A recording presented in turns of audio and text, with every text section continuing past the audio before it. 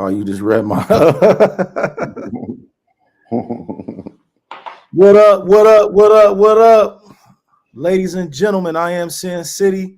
We brought to you back live. I got the OG, the pioneer in the game. Visit over 6 out of 7 continents. Been to umpteenth countries. Former member of the hip hop group Ziggy, the innovator of the night Jiggy, right? Pardon me, Jiggy. Yeah, it's all good. Pardon me. The innovator of the late night thirst, and the guy that brought everybody to Playa Hollywood. The one that's famous for saying the quote, "Love is love, life is life, and loyalty is priceless." My travel OG Zoe.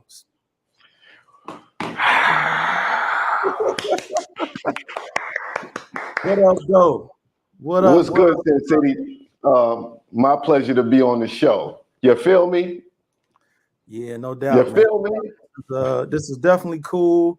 It's definitely cool to bridge the gap. I had an opportunity to meet Zoe out in Playa Hollywood, interestingly enough. This was like 2 or 3, maybe 4 years ago. And then I just seen him in Medi. Yeah, it's been a minute. And then I saw you in Medi for over Labor Day weekend. We chopped it up in the park.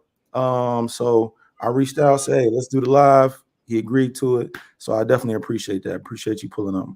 Appreciate being on the show. I see you've been doing your thing, been getting on your interviews, getting your skills up. You hear? I'm watching you. I see you. That boy putting in work.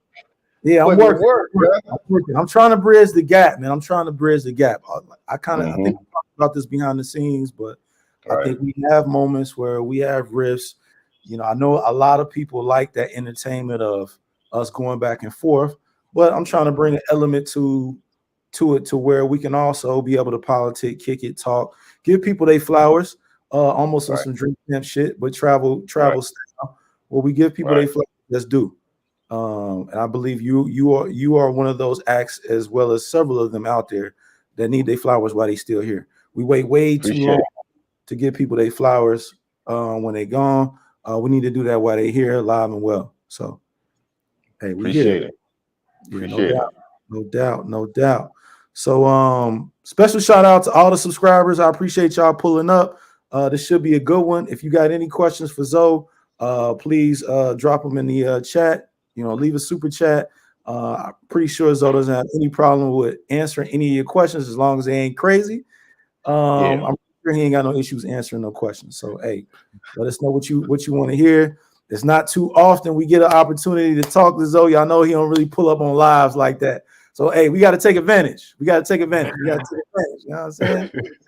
We got to take advantage. So, first starting off, man, who is International Zoe? For those that may not know, who is International Zoe?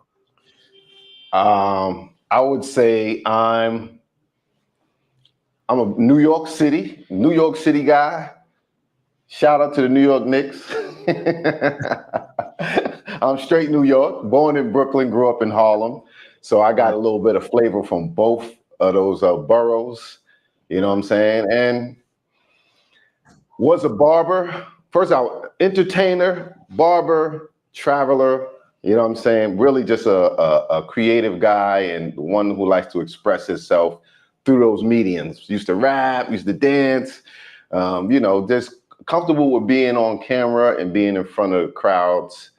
And, and now I have wisdom for my age and being in a barbershop, talking, communicating with people. So I feel like I'm right in my lane. I'm right in my pocket. You feel me?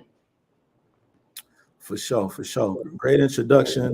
Like I said, Zoe, I would say is, when we had this conversation, I believe he's one of the legacy acts, one of the pioneers when you think of in this space.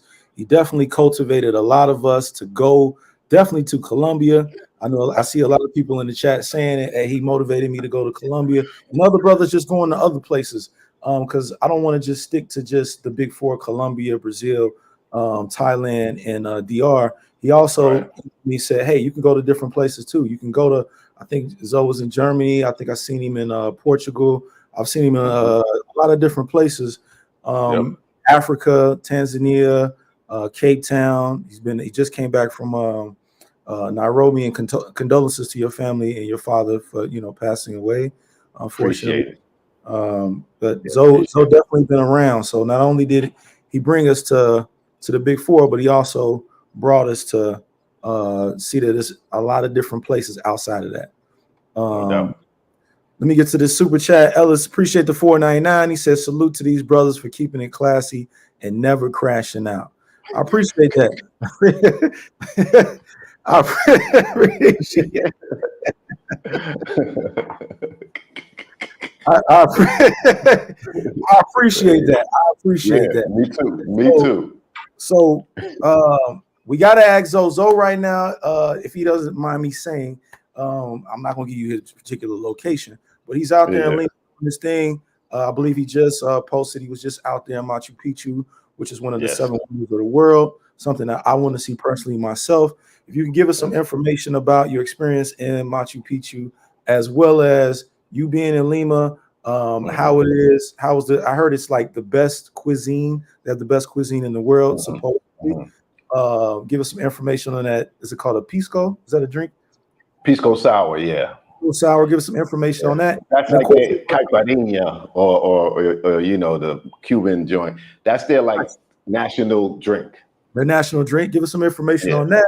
And of course, they want to know about the ladies. What the ladies hitting for out there. So go ahead. Good thing.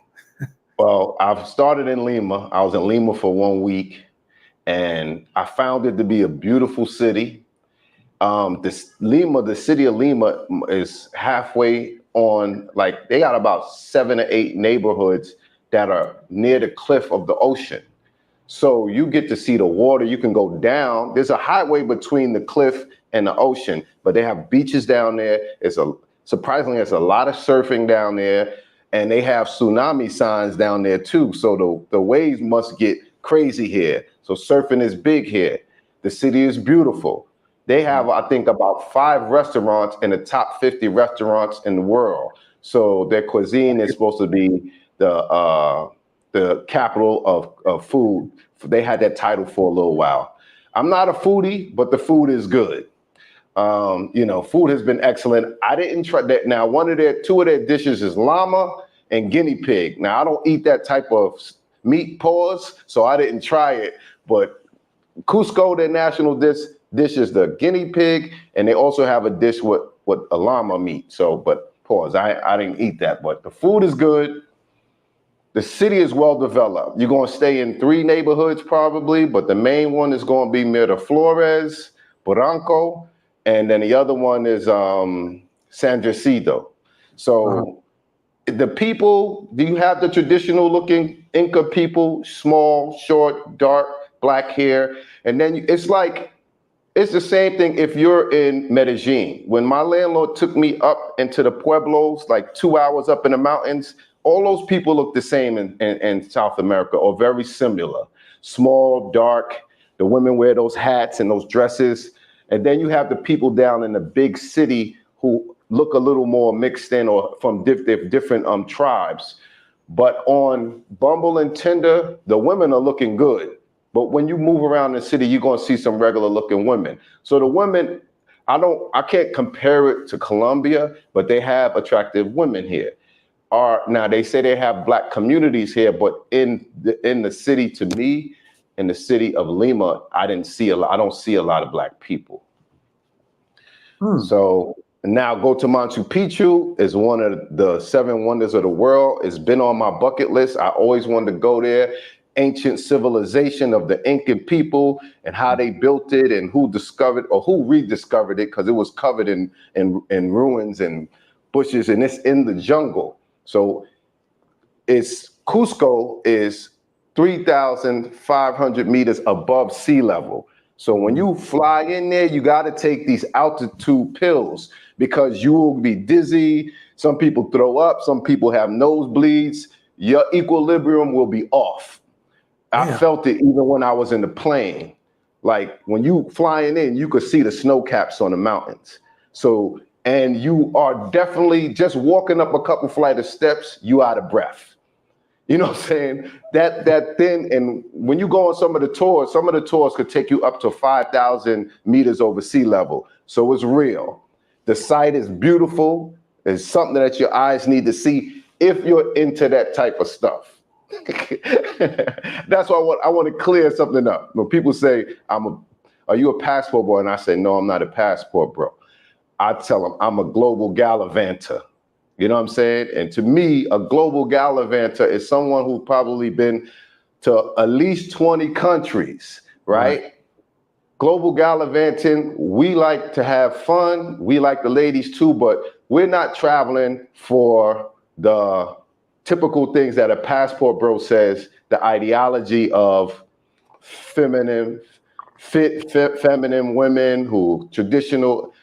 We don't really care about that. We're gonna get some girls, we're gonna get some girls.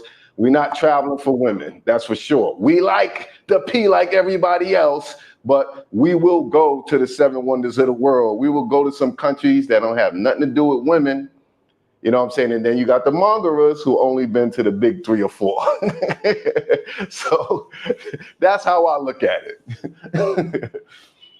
Gotcha. Gotcha. So yeah, that's definitely good feedback on Lima and Peru as a whole. That's definitely somewhere. Machu Picchu is somewhere I've always wanted to go. I've always wanted to hit the 7 wonders of the world. How many of them have you seen so far? I've seen 4. I've been to they changed them, updated them not too long ago. But I've been to Christ the Redeemer is one. Chichen Itza in Mexico is another one. I've been to that Machu Picchu is another one. And what's the other one I went to? Christ. Egypt. I said Christ first. The Great Pyramid of Egypt. Okay. The other one is Petra, the Great Wall of China, and it's like one more. I can't escape it. But I've been to 4 of the 7 world wonders. I'm gonna get them all though. Is it the Colosseum? Is it somewhere in Italy? Yes, it's the Colosseum. It's the Colosseum. Yes. You've been to Italy before though, right? No, I've been to Paris. I've been in Czech Republic, Germany, London, Amsterdam. Okay, so hold on. Let's go back. Let's go back for a moment because you just said something. You said you traveling, you want to do different things, you trying to enjoy yourself in different ways. Yeah, you enjoy the ladies, you're trying to kick it and do some other things, do some other experiences. So, shit, we might as well just open Pandora's box. A lot of people believe that the women overseas are better. They believe they believe they're better. They're, like you said, they're fit, they're feminine, they're submissive. They're like the girls from the 80s and the 90s. You know what I'm saying? That's, you know, they are just open and ready to roll. Okay, I'm gonna call cap, right? Now, I'm also gonna say we all cap, right? We all got a little cap because we're telling our story. And in our story, we're gonna be the hero. So we're gonna cap so we could keep our hero position in our story. So all of us cap a little bit. You know, usually women might play the victim, but we all want to be the hero in our story. So we all cap a little bit. Right. It's always been my belief that women are inherently more the same than different. They might have some different cultural differences, but to me, a woman want to be taken care of. They want to be loved. They want to be protected. And they think it's a man's job to look out for them. Now, in return, might they cook and clean? Yeah, but it's the same thing, man. They more alike than different. You feel me? The girls in Thailand, they might be a little more sweeter about the way they approach, but they want the same thing. The girls in Colombia, they want the same thing. And in some places, it's even worse. You know what I'm saying? Because they truly want, and then the way they treat foreigners is worse. So it's not that they're better, because a lot of those women expect more from a foreigner that they don't even expect from their own men. So how could they be better? You know what I'm saying? When they expect more from you. Because I ask girls in Thailand, if you date a Thai guy, does he got to give you a monthly allowance? They was like, no. I asked a girl in Colombia, no. I asked my man in Brazil, no. So right there, if they want you to give them a monthly stipend, they treating you different than they treat the men in their country. So I don't know how that could be better. So basically, they're asking for the same. Basically, what you're saying is they're asking for the same thing that any other woman would ask for, even here in the States. Yeah, they might be a little sweeter when it comes to things like, okay, Colombian women, they might not be as nasty. Women in America could be very nasty. Now, all of them are not nasty, but it's common now for women in our culture to be nasty, to be past sassy. So other cultures, they have more respect. Like Thai, they have more respect, period, amongst each other and other people. So they're not going to bark the same way as some people from different cultures. But to me, they want to get taken care of. They get funky if you don't take care of them. That's like everybody else. Now, they're willing to do their part if you take care of them, but they still want to get taken care of. You know what I'm saying? They still expect you to pay for their Uber. They still expect you to pay for the meal when you out. You know what I'm saying? It's not that different, man. It's really not. It's really not. I mean, okay, so now you're speaking culture, right? So you're saying their culture is different and they're cultivated in a different way than we are here. But what I'm saying is, okay, my thing is that I always say is if the dinner date stop, if the allowance stop, do you think you're going to get that same treatment? No, you're not. They're going to get funky with you in a different type of funk. You know what I'm saying? But they're going to get funky with you if they can be sweet if they get in what they want. But if you can't afford or you don't agree to give them what they want, bye-bye. No money, no honey. You know, they all got their little phrase. No romance without finance. You know, in Thailand, there's no money, no honey. It's all the same thing, yo. No money. It's all the same thing. Lord have mercy. When Zoe got his ego hurt when she called him. They didn't call me sassy. I said they act sassy. Yeah. They're not better. They're just different because their traditions might be a little different and their culture might be a little different. But overall, they're the same. They want the same thing from a man. They want you to take care of them. They want you to protect them. And trust me, when you go into these countries, a lot of these women have children. And the dudes who gave them the babies is not even taking care of them or giving them money for their children.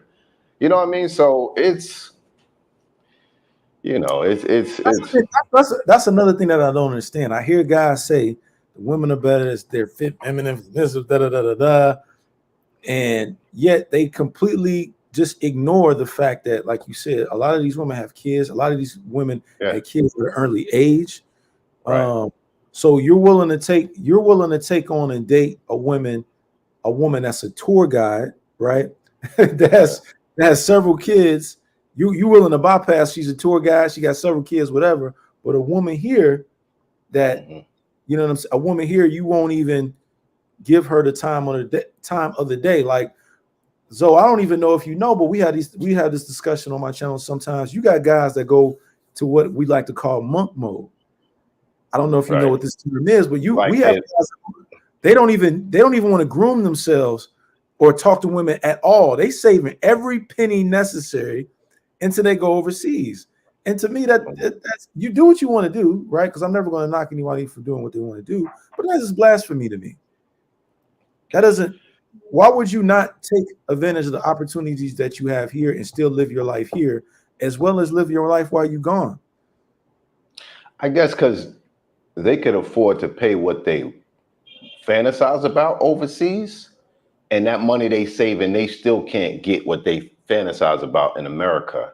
So maybe they like, I'm going to spend money on women. I might as well get what I want. It's like you could save your money. You could get some Nikes or you could get some Gucci sneakers. It's still your money, and you spend what you want to spend it on.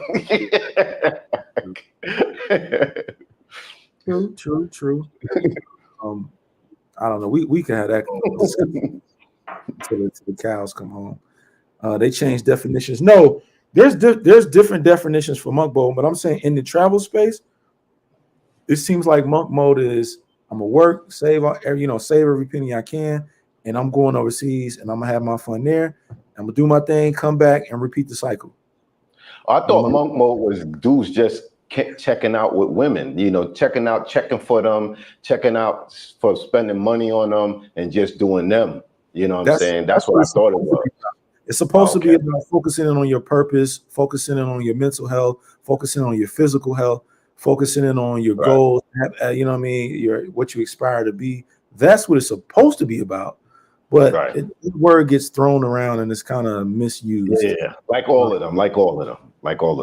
Like demure and all these other words that people just, I don't know if people just got a vocabulary book and just started learning words or something. Diabolical, like demure, and you know what I mean? People just come up with these words like diabolical and demure haven't been around, but the smartest people can break it down in the simplest form, really. Exactly. You know what I'm saying? Exactly. So moving right along, the haircut interviews. The haircut interviews, and the people want to know what the hell happened to you hooking niggas up with a nice little taper. You know what I'm saying? Getting their beard together. You know these barbers is jacking us YouTubers up. They giving us these old 80s bald fades.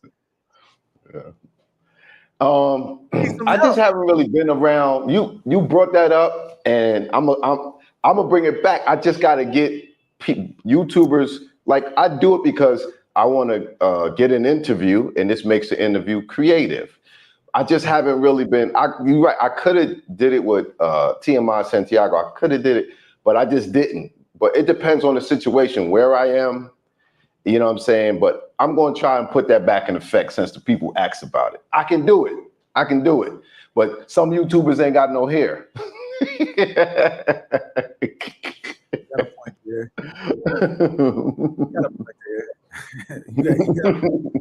I thought the interviews was dope. I thought they were very authentic. It gave you that kind of that barbershop talk. You know what I'm talking about? You're a barber. Yeah. Sometimes you just forget, you know, like you got to hear it from the people to bring it back. Like, oh, y'all want that? All right, cool. Like the late night thirst. They wanted that. I kept hearing, now you got to bring it back. So I'm trying to bring it back. Oh, you mean like Pinky? Okay. What I say? Oh, never mind. Don't even worry about that. Don't even worry about that. Did I say that?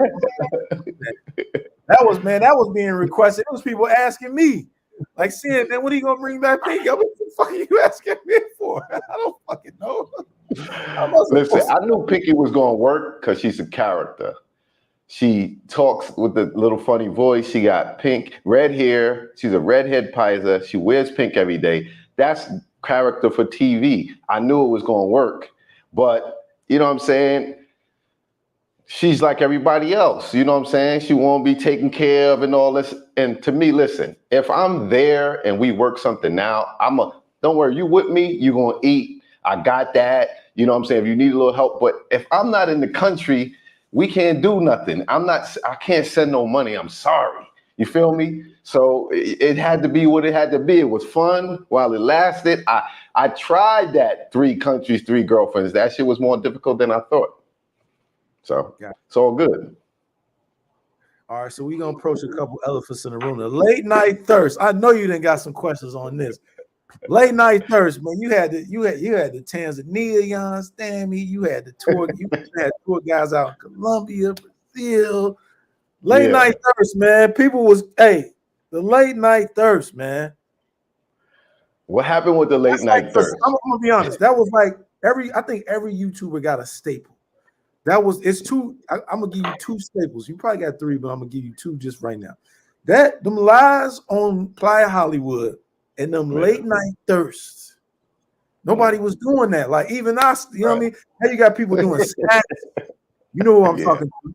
You know what I'm talking to. That's my guy though. You got guys doing snacks. You got me. I'm doing my little sinful things where I'm doing, we turning up. A lot of people is bouncing their ideas now off of that. People going live, trying to out. You know what I mean? Now you got people just going way above and beyond. Right. Now, but the late night thirst, man.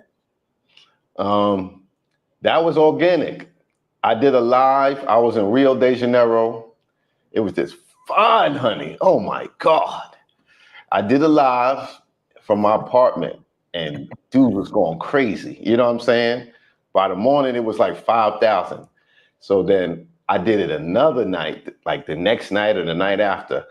And then I was like, I said, these niggas is thirsty. I said, I'm gonna call this the late night thirst. And that's how it was born, because dudes was going crazy, right? So I did like 5 joints in a row in Rio. Right. And then when I went to, I did like 5 in Medellin and then 5 in Cartagena. So I was doing them, and I was always taking them down in the morning and making them private, because dudes be 2 reasons. That's putting a girl out there too much. You know what I'm saying? A girl in my house at night. That's one. And the other thing is dudes be snitching, calling the girls. Oh, I saw you on there. And then girls will ask me to take it down sometime. So to avoid that, I just made it private the next morning. I would leave it up overnight, and then in the morning I'll make it private. And then my brother was like, it's a little, you could get caught up having all those girls in your crib and video, blah, blah, blah. So that's how I moved it to the beach. I said I could still do interviews with girls, but I could do them on the beach in public where it doesn't insinuate that I slept with them or they was in my house. That's how the beach interview started, because I was trying to get away from the late night thirst. That's how that whole thing started. And I'm going to add one more, just because I'm pretty sure that you are watching how YouTube is evolving. We got to be tasteful of how we present our information and how we present the tour guides per se.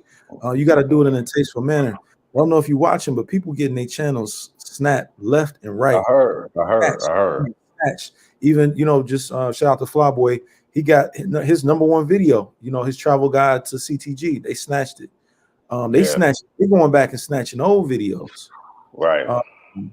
And so I think us as YouTubers, we got to be cognizant on what we put out and what type of image that we portray. And we got several platforms, just to give y'all some game, and I'm pretty sure Zoe using it too. But we got several other platforms that you can use if you want to put some of that more risque type of content out. You can put it on Patreon. You can move that over to, you know what I'm saying? If you want to do a live and get a little bit more risque, you can maybe go over to a Kick or something else. So we have options that we can leverage. But right now in this YouTube space, it's not worth it, especially for someone like you and also myself and others who, are at a certain subscriber count. I don't think you want to start back over from zero. Right, no doubt.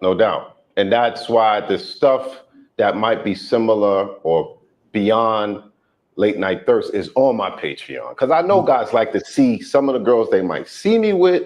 They might want to see them a little. That's like behind the scenes. You feel me? So that is on the Patreon. Like I play those games on the Patreon specifically for guys who are willing to pay a little something to see that. You know what I'm saying? And then the girl is not out there so much, and they don't mind participating, but they're not out there so much. So yeah, that's why I took it over there. But I'm doing a late night thirst, not so much, but I'm still trying to engage in it so I can get to the 100,000, and it could help me get to the 100,000. And then I can have someone to manage my account that I could speak with. You know what I'm saying? Yeah. So you don't have nobody specifically over managing your account that you can call directly when you're having problems with until you get to 100,000. Yeah. No, I agree. I think you're doing it the right way. I think all of us are doing the right way. And I'm just leaving a caveat out there for the YouTubers out there. Use those other platforms, and like I said, face with what you put out, because they own it. Shout out to Mentuition. They got their channel taken. I think this is the second or third time they got the channel taken, and they coming right back. You can't, I would say, you might see girls on my channel, but I don't talk about if they are a pro or not. I just, when I show the women, it's about, look how beautiful she is. You want to ask her a few questions. It's always basic. It's never, you know what I'm saying? And people think, oh, I'm not trying to cap. It's just not my business to put their business in the street. If they are doing that, that's their business. That's not for me to say. You know what I'm saying? I never say, oh, this costs that and that cost. I don't do that. I think that's not tasteful enough. And I think that's what's going to get your channel taken down. You know what I'm saying? I haven't had no problems with YouTube with anything.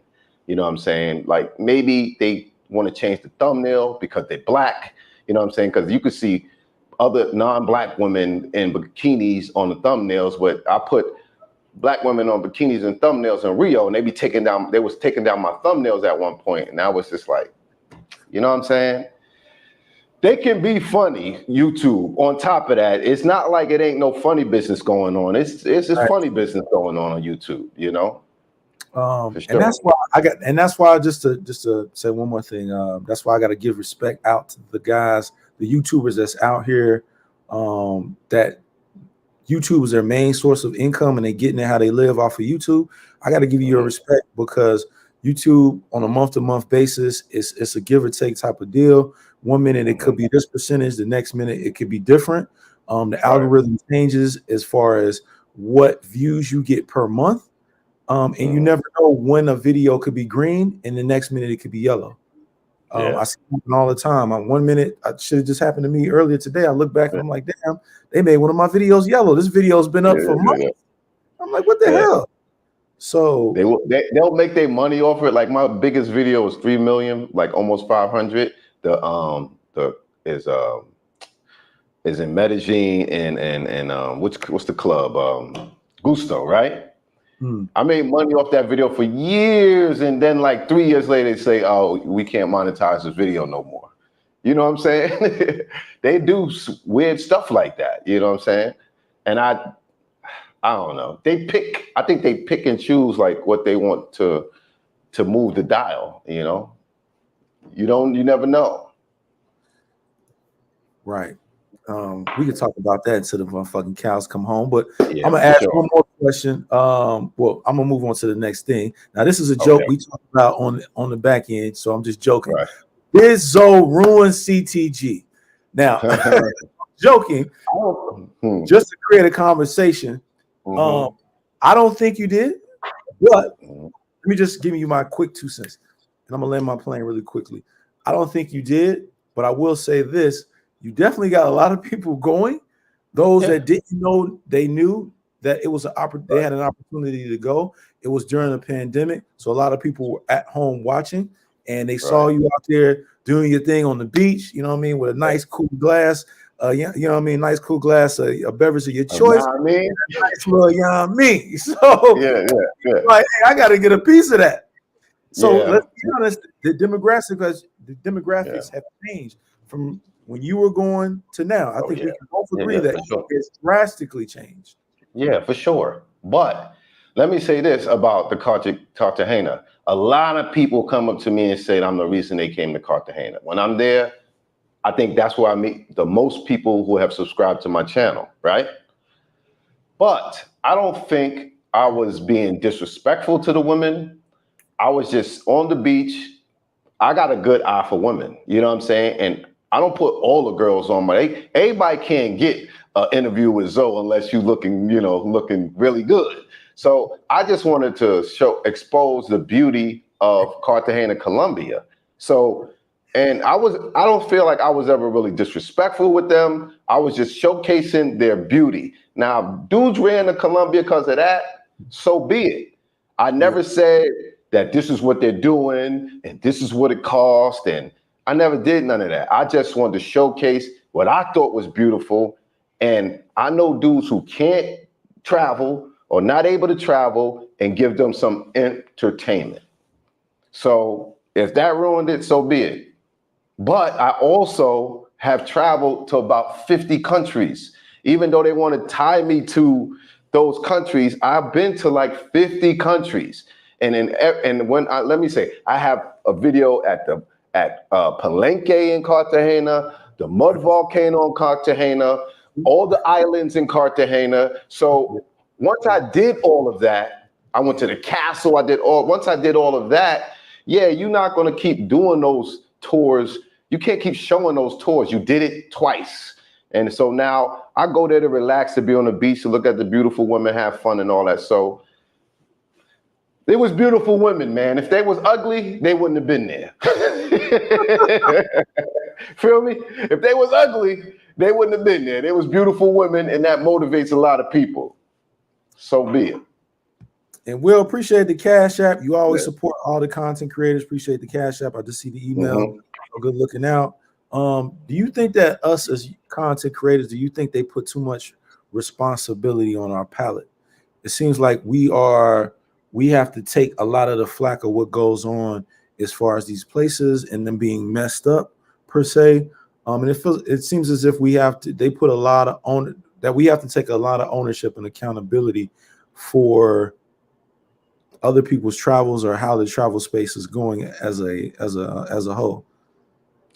I don't really care. That doesn't worry me. What do you think? Go ahead. That don't really worry me. You know what I'm saying? If I could live with it, that's all that matters. I know sometimes when I'm pushing the line, so I'll reel myself back, but I don't worry about that. You know what I'm saying? I think for the most part, I carry myself well, and I give more than people want to focus on that. But I do Sunday sermons. You know what I'm saying? I show people where to stay. You know what I'm saying? I have a nice round scale of information I give, okay? I'm not going, and I don't get views. I did this whole series, dope series in Vietnam. Ain't really get no views. People ain't gonna watch Machu Picchu, but that's the stuff that I like to do.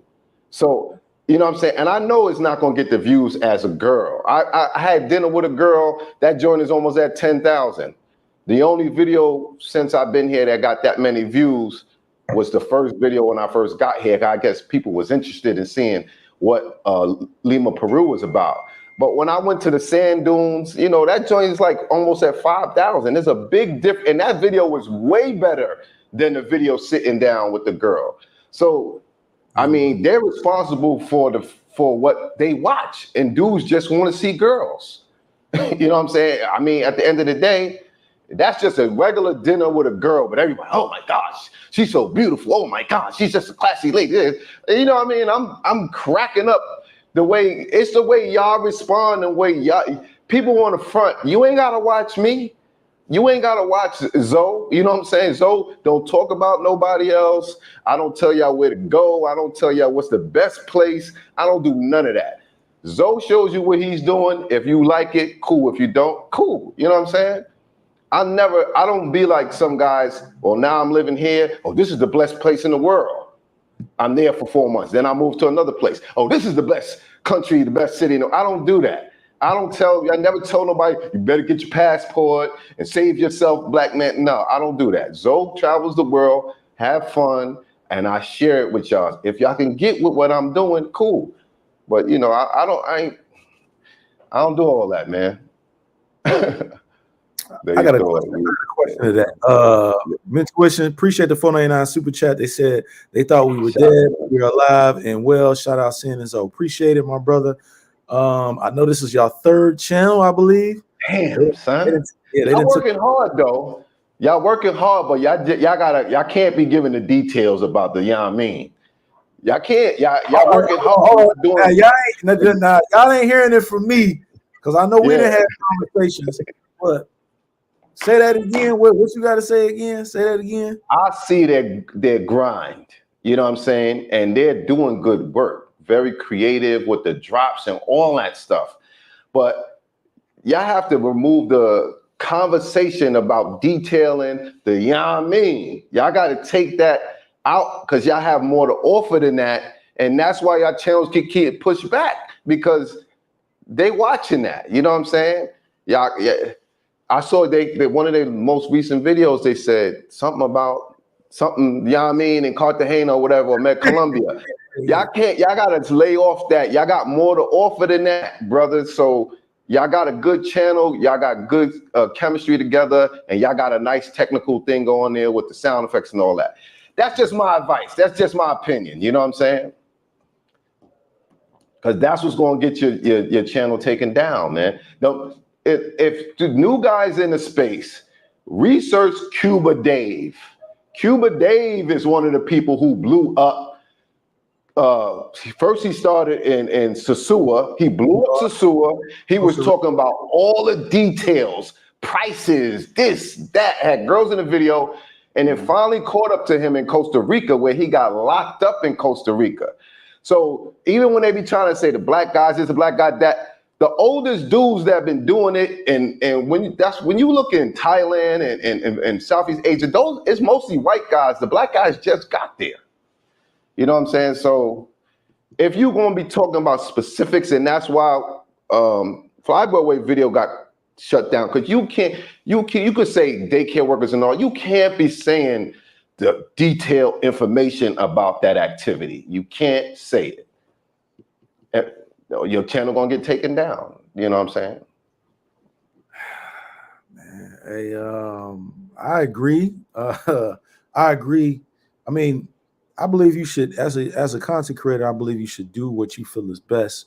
You know what I mean? If you want to do that, do what you feel is best. But I don't think to me, it does all the hard work that we put in, it does it a disservice if they keep snatching your shit left and right. And every time you put something up, you got to start over from scratch again. You know what I mean? Eventually, that's going to attack your mental, and it's going to be defeating to a point where you're going to eventually stop. And or find out exactly why they took your channel down. I know sometimes they don't give the information, but find out why, and then just remove that from your content. I think we can conclude what. Come on now, let's knock. No, I'm just saying, like, I think we know. I think they know. They know. They know. Yeah. They know. I think we all know. It's you have to make the choice whether, all right, well, we're just gonna keep dropping it this way, and this is what it's gonna be. I respect that, or we're gonna switch it up. I respect that. However you want to do, you do it your way. I believe you should do it how you see fit. But I just believe that every action, there's a reaction and there's a consequence to it. That's the only thing. But yeah, no. To go back to the Zoe ruin CTG, no. You definitely brought a lot of brothers out there. The dynamics have definitely changed, though. I was just out there Labor Day before I shout out to the Medi when you and Flyboy was out there, and I was like, man, I don't know if I want to come back to this place. Prices went up. I mean, when I'm just talking about everything, as far as out, the food, the drinks. I went to Androgano. I mean, prices was crazy. Crazy. Well, people got to realize the world is big, and you don't have to go to the same place all the time. Colombia is too popular right now, and you got to go to some other countries in South America. That's it. You know what I'm saying? And you might have to do some research, so you might have to do a consultation, but there are other places with similar things that you're looking for. But if you're only traveling for women, it's going to be narrow. You know what I'm saying? If you're only traveling for women, it's going to be narrow. I got to ask a question on that. Mentuition, appreciate the 499 super chat again. He said, shout out to Mentuition, y'all. Shout out to Mentuition. Shout out to them. So you said you've been over basically 40, 50 plus countries. Why do you think people just solely focus on that big four? Why is that always pretty much? It's for the women. It's for the women. They're going to have. Is it though? Yeah. If listen, that's why I say if you only been to DR, Colombia, Brazil, Thailand, Philippines, Costa Rica, if you only been to those 6 countries or less, then it's just mongering. And I'm not saying there's something wrong with that, but it's just mongering. You know what I'm saying? You don't get to 10 or more, because if you go past 10 countries, the rest of those countries, yes, you could get girls there, but it's not really a red light country. It's not really a red light city. You have to go because you want to see other things, or you just want to see the world. If you know what I'm saying, if you only going for easy girls, it's only going to be a handful of countries that you could go to, because the other ones, you don't know about it. It ain't enough information, and it's not as easy. It's not as big as a red light district. You feel me? So, or the prices is too high. You know what I'm saying? In Barcelona, Spain, they got spots where you could get the Yamin, but it's in Germany. But it's not like, they have they places where you could do something. But if you go to Spain and you don't go to see Antonio Gaudi's architecture, if you don't go to see the Sagrada Familia, if you don't go and see these other things, then you just, you know what I mean? Like, so it's not a big enough red light district, and if that's all you're going for, you gotta want to see the art, you gotta want to see the culture. If you never been to Paris, you ain't got a picture with the Mona Lisa, you playing games. You know what I'm saying? You not a passport, you're not even a passport, bro. You just a mongerer, and it ain't nothing wrong with that. Some guys own up to it. You know what I'm saying? But that's the difference, that they don't get out of those 4 or 5 countries because that's all they really want. They want the easy. They want the easy. See, all right, I'm gonna play devil's advocate a little bit. Okay. I'm play devil's advocate a little bit on this. You've been to 50 countries. I've been to quite a few myself. Right. It's everywhere you go to. Every country that you go to overseas, you have the availability to hit that. If you want to hit that red line, they got that available for you. If you want to get on that ATV, it's women everywhere. You know that. It's everywhere you go, whether you in Czech, whether you're in Portugal, if you're in Poland or Ireland. Other countries is not a Sosua. It's not a Cartagena. You know what I'm saying? It's not a Hako beach. You understand? Like, there are places where you can get that, but it's not solely that. You feel me? And some of them are so far away, it's like, damn. And it might not even be the flavor you want. You understand? So, okay, let's put it like this. If you travel to a certain country, you could find it, but people ain't going there for that. There's a difference where people go somewhere for that, or you traveling around the world and you're there and you say, oh, I want that, let me find it. You feel me? People don't buy a ticket to Paris to go pay for play. You understand what I'm saying? Come on. Now you understand what I'm saying? You got the Moulin. I mean, it's there. Big difference. Nobody buys a ticket to go to Paris for pay for play. It's a big difference. Nobody buys a ticket to go to Spain for pay to play. Nobody buys a ticket to go to Argentina or to go to Chile. You're not buying a ticket for that. Whereas you are buying a ticket to Puerto Plata for that. You are buying a ticket most of the time to Cartagena, to Medellin for that. And there's nothing wrong with that, but it's a big difference. That's why they're not getting out of that small circle.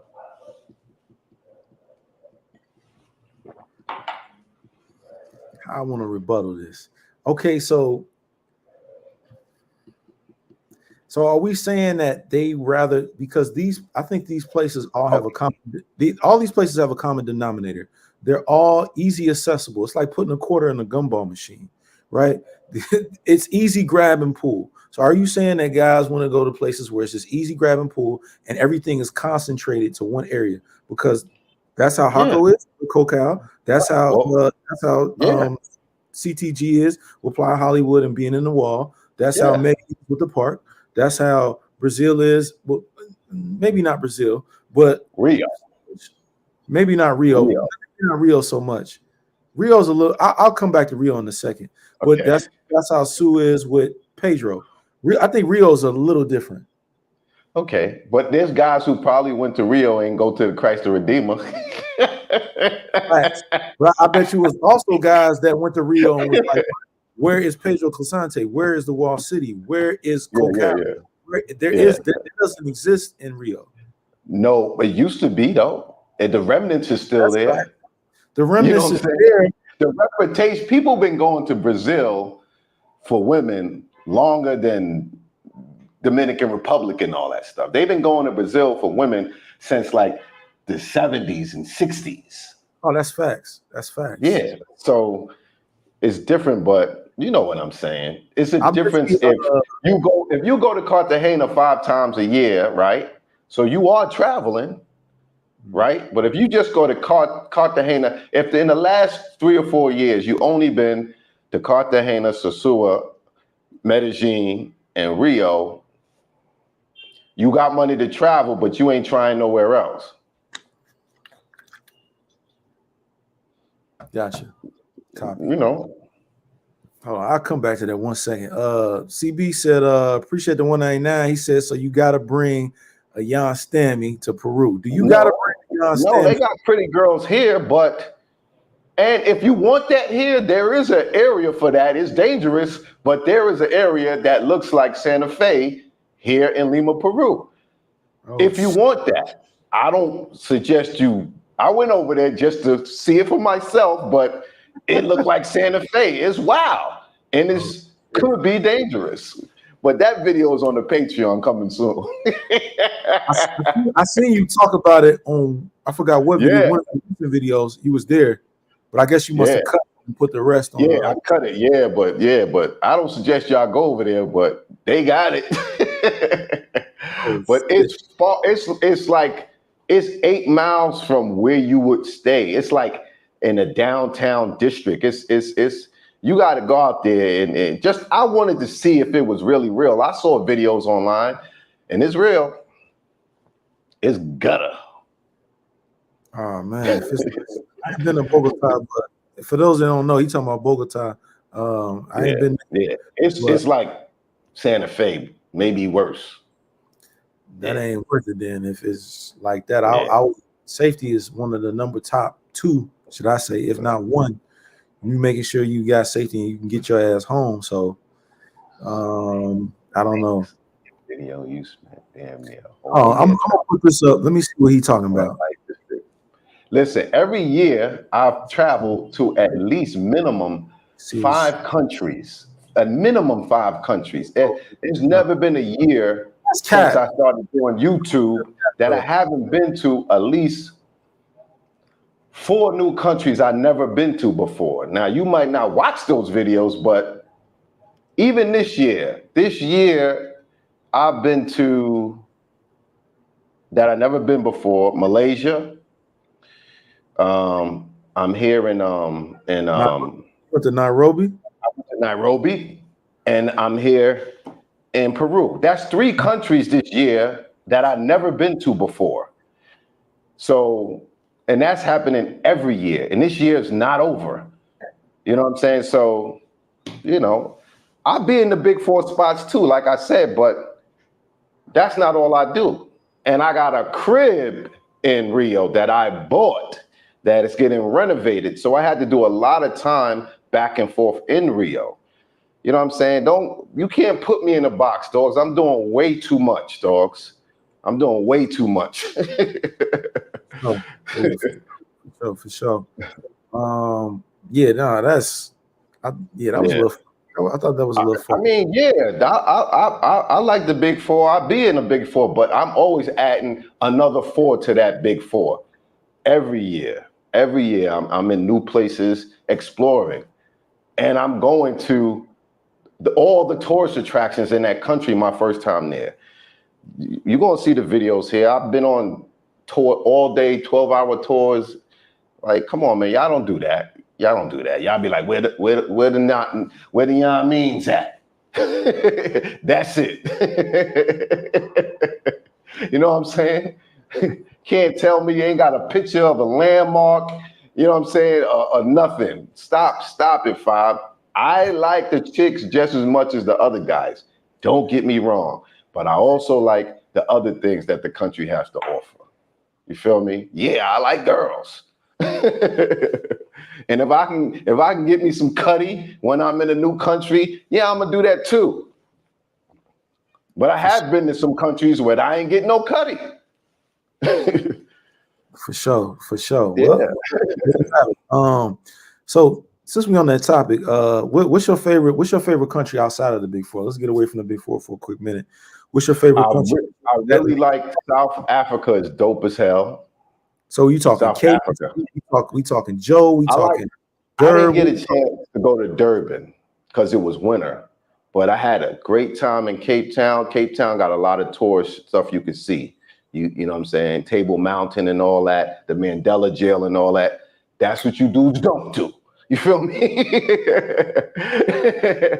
and Joburg is dope. You could ride down to Soweto. Joburg is dope. the Mandela Center, the malls, they getting money over there. They popping bottles in the clubs, big time, with all the sparklies and all that, and all they put the bottles in those. That's the first place I saw that was in Joburg and Cape Town, where they put the bottles in these lighted like shaped boxes or something. Forget the sparkles. They put them in these lighted boxes and they carry them. That's the first place I saw that. Almost like so. That's a dope trip and a dope country to go to. I would say. I've been to Chile. I've been to Argentina. Lima is the best to me. The major city. I've been to Buenos Aires. I've been to Santiago. Lima. I like Lima better than those other two South American countries. Go back to Joburg though. That's one of the most. It's listed, and I know I seen your video on Everywhere Is Dangerous, right? I'm watching everything. I watch everything. So, Joburg, one of the top on the list as being one of the most dangerous, and few YouTubers then got juked out there. Shit, I think Heavy got juked out there. Yeah. Go ahead. If you take an Uber to the club and home, they just tell you don't walk on the street in Joburg.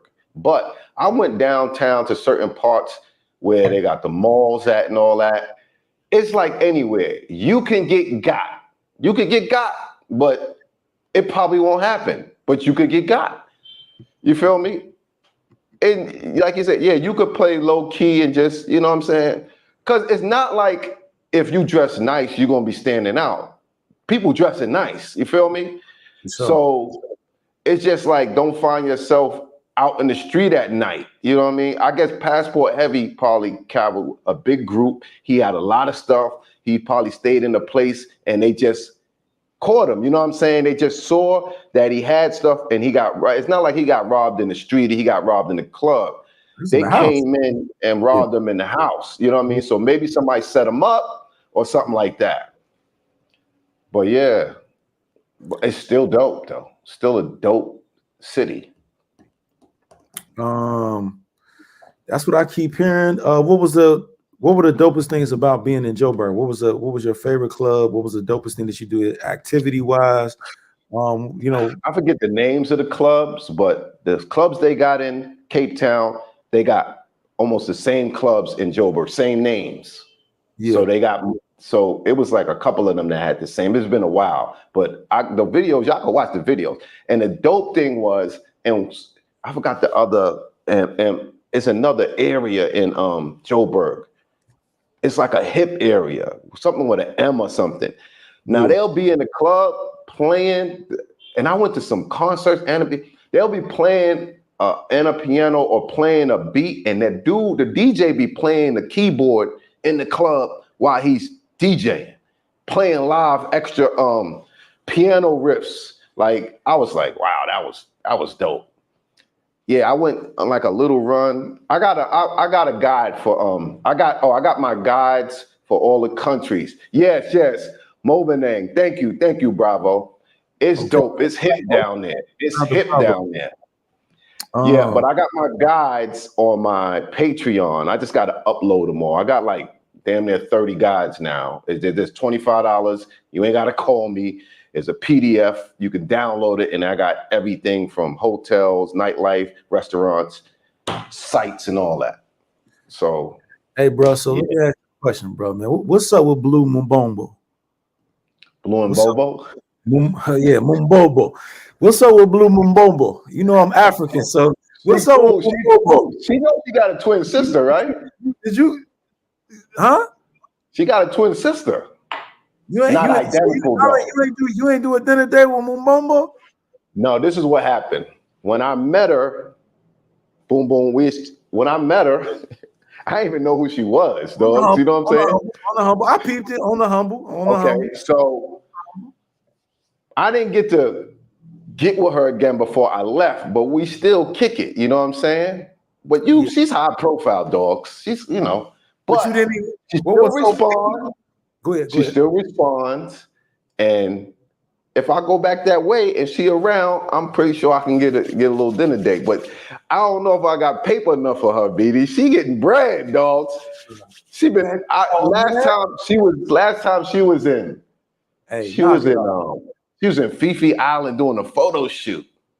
I was in Pattaya somewhere. I'm not gonna run over there like that, like a savage. She got a boyfriend. She got a baby. She knows somebody taking care of her dogs. You see her post? Sheesh. Well, come on. I mean, I'll tell you one thing. She had a little interest. That's what I'm saying, man. Fuck all of that, right? Come on, you supposed to be going for mine. What the Harlem shit at? What happened to the Harlem? I will be going for mine. I will be going for mine. Don't get me wrong. What happened to the Harlem shit, man? What happened to that? I just didn't get a chance to get to that. When I ran into her, she just came out. She had recently just had a baby. You know what I mean? So she wasn't out there like that. Like, you know, I was like, she said she hadn't been out in a long time. You know what I'm saying? So I guess she was feeling good. She's feeling the boy. You know what I'm saying? Man, come on, man. She pulled First up of all, I knew it was something special about her. But when I went home and I finally looked at her Instagram, I was like, oh shit. Then I went out with a girl the next day and I was like, she was like, you met Blue and Bobo? Oh my God. She started telling me about her. I was like, wow, y'all, she's really big time out here, huh? It's all good. That's just an example that your boy Zoe, he gets shit like that. It's nothing new. It's nothing new to your boy. You do what you do, man. But that was you was supposed to, you ain't even know who she was. So you could see it. You met her on the humble. Listen, I got the number. I did the normal shit. I got the number. She was going to meet some friends and have lunch or whatever. You know what I'm saying? I didn't know who she was. But when I hit her on IG, she still responds right to this day. You feel me? So when I'm in that neighborhood, when I'm in that neck of the woods, I'm a holler. You know what I'm saying? That's all I can do for right now.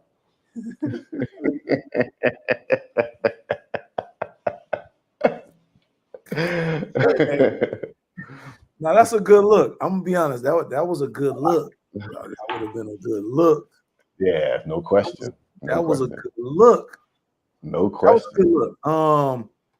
So you going back to so you prefer Cape or Joburg or South Africa as a whole over Kenya?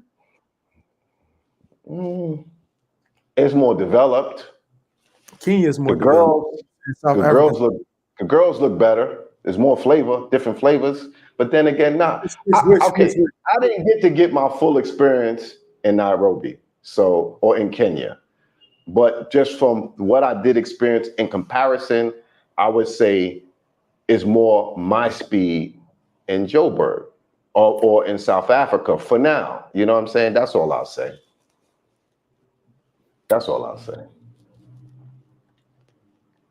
Okay. Yeah, it definitely seemed like you was having a good time out there. It seems like you enjoy Africa. It seemed like you're trying to get back. I'm not sure if you're going back to Kenya or if you're going back or what part of. How was Tanzania? It doesn't seem like you speak about that much since you left. Because it was a little while ago. But I enjoyed Tanzania. I think you should go. You know what I'm saying? Dar es Salaam. They got beaches. They have nice nightlife. They got great food. And then you get a chance to go to Zanzibar, which is one of the most beautiful islands or beautiful water. They have a blue lagoon. You get to jump in the water with the dolphins. You know what I'm saying? You go to Kenwa Rocks. It's one of the most beautiful islands you're going to see. You feel me? Yeah, that's what mongers don't do. Niggas ain't never been to Hawaii. Yeah, really, man. He said, when you going back to Sazua, Zoe? I don't know. You know that's one of my questions, right? Okay, so let me just say this, right? Now, what did I tell you? What did I tell you, Zoe? I know, because I get asked this sometimes. Let me say this. That was one of my questions. Do you miss the suit? Let me just say, my first international travel in my life was Japan. Okay, now when I've been to places. Was that in the 80s?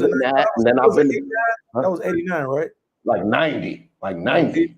90, yeah. Okay, I Yeah, see. it was 90. It was 90, right? That's the first international flight I got. That's the first time I got my passport. Now, later on, I had a relationship, children, marriage, and I traveled with my family. I traveled with my wife. My kids had their passport at 3 and 1 years old.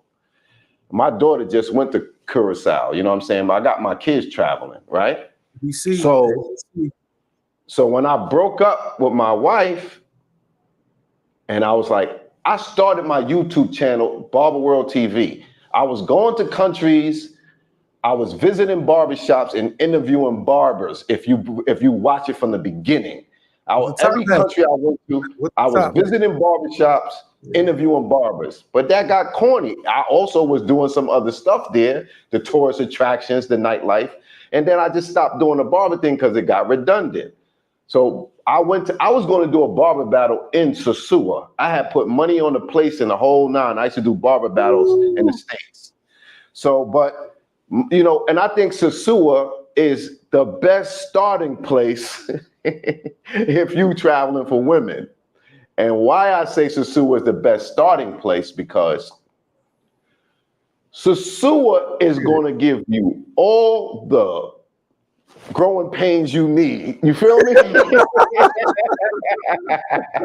Sosua is perfect because it's one of the roughest places.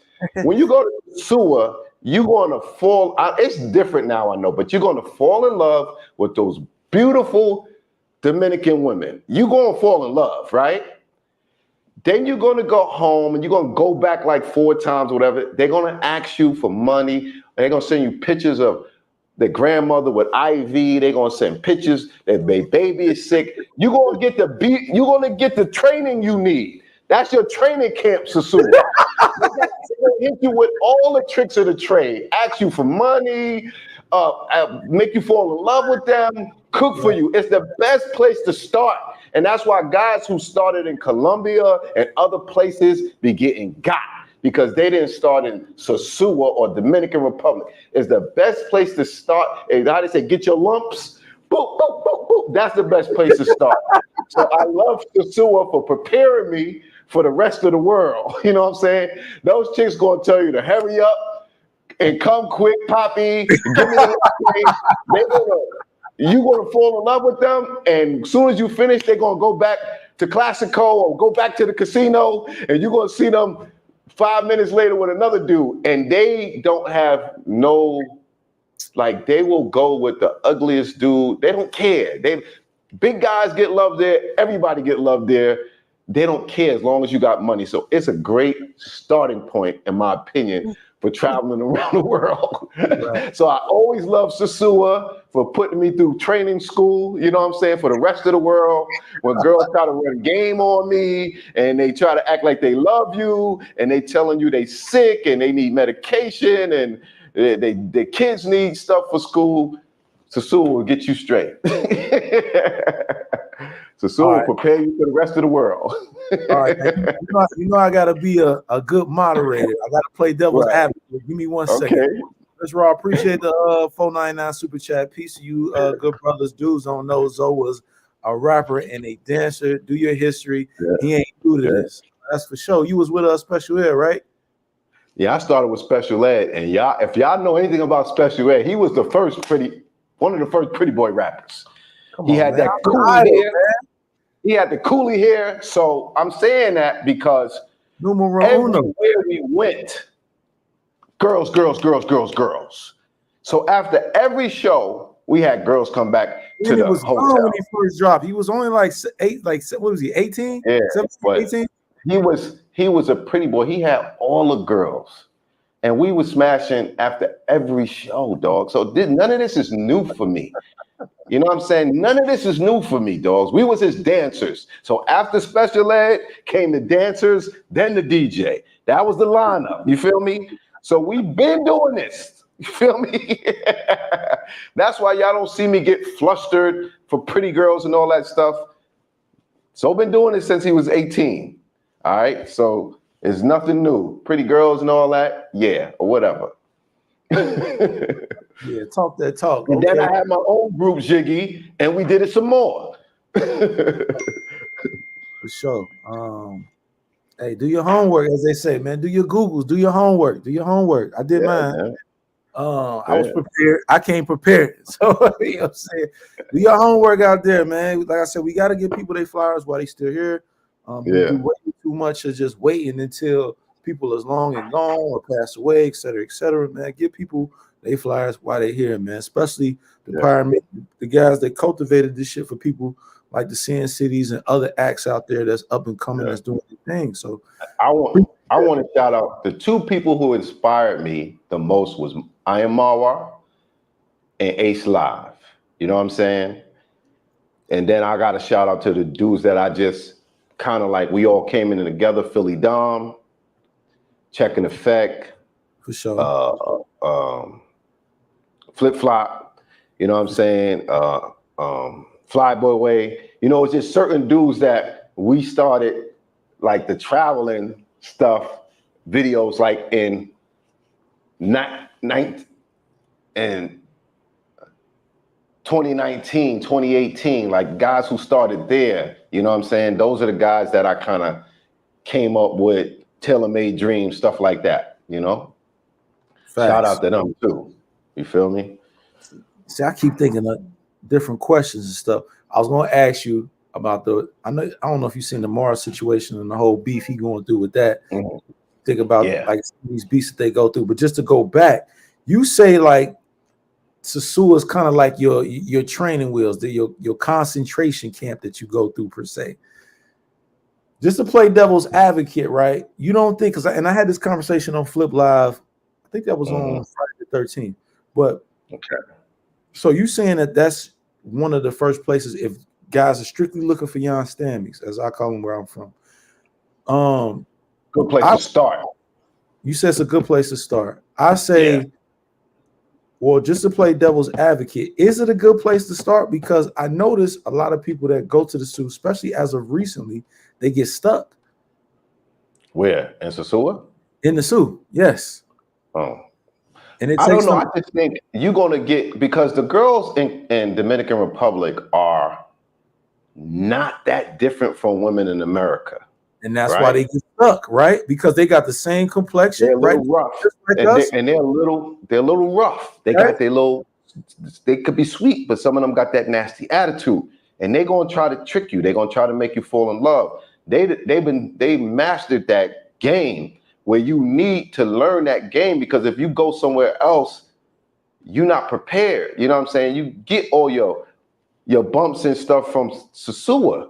Like, they couldn't pull that on me in Colombia because I've been to the zoo for, you know what I'm saying? They couldn't pull that on me nowhere. Philippines, Thailand, nowhere.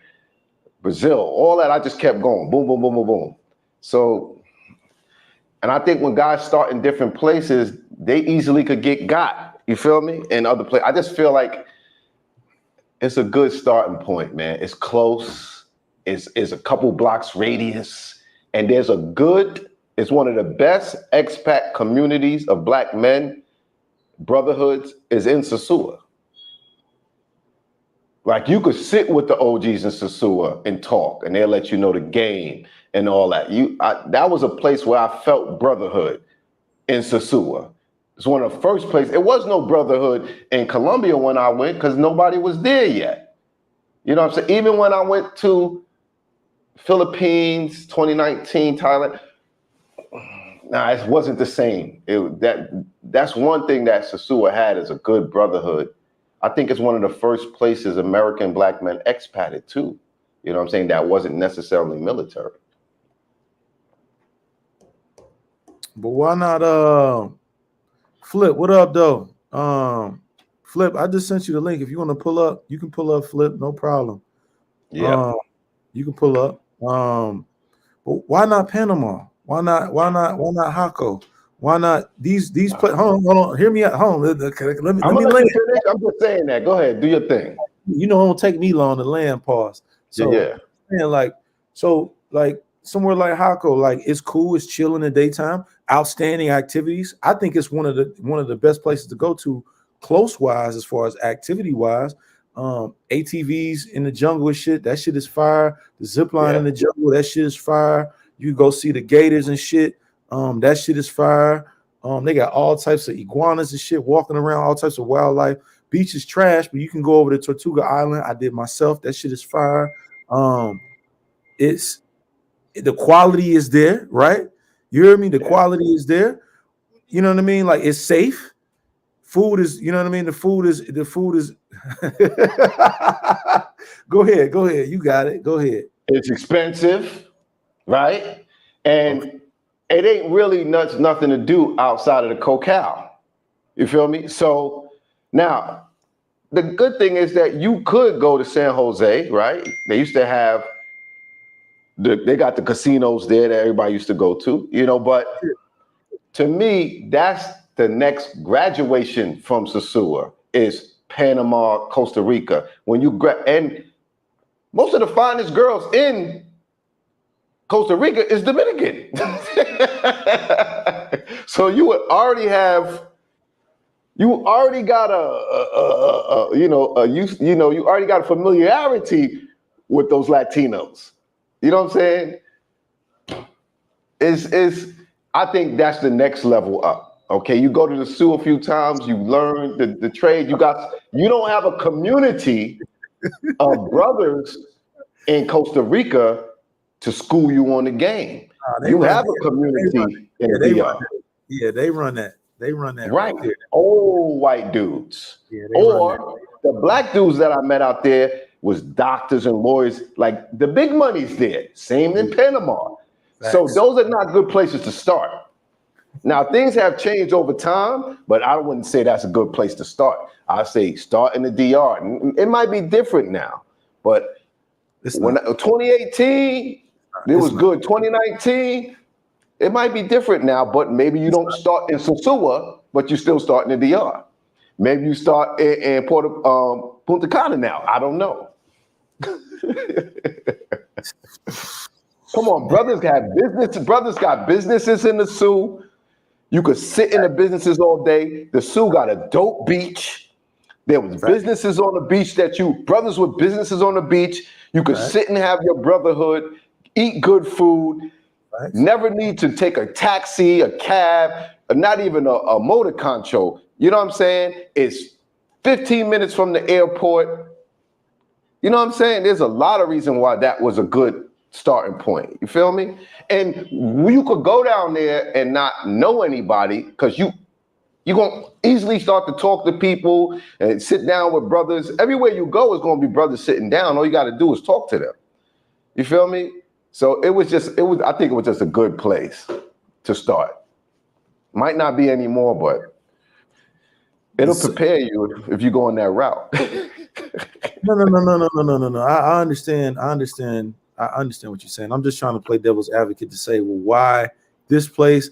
I noticed that a lot of people get stuck in the Sioux, right? Because I talk to people just like you do, right? People reach out to me just like they reach out to you. And a lot of people... You know why they get stuck?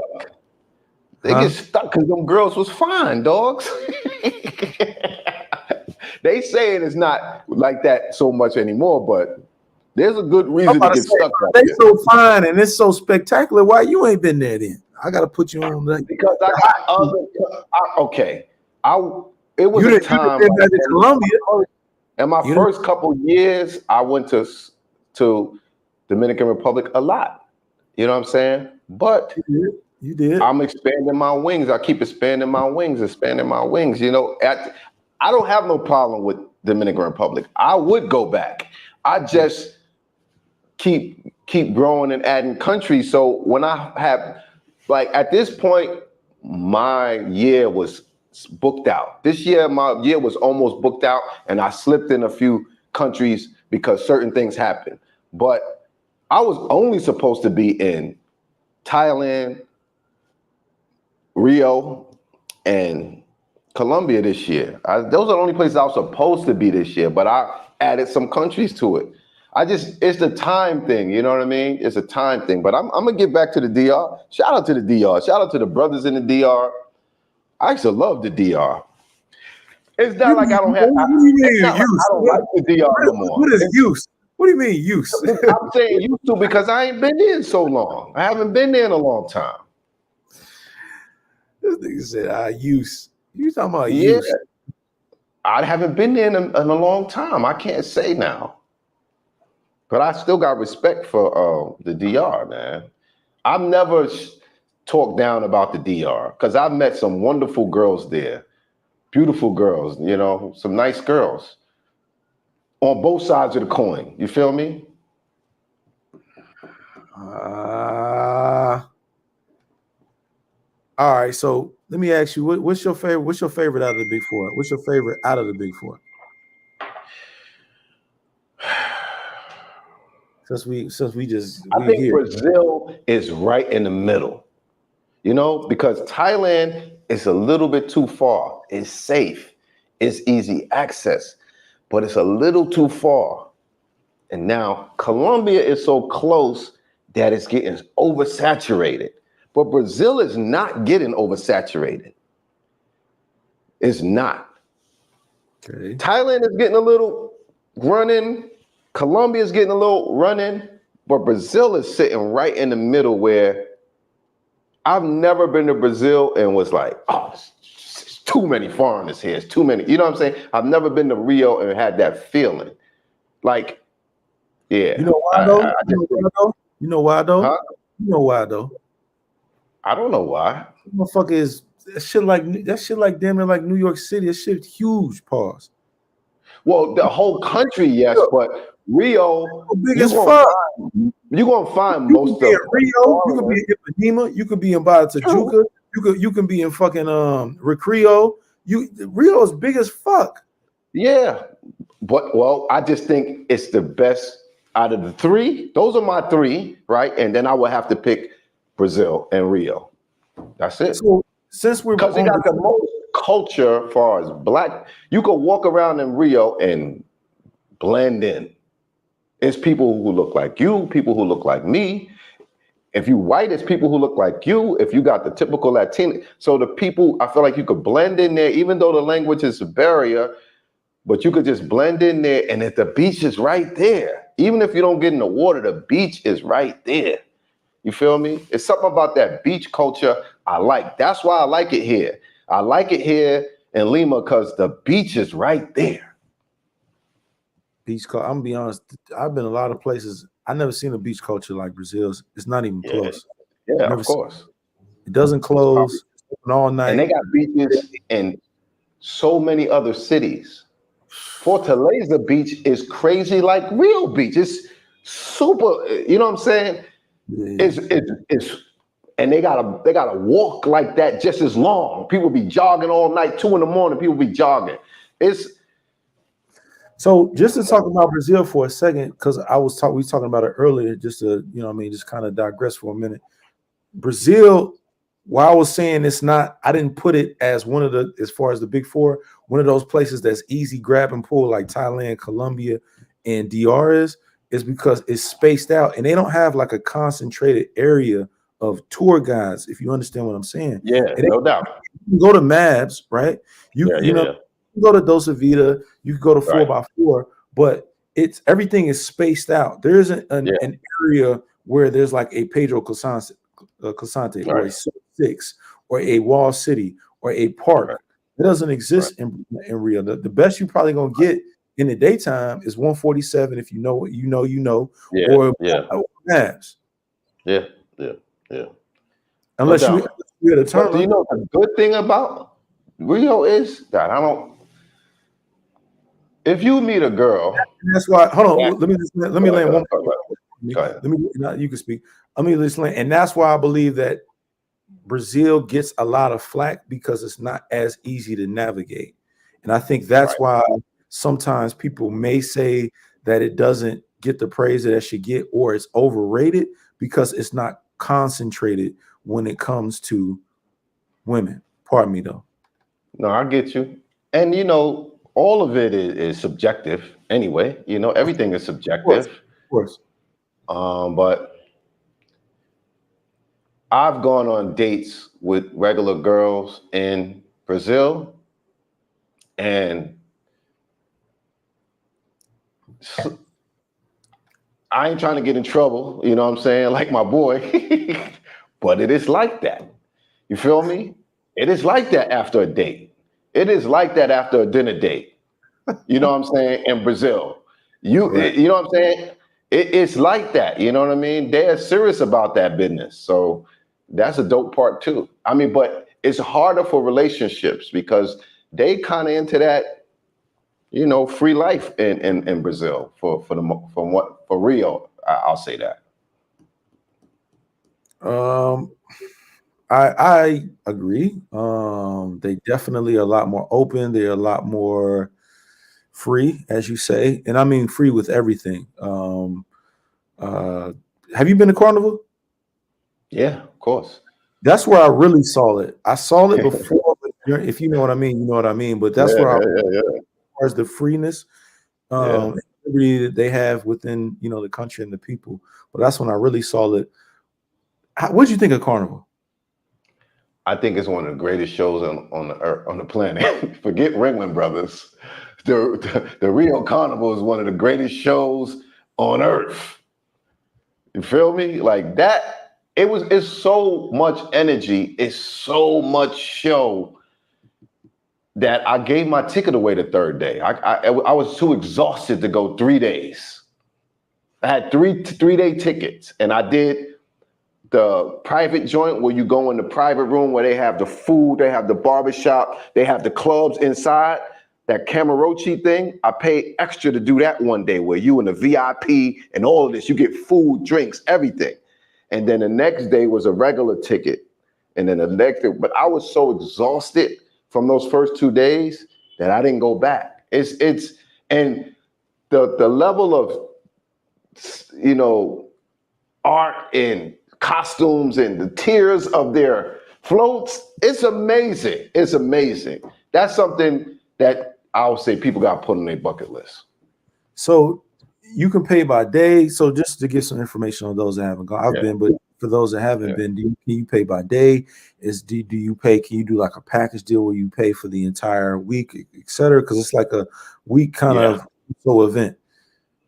You can get the tickets. It's like 4 days. The last day is the winners, right? So the first 3 days is the different groups. You got the dancers and the musician drummers, and they get picked by the floats, and then they get picked by the schools. I think it's like that.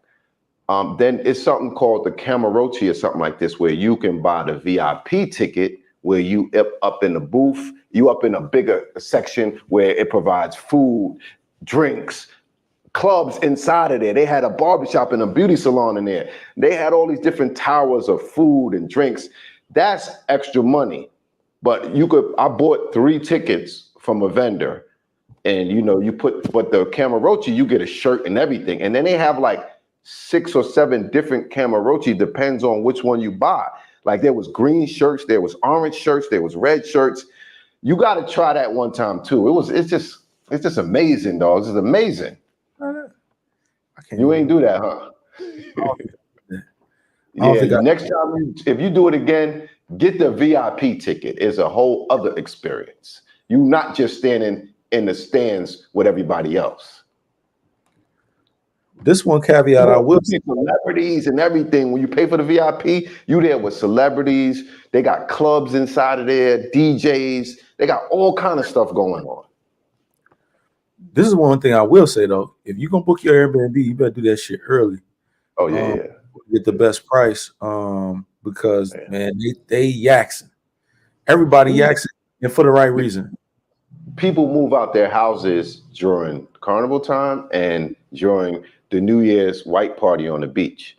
Those are the 2 times that people make big money on their apartments in Rio or in the surrounding areas. So they get paid, it's 3 times the price usually at that time of year. So you like Rio, Fortaleza? You been to Bahia? Yeah.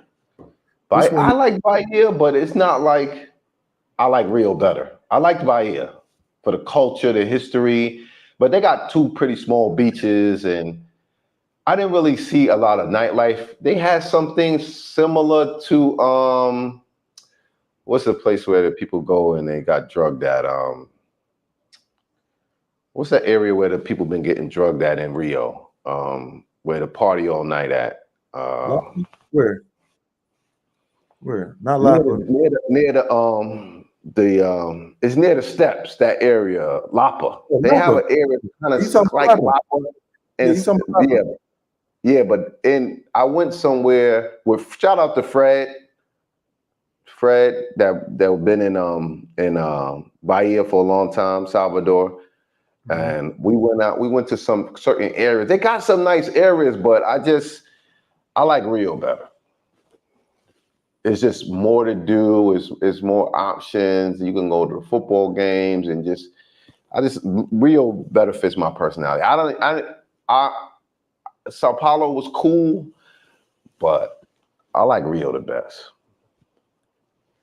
What about Fortaleza? Is that something that you would ever go back, or because it seemed like you had a good time out there? Yeah, I like Fortaleza. I would definitely go back to Fortaleza. Definitely go back. You met some cool little young stammies out there. They got some like orange dunes where you drive through with these little buggies on the beach. I mean, I do all this kind of extra stuff. You feel me? There's a lot to do someplace. You just got to do your research, man. There's a lot to do in these places, man. You could have a lot of fun. You just got to do some research, you know? Yeah, it seems like Fortaleza kind of untapped. It seems like I don't see a lot of brothers go to Fortaleza. Yeah, and it's you could get a hotel right on the beach. They got great restaurants up and down. You could walk up and down the beach.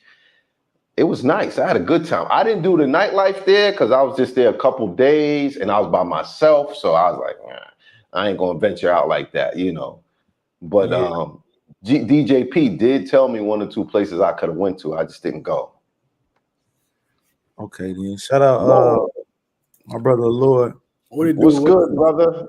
What it do, fellas? Y'all got some good conversation going on in here, man. Yeah, man. I've been checking you out, man. I like your work. Appreciate that. You're doing your thing. Trying to do a little something. Yeah, you're doing your thing. For sure, man. What you got to say about the conversation we had this for? I thought this would be a cool little conversation for you to step in, pause. You got a nice little. You've been quite a few different places. You just came back from Tokyo, Australia out there. That's probably the only continent I think Zoe ain't hit, and myself. Yeah, I gotta hit that. I'm thinking about going when I'm in Thailand. I think you should, man, just because like that's the only time, unless you just like on the West Coast, that's the only time you can get even that flight from where I flew from the Philippines to Australia. It was treacherous. Like it was a terrible because I flew to Melbourne, which is on the opposite side. Perth is close on the east. Right. Yeah. It was tough. It was worth it though, man. I mean, but it's just like America, to be honest. But whenever we're so to speak foreign out there, you know what I'm saying? Right. Whenever we get to talking and we like a girl told me she told me like I was faking my accent to be from America. I'm like, that's dope. I'm like, it's not that lit. You know what I'm saying? Like I wouldn't have. Right. It's definitely lit though. I met a black chick on the beach in Pattaya. Older chick, she was there with her dad. Her dad lives there and she was visiting. So she was like, if she's there, she'll show me around. So I'm going to I hit up like once a month just to say hi.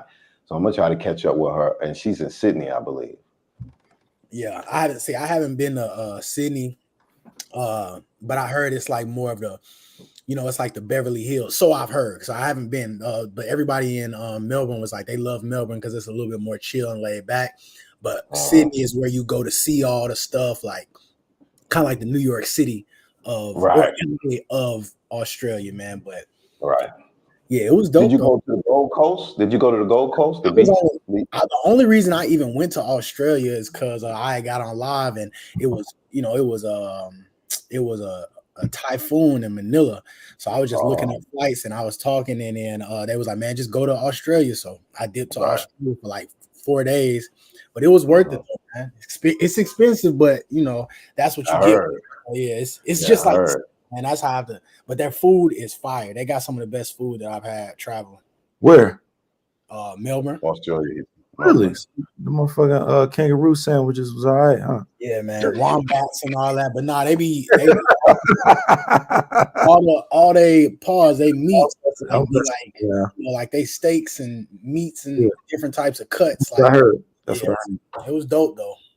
So your people showed out for you, and they pretty much supported you and looked out for that, right? Yeah, because I was like, man, I had, when you hype, I know y'all already know when you hype something up, like going back to Manila, like that was one of the places where I got like, my first like 100K video. So I'm like, yeah, I'm finna do numbers again. I'm gonna go see all my people.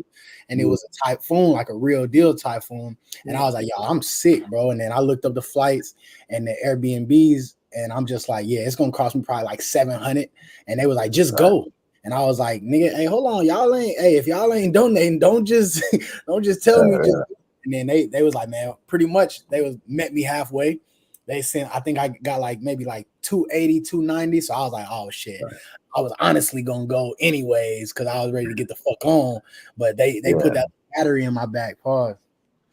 Shout out to your followers, man. That's because that was unexpected, and they supported you.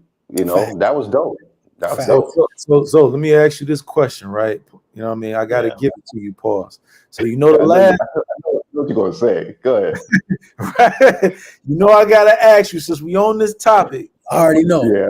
Kind of segue to it, but okay. So I just did the live with Bo. Shout out to Bo. Yeah, that's my dude. That's my dude, Bo Rakes. So how do we differentiate when it's genuine support? Kind of what Lord was about when he said, hey, y'all want me to go here, you know what I'm saying? Right. And I'm giving y'all this material. I'm consistently giving you this material on a consistent basis. Hey, y'all want me to go here? I'll pull up, but hey, what up? Send a brother some. Yeah. How do you differentiate? I know we all don't give a fuck, right? I don't think any of us damn, right? We don't care how you make your means, do what you do, whatever. What are your thoughts on that whole conversation? Because it's been like a lot of hoopla around it. Right. Well, Lord does travel content, right? And he's more like global gallivanting. You know what I'm saying? He's not going red lights. He's not saying, oh, I need fit, feminine, traditional women. He is traveling the world and sharing his experiences. So I would put him in the global gallivanters because he having fun and he like the means, you know what I'm saying? But he's actually traveling and experiencing the world and checking out cultures, checking out sites, which is different. And it was an unexpected ask. You feel me? It wasn't like, I'm home. Can you sponsor my trip? You feel me? So, and I'm not knocking the guys who do it, but you know what I mean? I think that couldn't be put in that same category because it was genuine and he's been traveling outside of that. He's been traveling on his own and he's been doing great content. You know what I'm saying? I've been watching some of his stuff. Like I'm gonna have to adopt a little bit of that, but it's hard for me because I gotta be me. But I like what you do, brother. I definitely enjoy your content. I like your energy. I'm more laid back. I can't really do it. Hey, it's funny though. I had met you, bro. I had met you when I had first started YouTube. And I had first started YouTube. And a lot of people say that shit. Where'd you meet me? Man, nigga, you know where. Okay. CTG, man. CTG. Same place. You know what? Yo, Razor Rage told me that too. Yeah, I met Zoe on Cartagena Beach. I meet the most people in Colombia in general. So many people in Colombia. I can't remember, man. Yeah, it was just like it was on some, like everybody, do it a little differently. But you was chilling with something, I was chilling with something. I walked by, I was like, hey, bro, keep doing your thing. And that was literally it. You know what I'm saying? And then we just parted ways. He was like, appreciate that. And then that's pretty much it. No doubt, man. You doing your thing. Fly boy, what's good? Mr. Drip. Can't hear you. You on mute? We should have let him finish. We should have let him finish the F. Get it over with. You on mute? Get your shit together. We still. Hey, yo, what's going on?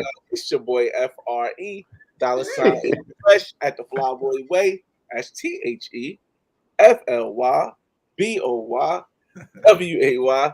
Don't ask why. Just check out the channel. CinCity, what's going on? Zoe, what's going on? What's going on? What to do? What up? What up? What's good? What's up, fellas? What up? Anything good? I was actually sitting here editing the videos and stuff, and I got the message from Sin. I actually heard a lot of the live earlier. Zoe, you did get some points wrong, but I think I heard a lot of stuff I did agree with. But I think some parts of it was an age difference thing that I was like, for me it was like nah. But I definitely understand. Elaborate. Hold on, wait. You can't say that without elaborate. You got. I don't really know what he's talking about, but all right, so you guys know I'm one of the people who you came in 8 miles and running. God damn. You guys know I'm one of the people because I'm still editing. I'm one of the people who say before we speak, we got to do our research. Zoe said we came in at the same time. No, we did not. No. What I'm saying is I started my channel. Hold on. I started my channel in 2010, right? But I didn't start doing the travel YouTube thing and getting speed until around that time. Same as you. You might have had your channel longer, but we was like going like this and like that for that time period. I get it. I get what you're saying now. Here's the issue with that part though. For me, my first travel video, I started rapping about travel. My first travel was November 6, 2009. That's the first video I started rapping about travel. The first actual travel video when I went to Philly was May 2010. Do you know how many content creators was around May 2010? But the thing was this. I could have jumped up and went fast, just like if I no disrespect, like an Ace or Marwa. But where I come from is a certain way we can't act to get the audience to be built. The same way where you come from is a certain way we can't act. So our channels don't grow at the same speed.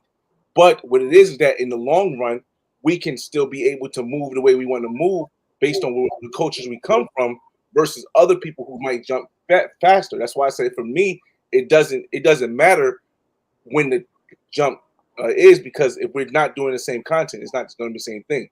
Just like you said, Lord does mainly travel, but yours you have the barber. You still have the barber part up there.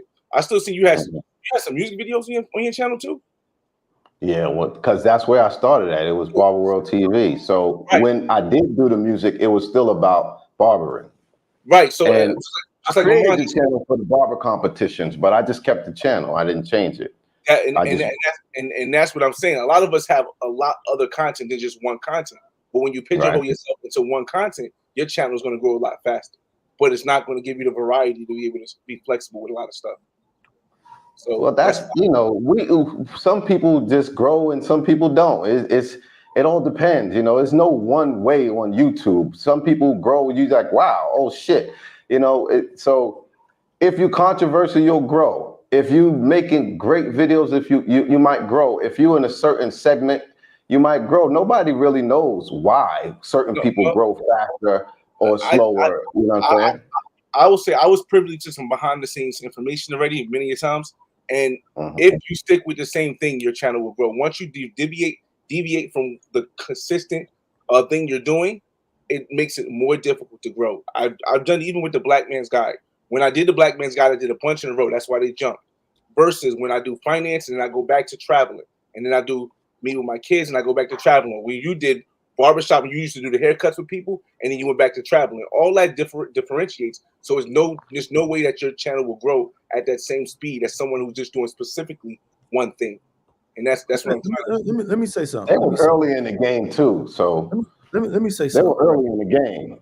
Marwa and Ace were early in the game for us traveling, and they were in. No, hold on. Let me finish, brother.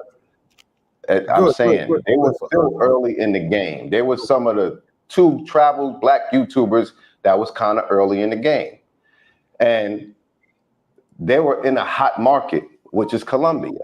You know what I'm saying? They both started in the hot market. They was, those are some of the first Colombian videos I heard. What's the brother's name? Skylar talk about Colombia and talk about Thailand, but he didn't have no videos.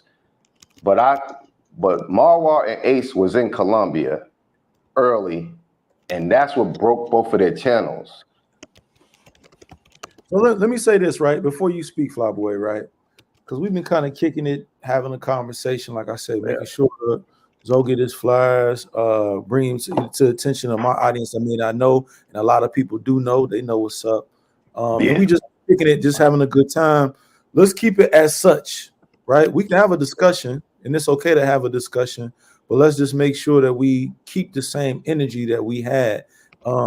Keep it flowing. We can have disagreements. We can have because I've been playing devil's advocate too. I've been challenging Zoe on a couple of little things. But, you know what I mean? And we can do that against each other. That's cool. But let's keep it what it is, as opposed to saying this is what I did, this is how I did, or I listened to you, you said this, you did that, and we're critiquing every little small little thing based on how to hold on. Let me land. We're critiquing every little small little thing that we've done as far as how the interviewers went, as opposed to adding on to how the interview is going and the energy is going. Because me and you both had a conversation with Zoe in the park, and we were saying, hey, brothers need to stick together. We rapped it. I was kicking it. Shit, I was off a fifth of 1800, but I was still out there kicking it, talking that shit to y'all. And we were saying, hey, we need to stick together. We need to talk. You know what I mean? We need to stay cool. We need to work together, et cetera, et cetera. So let's stay consistent with that. Right, but here's the thing. For me, I can't be on the panel if we're going to not speak stuff that's is easily provable. So when somebody says something that's not completely true and it can be proven factual against it, I can't just let that sit. It doesn't mean I'm aggressive, or it just means that it happens over and over again. It starts to get annoying when people they speak on something without having to do the research. Jabril has been around just as long as I've been around. There was other travelers that has been there. Just because a certain group I know Jabril was up there. I know he was out there too. Right. I'm not saying that.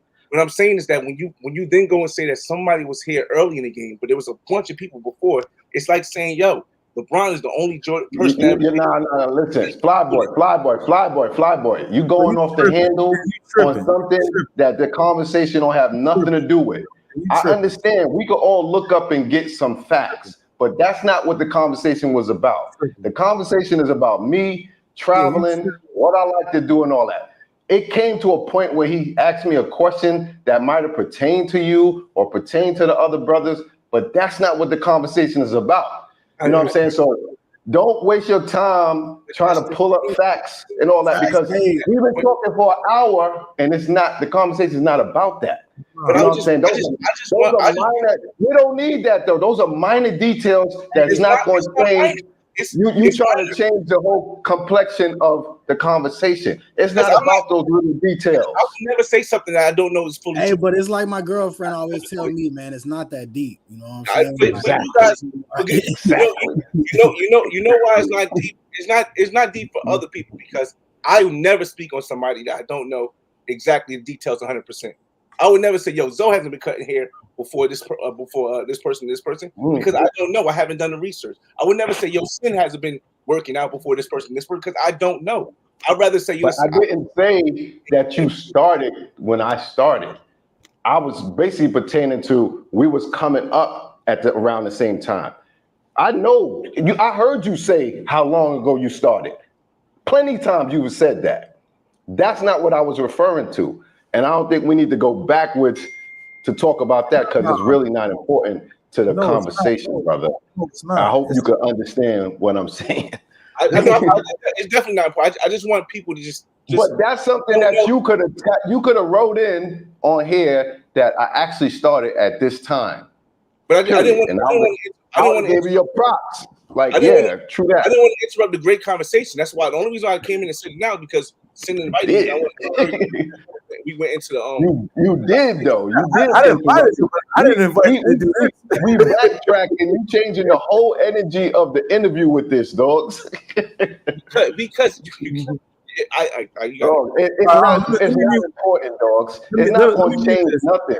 The reason why it change nothing if you pull up a particular date for yourself or somebody else, it's not going to change nothing, dog. And the reason why I invited you in the first place, because I didn't put the link in the chat yet. The reason why I invited you in the first place is because I was with you, with Barber World, and you while we were just talking in the park, and we were just having the same conversation and the same energy. Yeah, dog. You know I got love for you and all that, dogs. It's not even about trying come to up here you or nothing.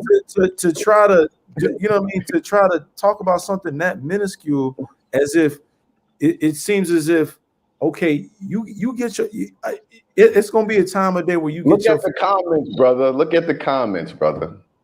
Well, you didn't turn it in. Hold on, fly boy. You didn't turn it Look into at the comments, brother. Look at what the people are saying, brother. Take that into consideration. You can't be on the it's about me thing. You know what I'm saying? You can't be like that, brother. It's a reason why I brought up these content creators. I brought up Lord because I knew his work is respected. Yeah. I already knew probably Zoe probably fuck with him. I brought up you because you know, I big you up all the time, brother. It's not that serious. Yeah, man. You tripping on this one, fly boy. You tripping, man. You tripping on this one. You tripping. Over here, Fly Boy got me over here giggling and shit. You tripping. Because you guys think it's aggressive. And I'm just we love you. It's not aggressive. We love you. We got respect for you, but what you bringing up is not important to the conversation. It might be important to you, but it's not important to the conversation right now. You know what I'm saying? You can look at the comments to see that it's not that serious, brother. So try and let it go, brother. I know it might be hard, but he came in here like Dame Dash. My son has cookies. My son has cookies. I just know that's the same to me. That's not important at all. But that's the same thing as somebody who's a Black American going against somebody to say, "Yo, no, I'm Black, you're not Black." It just again, there's no seriousness to the conversation, so I understood. But I did have to correct it for me. Hey, so where you? Hey, so and when you did that, but you could have left it at that. You know what I'm saying? And then added to the conversation. You could have said, "Just a correction. I started at this date." All right, cool. Shout out to you. That's what I did, and then you jumped in.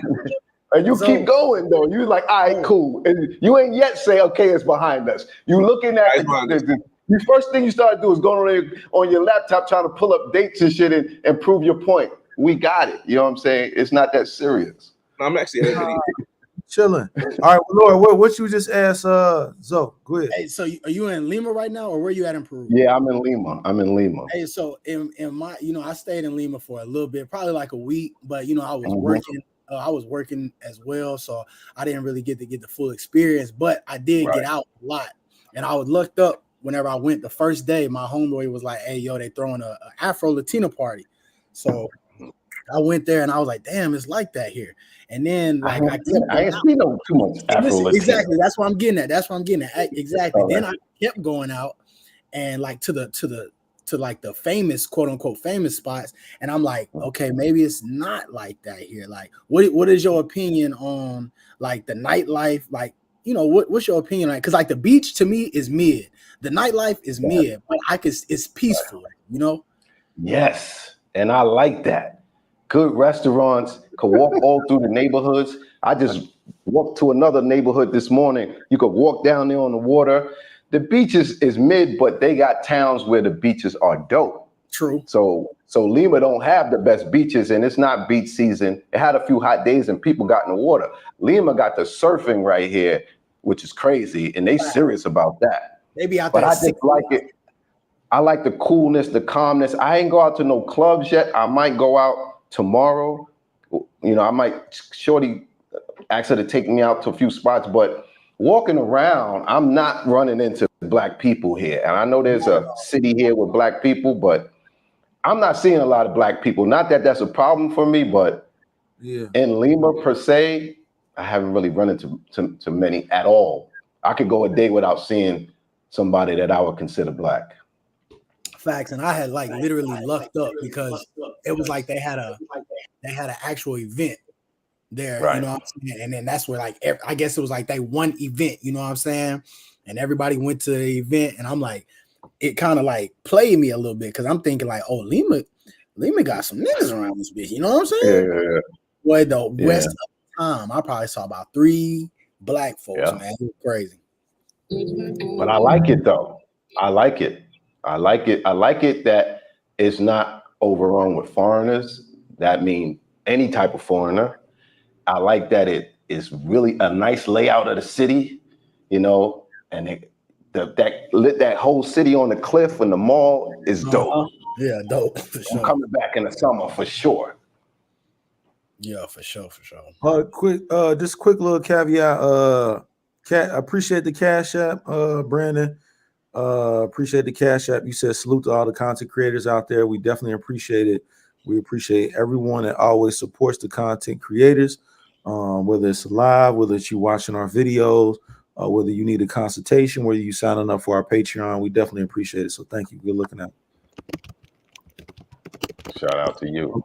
Flyboy, you got something positive to say, man? What's up, man? What you got? Not really. But I think another thing is for me, I think traveling for me, after traveling for so long, has never been about the architecture. It's always been about the people. Because to me, a building is just an inanimate object that's just going to last the stay the time. But the people, interacting with the people, that's everything. I think, yeah, the women play a part to it because in the States, there's always women. But I think I think the reason why people go over and over to the same place is because they're trying to learn how to build or how to get comfortable in that place enough where they can find a way to be there for a long time. And I think a lot of people, they want to force people to go to all these other countries as if going to other countries will make you, I guess, more wiser to what you really want or better to anything. And I don't think that's always the best option for the majority of people. I think once you find the country you like, and that's why for me now it's only Colombia and Cuba, and I'll go to maybe one other country every now and then. Once you find the country you like, figure out how to move around that country and maybe go to different places to see if you like more places in that country. Because you can spend your whole life traveling the world. Cool. Or you can find a place that you feel comfortable or a place that you can find a second home. And I think that's what a lot of people they go to Sosua all the time because they feel like, damn, Sosua is my home away from home.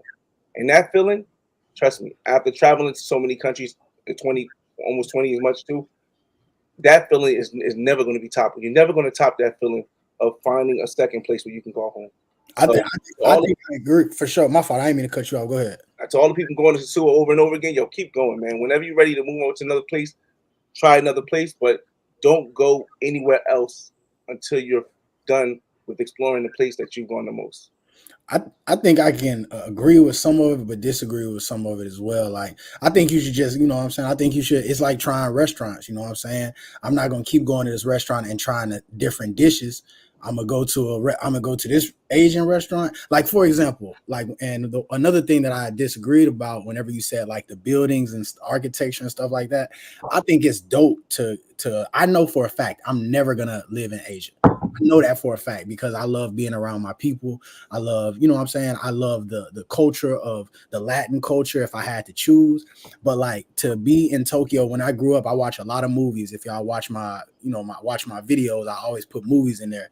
That taught me like, oh, I want to go see this temple. I want to go see the Louvre in Paris. I want to go whenever I'm in Spain. I feel like I'm in Spain by the buildings. Whenever I'm in Argentina, even though it kind of feel like Spain, I know I'm in Argentina. Whenever I went to Tokyo, I'm seeing these temples and I'm seeing all this stuff. Like, I think that's why I like it. But you're right about the people. The people definitely are the most important thing. And that's why I think I love Latin culture and the African culture. Because whenever I went to Africa, I was like on some, like they were saying, oh, welcome home, brother. Even though you can have an argument about the diaspora, all that. But I think that's, I think the architecture plays a big part for me. But I think you should just stick and move until you find it. Like right now, I'm tired. I've been to 12 countries as of right now for the year, 12 countries this year. And I'm tired. Right? I'm like, man, I want to go somewhere where I can stay for at least 2 months just to post up. You know what I'm saying? So I think it just depends on what you going to travel for, what you want to see, so to speak. That's interesting because I know Zoe will fuck with that because I know he burnt that. We talked about that. Me is different. The part of the architecture is part of the history of the country or the history of the city, and things are done that can't even be explained. That they don't know who made it. They don't know, how it was done. I like to see stuff like that. That's important to me, and I like to travel to a lot of countries because I have some favorites. But the more I go, I add another one that could be a potential place that I live. Like, yeah, I bought a property in Brazil because I know that is one of the places I like, and I looked at it as a business opportunity as well. But for me, you know, the more I go, the more you learn, the more you experience. You never know what countries you're going to like or not like. Yes, you could have some that are your favorites, but it's not for everybody, of course. It's not for everybody, but that was on my list. I wanted to go to Machu Picchu. That's important to me, to see one of the 7 wonders of the world. It may not be for somebody else, and that's cool. But you know, that's to each his own. You know what I'm saying? Everybody got their lane. Mine's is really traveling, gallivanting around the world. I want to see as much as I can see before I get out of here. So it's different for me. You know, I got my favorites too, but I want to see as much as I can see, you know, and I haven't been disappointed in any place because my expectations is not high. I'm just going to see if I like it. You know, I didn't have high expectations for Lima, but I'm sure that I liked it more than Chile and Argentina. You know what I'm saying? Just as quick. But I would have never known that if I didn't come here. You know, I would never known about their desert. I would never understand the history behind Machu Picchu and all that stuff. That stuff is important to me, you know? Facts. Yeah, and I just want to say, like, I don't think it's a wrong answer in any of this, because you have a lot of different travelers, right? So everybody wants to see something different. I don't think we should knock anyone for doing what they choose to do. I just think you just have to find your truth. And I think over time, you know, what you may like now, it may change within time. Just like how me and Barber was laughing and joking about him ruining CTG, which I was just joking and laughing about, right? I don't think it's true, but I'm using that as an example to say that was one of his favorite spots to hang out, kick it. It was close, it was chilled, and Jan Stammy was out there. He was enjoying it. It was cool. Prices, you know what I mean, as far as just the food, et cetera, everything just aligned. But as time went on, things changed. He moved on. You know what I'm saying? He went to something different. For somebody else, they may be like, that's where I just want to be. This is where I want to go. I enjoy it, and I ain't going nowhere further. There's no wrong answer in this. And I think, I agree with that, because right now I want to see the whole world, but who knows? In a few months from now, I may want to go to Sosu and only buy box. Who knows? You know, who really knows? So let me ask you a question. If that's the case, do you think that we are, and I say we because I know I don't do it a lot, but I know we as a group, do you think we are downplaying people's enjoyment and what their plans are by saying, yo, you got to go travel another place? Don't just go to if you want to be here and be a mongerer, and maybe that's not what they consider themselves because they're doing something different. But if do you think that's kind of like downplaying what their lifestyle is? Let me answer. It's distinguishing the type of traveler. I said I ain't knocking nobody who do it. It's distinguishing what type of traveler you are. People try to put you in a box. I said this is what I do, and I don't consider myself either or. I consider myself this. You know what I mean? So I don't care. And I'm gonna be quick, right? It don't take me long to land my plane. I'm gonna say this. For me, that's what I signed up for this YouTube shit. We all got our reasons on what we do this YouTube shit for. My thing was to show how CinCity move around, doing it, you know what I mean, CinCity way, coming from a city that's not as major as, say, a Newark, as, say, a Harlem, say, a New York, et cetera, and also just show people, hey, you can go here, and you can also have an opportunity to go other places. I believe that is my duty to at least try to get you to go to the river. Now, I can't make you drink per se, right? But at least I can lead you to the passage. You can choose to drink if you want, but I'm at least leading you to the passage to say, hey, you can mess with the Jan Stammies, but I can also show you some other things as well on top of the Jan Stammies that you can experience, that you can take for a lifetime. Like I said, we all like to understand me, but there's some of us like more. You feel me? They like more things, but everybody like that. You feel me? We all know. We all like that. Don't get me wrong. We all like that. You know what I'm saying?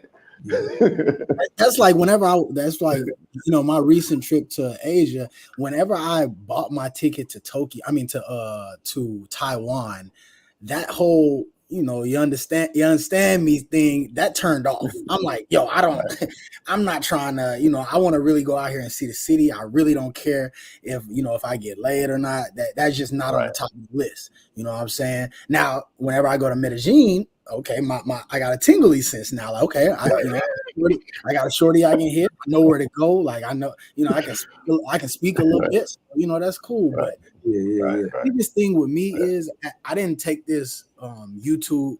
I didn't start YouTubing to get money, and I didn't start YouTubing to lead the way for other people. I started. My biggest thing was whenever I was younger, my mom used to try to take pictures of me all the time with like my friends and stuff. And I'd be like, nah, chill, ma, be embarrassed. Now I look back on it. When I see those videos, that shit make me like, damn, we was really, at the fucking, at the Bow Wow concert when he was with Snoop Dogg back in the day, shit like that. But now I'm doing that same thing just so I can show my kids, show my grandkids, like, yeah, your grandpa was out there getting it. Like, I'm doing this for me, just documenting my life. So I say all that, say, Flyboy, I don't care what them niggas do. Now, if a nigga want a consultation and he want to, hey, where can I get the hoes at? I'm gonna tell him exactly where to go. Why? Why? Because he paid for this service, and that's what I'm gonna give him. But at the end of the day, I don't give a damn what a nigga do. If he go to So 90 million times, they can rename Pedro Clasante after him for all I give a damn. I just don't care enough to, I'm doing me. That's what I'm saying. Shout out to the Sioux. Shout out to the Sioux. Shout out to the Sioux, man. That's what I'm saying. I think like for me, like if we all don't care about it, why do so many people mention it so much? Because I've never said anything. Mention what?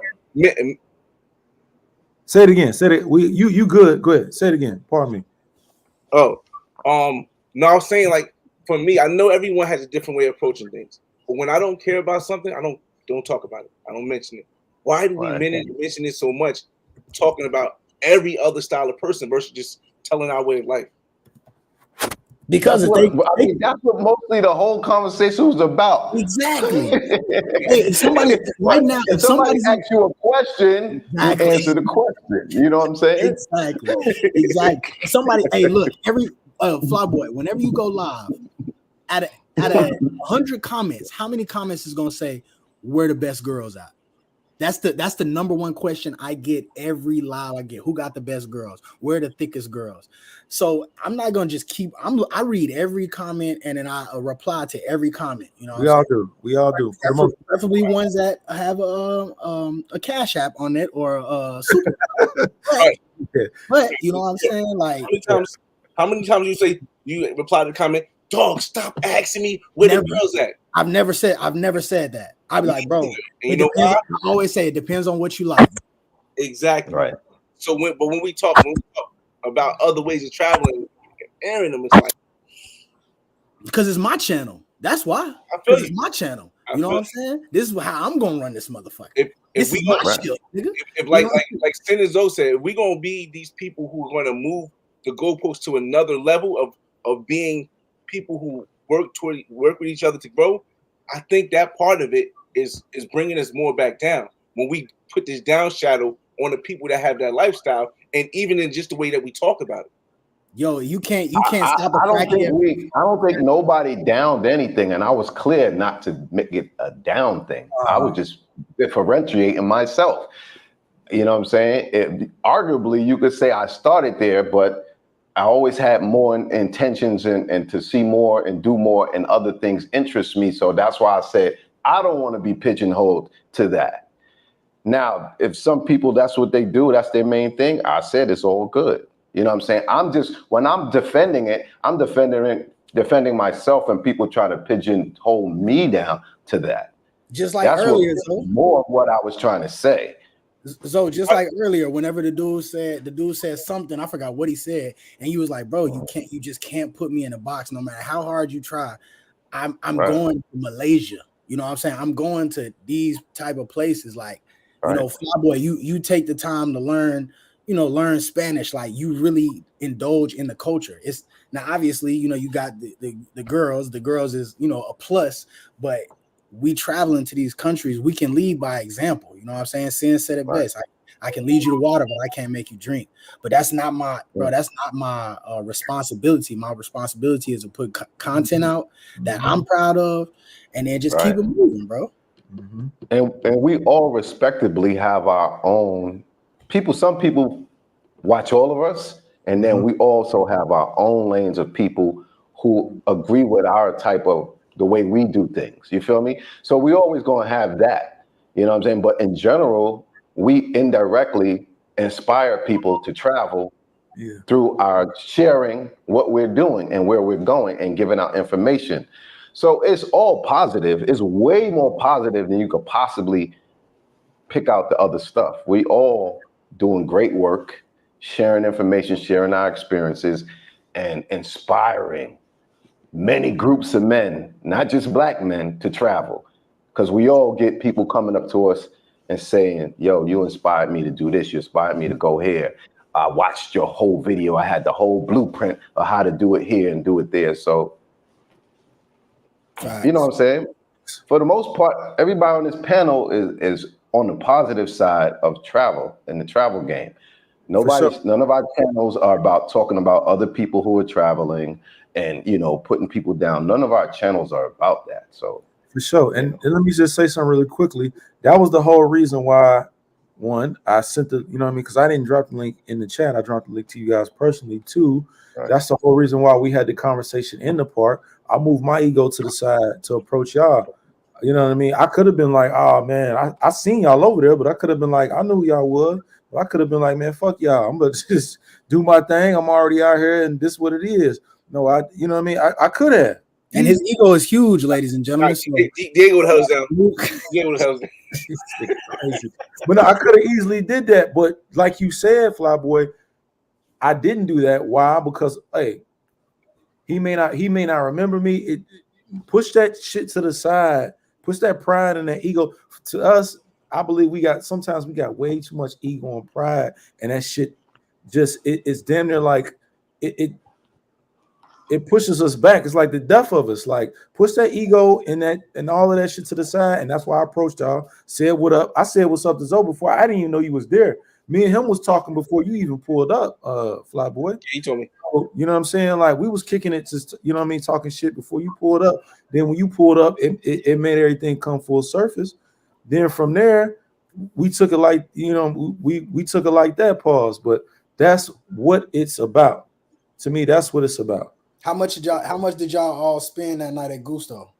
Nah, we were just in the park. I'm fucking with you. No. Seriously, like when I met Barber World, I was off of I was off probably a fifth of tequila. You know what I'm saying? And I was hanging out. We was hanging out with some people from Ohio, actually. People from where I'm from. We was hanging out with some people where I was from, and I just so happened to see him. And then Flyboy pulled up. He had his Jan Stammy with him. And then we was rapping. Then we were supposed to go to Docenia. That was that place I was telling you about, Lord. Mm-hmm. Asking you, had you been there? You said no. But I think it's in Lorella's. It's in Lorella's zone. Mm-hmm. I hear it's that. The club. Is it Docenia? Yeah, I think it's like off of 70th Street or something. It's the one I made the video in with the balloons and all that. Yeah, that joint is dope. That joint is dope. I heard that. It's more like locals, it's straight locals. And they go out in groups, you know what I'm saying? That ain't a place to try and meet a chick, in my opinion. They stand to themselves. That's the same with like Jenny Lau. They go in groups, boyfriends go out with girlfriends, or guys go out. It's not like I didn't see the culture as like in America, you go out with yourself or your boys to meet women. And their culture is more like they go out together to party. Let me ask you all right, so let me ask you a question. Zoe, Flyboy, Lord, y'all kind of the more of the Colombia and specifically Medi connoisseurs. Is it better to go out with a young Stammy then?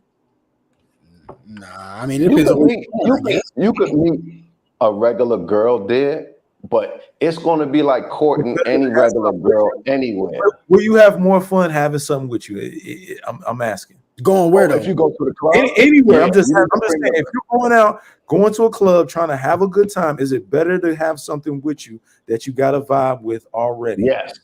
Yes. You go bowling, you go to the movies, you go to a club with a girl. Unless you go into the jump off spots, you want to move around with a chick in the nightlife. I got an answer for that. To me, it depends on who you with. Because if I'm with my homies that I got in Colombia, that kind of leaves like a little space for me, because they're always, us as black men, if I walk in with 3 Colombian dudes that's from Medellin, they go 9 times out of 10 they know the bouncers. 9 times out of 10 they already know the group of girls, so it's easier for you to maneuver. Because I don't know, like not a lot of people go to this club, but El Perro Negro. That is one of my favorite clubs. It's a small club in Provenza. It's a Provenza. Right. Yeah, I hear that. I'm telling you, that line be long as hell, bro. And that's the thing. Hey, look, that's the thing. That's funny you say that, because the dude I got a homie named Castro. He's from Florida, but he got apartments in Medellin. When me and him go out there, we go straight through. Ain't no line. They don't say nothing. We get our same. We always get. And then they know us there, so then that kind of like breaks the wall down for girls of 3. Whenever they pull up, they're like, okay, he might be onto something. He might be cool, you know what I'm saying? And that's where you can meet the regular. But like Zoe said, if you dolo, yeah, definitely go out with a chick, bro. Yeah, it's cheap. Number 1, you ain't got to just be buying random girls drinks. You can keep it to a minimum. You know what I'm saying? And you already know what type of time it is after. Carol G opening up a spot down the street from that too. It's almost done. Crazy. I kind of agree with Lloyd. It really depends. Like it depends what night I want. Like if I want something that's like a wild night, I want to bring 2 back. I'll probably go out dolo. I mean, unless what happened to old Martin Luther King? We talk about the regular clubs, not the the regular joints. Oh no, I can go in Jenny Lyles and grab 2. Again, it depends how you like me. Cause when I do place, I spend differently. It's crazy. Oh, go ahead. Talk. But I think I enjoy having one with me if I'm filming. If I'm filming, I definitely want to have one. You're gonna always, if I'm filming for content, you're gonna definitely see one with me. If I'm going out snacks hunting, you might not see nothing. I'm gonna go out there. I'm gonna find a snack. We're gonna have a conversation. We're gonna move it forward towards it, because I don't like just to sit in the house with a woman. I like to be doing stuff. So yeah, that's the only. So it depends. It really depends kind of night I want to have. You know what I'm saying? If I'm not gonna go pop bottles by myself and try to pick up chicks while I pop bottles, so I'm gonna probably bring a chick in that case. But like,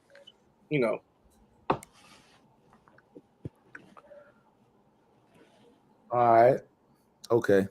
Now I just want to get everybody's opinion on that, because I think a lot of people are starting to go to Medellin, especially since CTG is changing. I think everybody is noticing it's changing. The demographics is changing. The prices are changing. And just overall, Playa Hollywood is not what it was 2-3 years ago when I was there. It's changing. It's some young Stammies out there, but it ain't what it was. You should be able to. It looked the same last time I was there. different agents, but I was sitting out there making the same type of video. It looked and felt the same to me.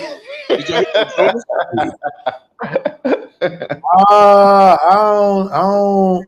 You seen that 4th of July video? It looked the same. That was in July. Just went in September. I'm just saying, like. Okay. I mean, that shit changed quick, and it wasn't that. Maybe it was a bad week. Hey Zoe, did they require you to get a CPF to purchase in Brazil? Yeah. Yeah, you need that as like a social security card, but you can get it in like one day. So Just that have whole, somebody bring a bill, that like their phone bill. You go to like the post office and you fill out a form, show them, then you go to the main office to get the CPF. You can wait online and put it in there. Sometime they'll send it to you like that later on that day. It's really easy to get. But then I had to get a visa, so I had to get a student visa so I can, really get my ID and do all that other stuff. yeah, and that's what I was reading in the comments, man. I was thinking the same thing, like just investing, like making this a business. I think that's my next step. As I see myself going north of YouTube, I gotta get more money elsewhere and really set myself up to really enjoy living rather than having to hop back and forth to these different countries. And it's so much easier to buy something somewhere else rather than here when the prices is fucking crazy in the States. Like, and the traveling, I was close. I was close in the DR. That was the first place I was going to buy something. Then the COVID happened, and the place I was looking at doubled because they said the metal went up. Then I started looking in Colombia, and I almost bought something in Barranquilla, but then I went to Medellin, and in my mind I was like, Medellin is just a better city for me. You know what I'm saying? And I had already looked at something in Brazil, and that came back around.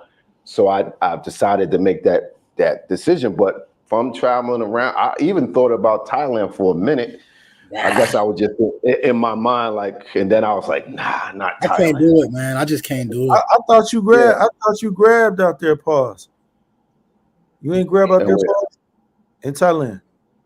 No. I just rent an apartment in Thailand because the reason why I didn't buy there, because you could rent something in Thailand. I got a small apartment for $200 a month.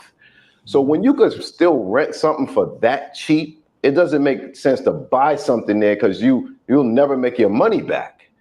That's why I chose Brazil over every place, because where I'm at in Brazil, I should be able to get $1,500 to $2,000 a month renting there. And like you never go there, bro. Even in Colombia, you can't find nothing 2-bedroom like that cheap in Rio. But even in Medellin, like I had a place for $450, $475. So you could still find something that's cheap enough for people to just say, I'll just rent. You know what I'm saying? So I was looking for the right market where I could see myself staying, one, and also where I think I could get the most return on my money, because I'm going to spend about the same amount. The same amount I was going to spend in Brazil is the same amount I was going to spend in Colombia. But I was like, I could get better returns on the money, in my opinion, estimated in Brazil. That's why I ultimately went with Brazil. Let me ask you a question, then we go back to Flyboy. We just keep this shit rotating. Pause. You like Bangkok or Pattaya or better, or is there somewhere in Thailand that you like better? What you like better out there? Me? Yeah. Pardon me. I'm going to try Bangkok again, but I don't like Bangkok because it reminds me of New York. It's very busy. It's a lot of hustlers there. It's the train there. It's traffic there. So that part, when I go to these countries, I like to pick places that I can relax. You feel me? So it's very, to me, it's very busy. But I'm kind of tired of Pattaya, but Pattaya does have the beach. You could flow through it easier, but it does have a lot of distractions. You know what I'm saying? So when I go back, I'm going to go to Koh Samui and I'm going to go to Hue Hin and see if I could, maybe find another city, because I do like the beach. But also Pattaya is very developed, malls, you can get everything you need there. And I don't know about those other cities yet. You know what I mean? So and I pay for my place for the whole year because it's $200. I don't want to have to find another place. When I first went, I was paying $1,000 to stay in the hotel for the month.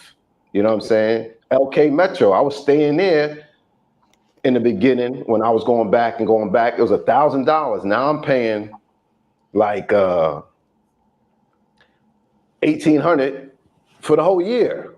You feel me? So All right, so let me spin this around. Pause. Lord, you was just there. You was just in time. Then we go to Flyboy. Lord, you was just there. You was just in Bangkok. You was just in Pattaya. You know what I mean? What is your distaste for Pattaya, and just overall as far as Thailand?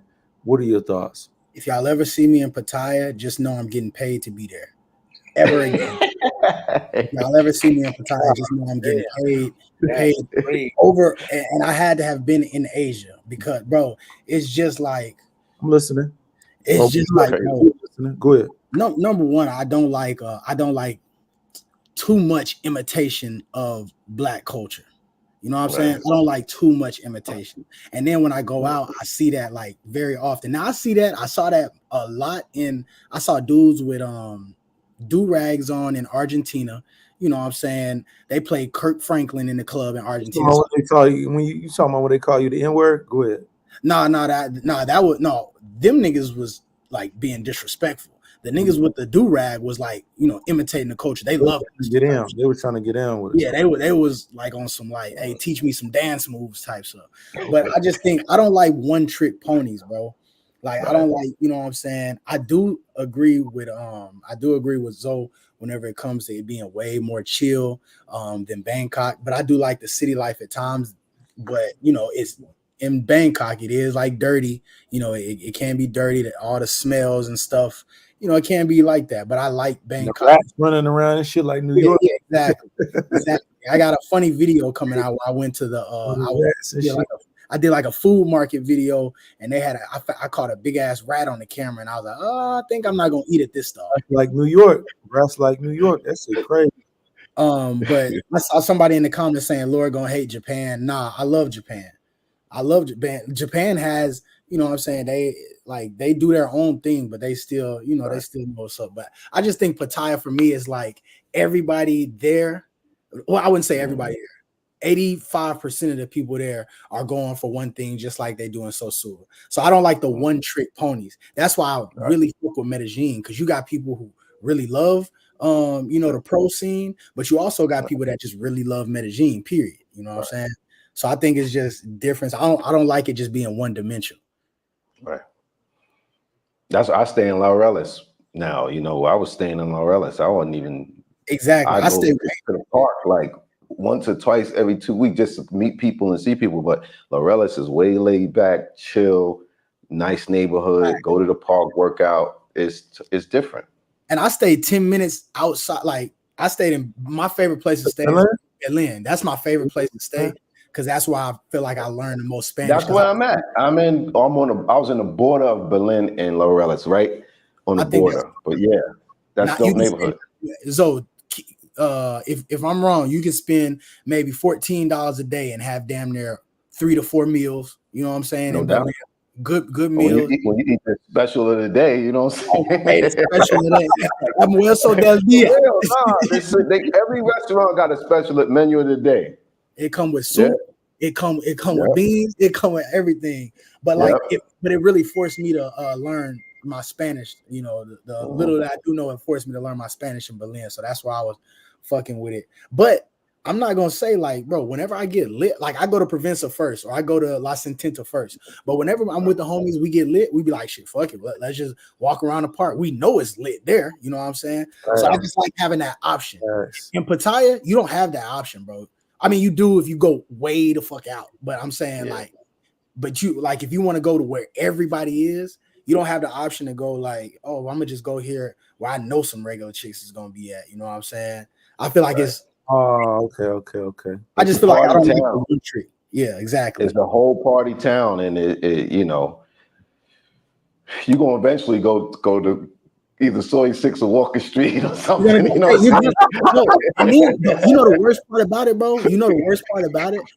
Anytime as us as black men, no matter what, they can be playing. We can go to hear some Latin music, this and all that. Right. But when we get lit, bro, we want to hear some of our stuff. We want to hear some of our stuff. And where do we go? Shit, 808. We know they slapping. 808 to flex. 808 to flex. Hey, we can go to flex at 4 a.m. You know what I'm saying? Yeah, you go to 808 and then go to flex. It is what it is, man. It is what it is. Fly boy, what you got? And then we'll introduce. Shout out to Steve. What up, though? Yo. What up? Boy, what you got? Steve. What's up? What you got, boy? Chilling. What's up, fellas? What's going on, man? Chilling, man. Fly boy, you got something? Or you good? I was wait. Look, you introduced Steve already, so I was wait. Oh, my bad. My bad. Man, too weird. Yeah, What up, Zoe? What's Yo, good? yo. Everything good? What's up with it? Chilling, Salute man. to the panel. Hit them sound effects. Man, what should we start with? Let's do this. All right, man. Hold on, man. Wait one goddamn minute, man. Hey, I like that one. I ain't heard that one before. I like that one. Seeing that one tough. Yeah, man, we got 2 minutes. I appreciate that. Appreciate it. Now, y'all definitely got the hottest soundboard in the game. Shout out to Intuition. Appreciate y'all pulling up. Before we get to y'all, Flyboy, you got some? For me, I think the reason why I chose Colombia to be the place I eventually get my property in is simply because you have multiple places in the country to go to. I know a lot of time we focus a lot on Medellin, what happens there, but the love we got we just came back from Cali. The love we got in Cali was is amazing. Like you could not really get into salsa, but they got Afrobeat there, they got Anna Piano there, and you see people that look like you. And then outside of that city, Guerrero, wherever that is, there's another place. And then if you get tired of Cali, you want a beach vibe, you can go to Cartagena. If you don't want to get ripped off in the price, you can go to San Andreas. You can go to Santa Marta. From my travels around the world, and again, I haven't been to Thailand yet, yo. So from my travels around the world, I haven't really found a country where I can go to so many different places and get so many different vibes that I'm comfortable with. I think for me, a big thing is knowing the language. Because when you know the language of the place you go, you get a different feeling than if you just go to a place where even if, like I'm only speaking his, because I've not been in Thailand yet. Even if you go to Thailand and they speak English, from what I heard from Brad said it, and I heard it from a lot of other people said it, that English ain't really English the same way we speak. They don't understand from what I'm hearing what they say, they don't understand the inner. And I've dated a woman for 3 years that was Thai, and my experience with her in the States, and she just came from Thai, was that she understood English, but she didn't understand the deeper meaning of what I'm trying to say. And a lot of people say that happens a lot, even with them understanding English. So I realized that in Colombia, there are so many, because it's closer to the United States, there's so many, aside from the so many places you can go, there's so many people that even if they don't speak English, they understand without understanding the words. Like body language is what? 85% of communication is body language, is nonverbal. So it's like, it's just something there. So for me, that's why I'm doing Colombia. But I also believe that in the States, and I think Zoe could attest to this, I think a lot of people, what they're doing is, and there's nothing wrong with it, I think a lot of people would trade, I'm trying to trade like so I don't sound like I'm putting anybody down. A lot of people are traveling to other places when we have the #1 economy in the world. I think you should build here. It would be easier for us as Americans to build here and then be able to live other places with the income we get here. But a lot of people are trying to go to other places and build income there when a lot of those people are trying to come to the States to build income. So again, I think Colombia was the one that I could get to, and that's why I chose it. Yeah.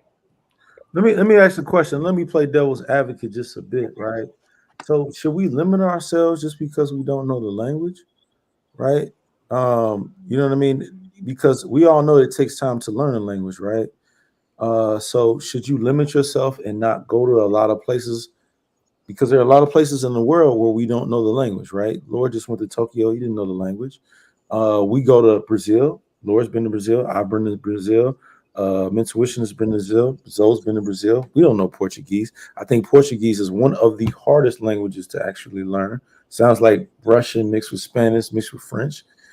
You know, some of us have been to Europe, France, et cetera, et cetera. You've been there as well, Flyboy. You don't know French. Should we limit ourselves if we don't know the language and just try to get it how we live based on our vibe and our wit and just try to find our way and enjoy ourselves? Or I understand that of course, you're going to get a better form of life if you go to these countries and you know the language. Of course, you're going to get a better form of communication. You'll be able to connect. But should we limit ourselves just because we don't know the language and be inferior? I've always been the person that says you should travel, but I've always been a person that says while you travel, you should have a long-term plan. That applies to everyone. You should have some kind of long-term goal that's in the back of your mind as you travel that you consistently do, so that when you get to your 50 years old, you don't have to work for the rest of your life. You can do what Zoe does and travel the world and go global gallivant. You can do what I do and retire early and go places. But a lot of times, if we only focus on the moment and we don't prepare for the future, then we trap ourselves in a cycle of misery that we're all going to get into, no matter what way of life you choose. So by going to these countries and finding out what country you like, yes, that's good.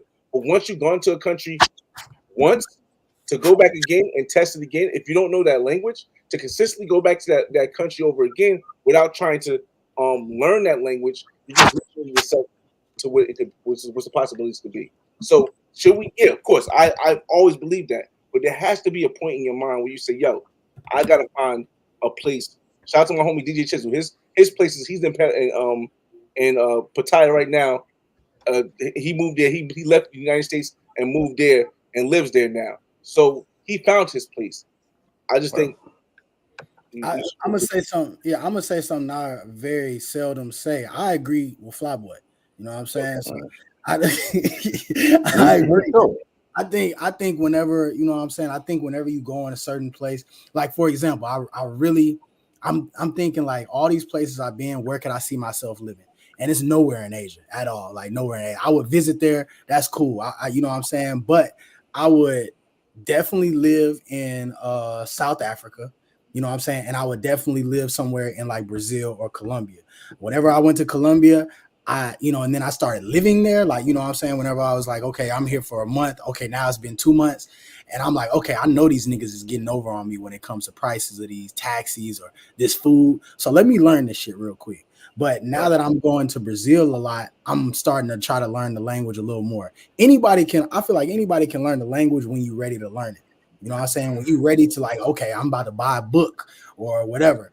But whenever I get into the point where I'm like Zoe, where he's, purchasing a crib, before that time, when I know I'm thinking about doing that, I'm gonna sit down, I'm gonna get a tutor, I'm gonna get my books in Portuguese, and I'm gonna learn how to do that. That's the same thing I did in Spanish, and by no means am I fluent, but I'm good. You know what I'm saying? Like I'm decent.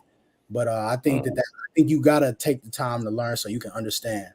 But that's why I think niggas need to go to Africa. Like I know it's not a popular thing to say, man, but South But you know what? I noticed most of the places in the world, they speak more than one language. For sure. So even when you're in Africa, they might be speaking Kiswahili or something. And when you're around them, they're going to be speaking in a native language a lot, even though they speak English. Same thing in Thailand. Even though they speak English, they're going to be speaking, Thai in the Philippines and all these places. So it's like, you got to pick up some words, of course, but it's a lot of places in the world, they speak more than one language.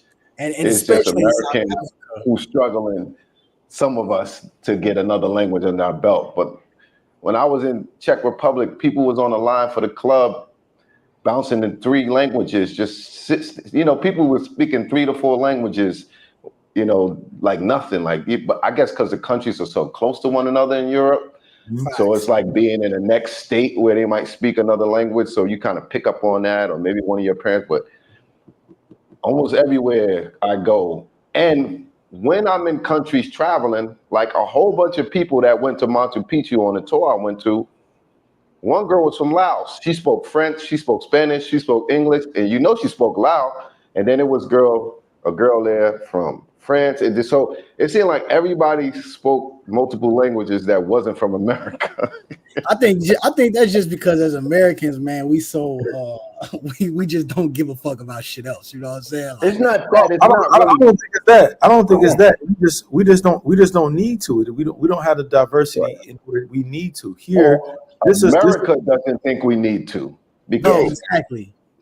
you don't really need to know it fully, to be successful overseas. And for me, I never let the language stop me. I lived over there for a year, in Brazil, and I was cool, but I learned it the most being over there and talking to people every day and using it, and then having to think about it and having to know what to say. So that helped out a lot. But I'm still learning. I think Brazil is probably, like, if you're just learning a language from scratch, Portuguese is like one of the hardest to learn from scratch. And I think it takes like years for people to be fluent in Portuguese. So a lot of people are like, oh, well, you're not fluent yet. You haven't been trying. Like, nah, I was studying. I was practicing, but I'm good.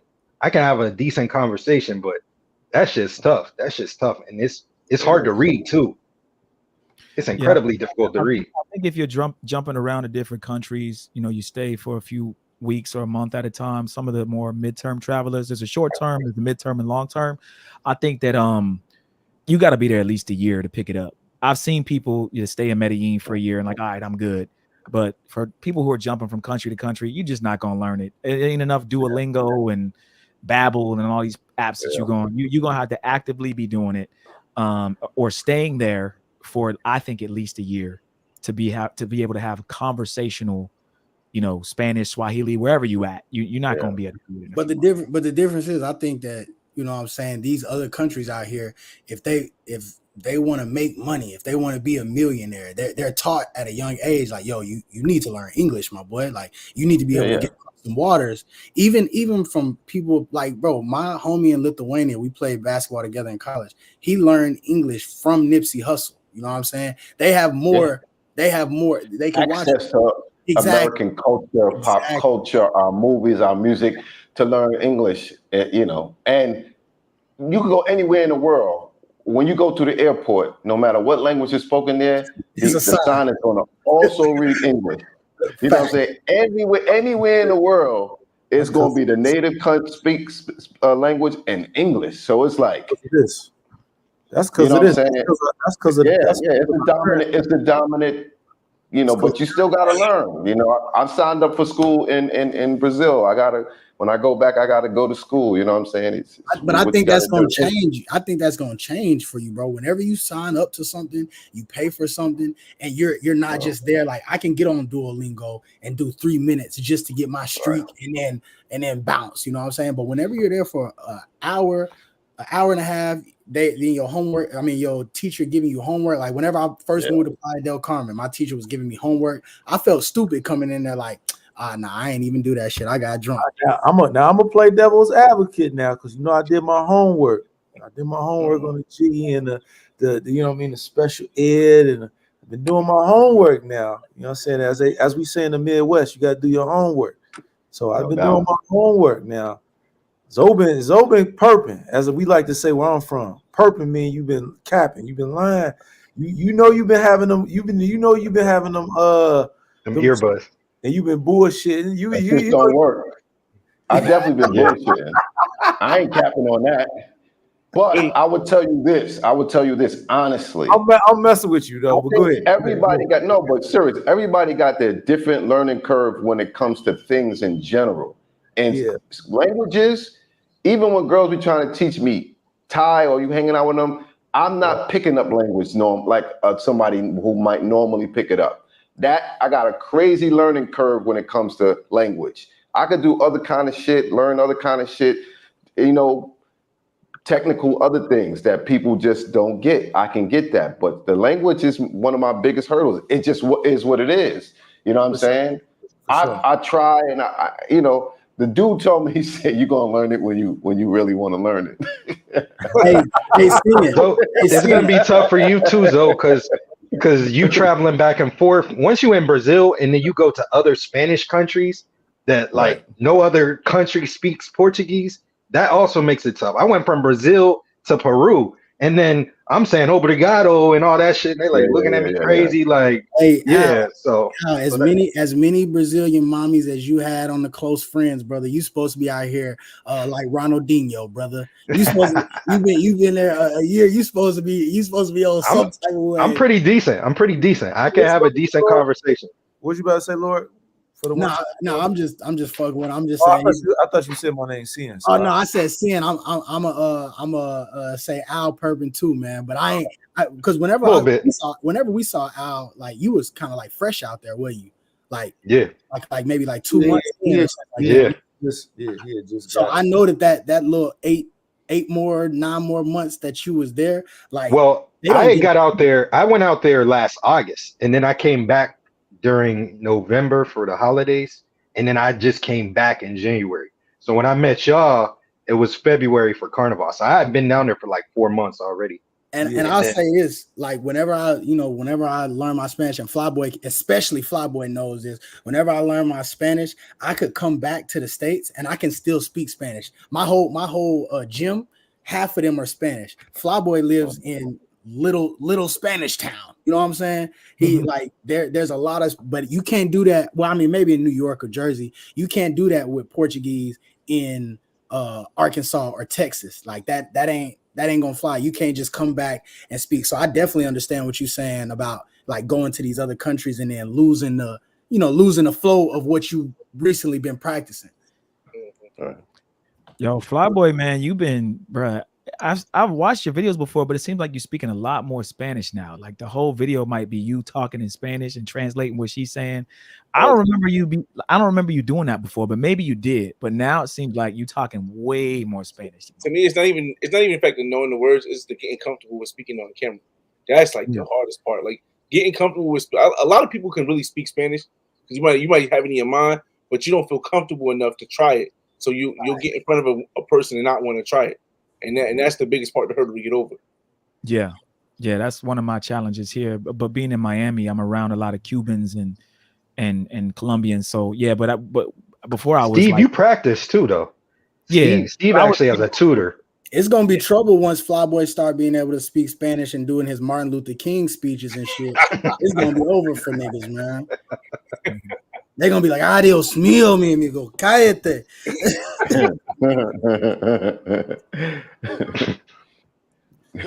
Funny as hell. That's funny.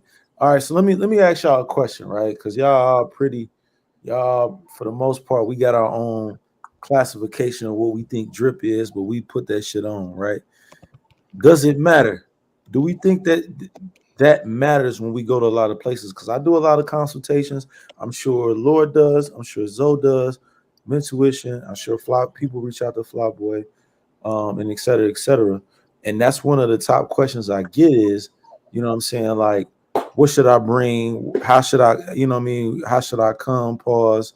Like, how should I dress, et cetera, et cetera. And I always say, I'm not telling you to look your Sunday's best or look like you dressing for Easter, but just look, you know what I'm saying, clean cut. You know what I'm saying? Look like you. Nobody's saying you got to have on the new J's or you got to have on the new Yeezys, but just look like something. Does that matter? Do we think that's matter? Even in the tour guide world, y'all understand what I'm saying? Does that matter? I mean, in the tour, I'll tell you.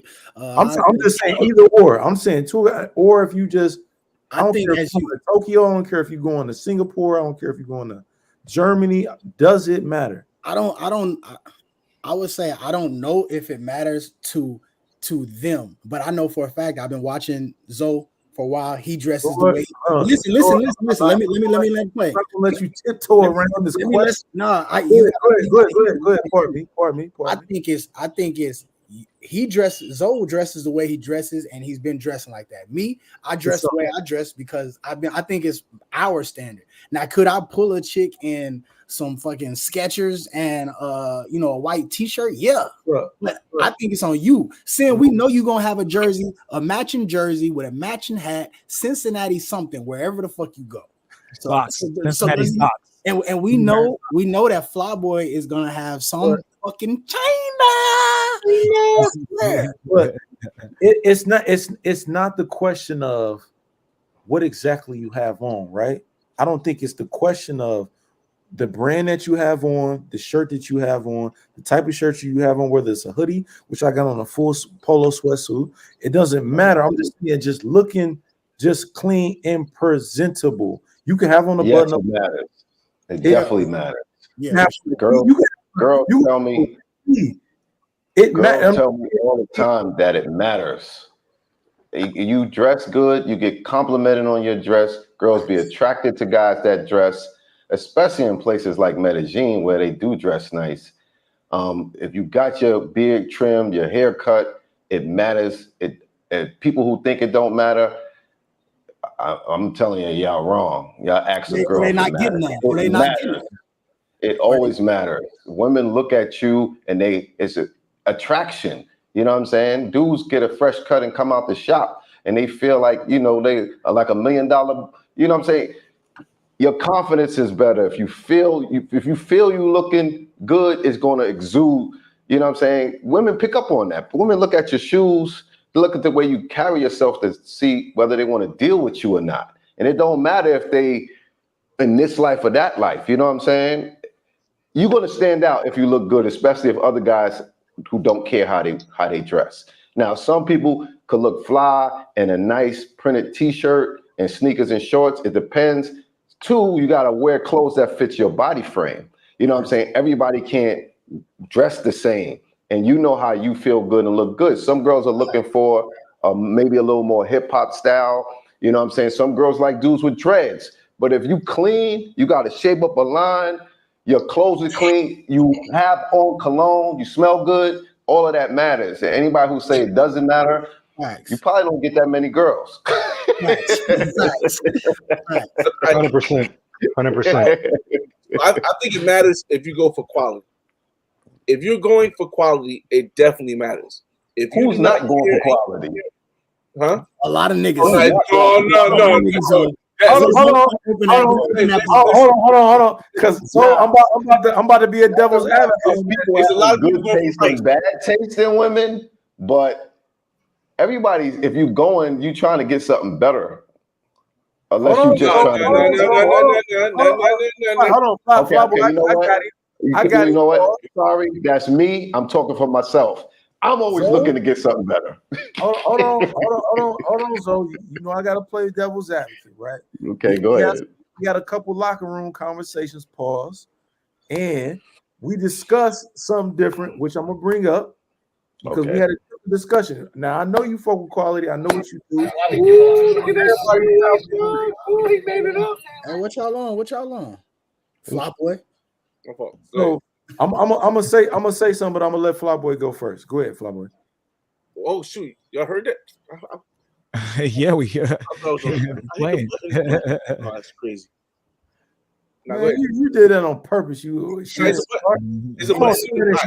bro, Sin in the Sharp. Man, you know you pressed the button, Shannon Sharp. Come on, man.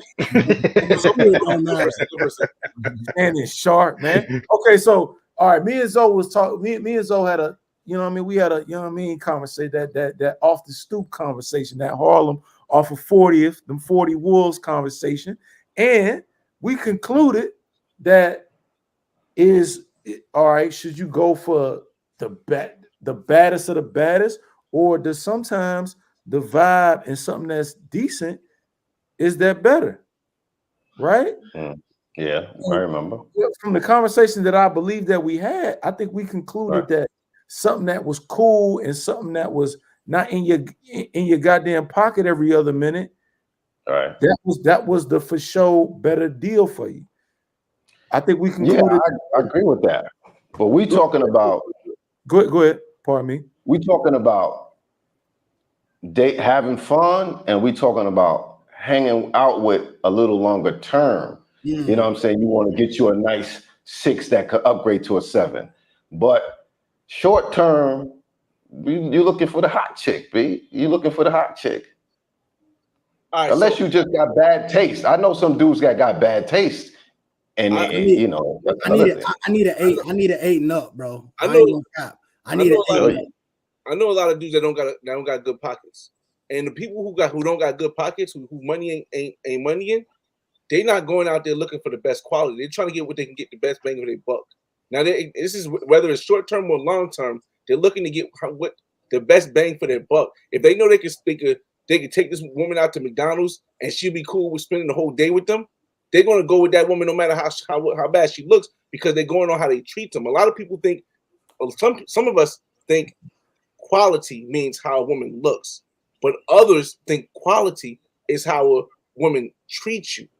And I feel as though quality is somewhere in the middle. But a lot of us too much think quality is how the woman looks. But a lot of women that of quality of how they treat you, they might not look the best. Nobody's going out there. They're going out there to get treated good. Because if you want a girl to look the best, you can spend $1,000 in the States to get that woman that looks the best, but she gonna treat you like. But she got a lot of options. But that's why we said a good 6 that could upgrade to a 7. That was the conversation me and Zoe was having. Go ahead. We agree totally with that. We agree, but then we have to distinguish whether we're talking about. Okay, I always like the bad girls, 8, 9s, and 10s.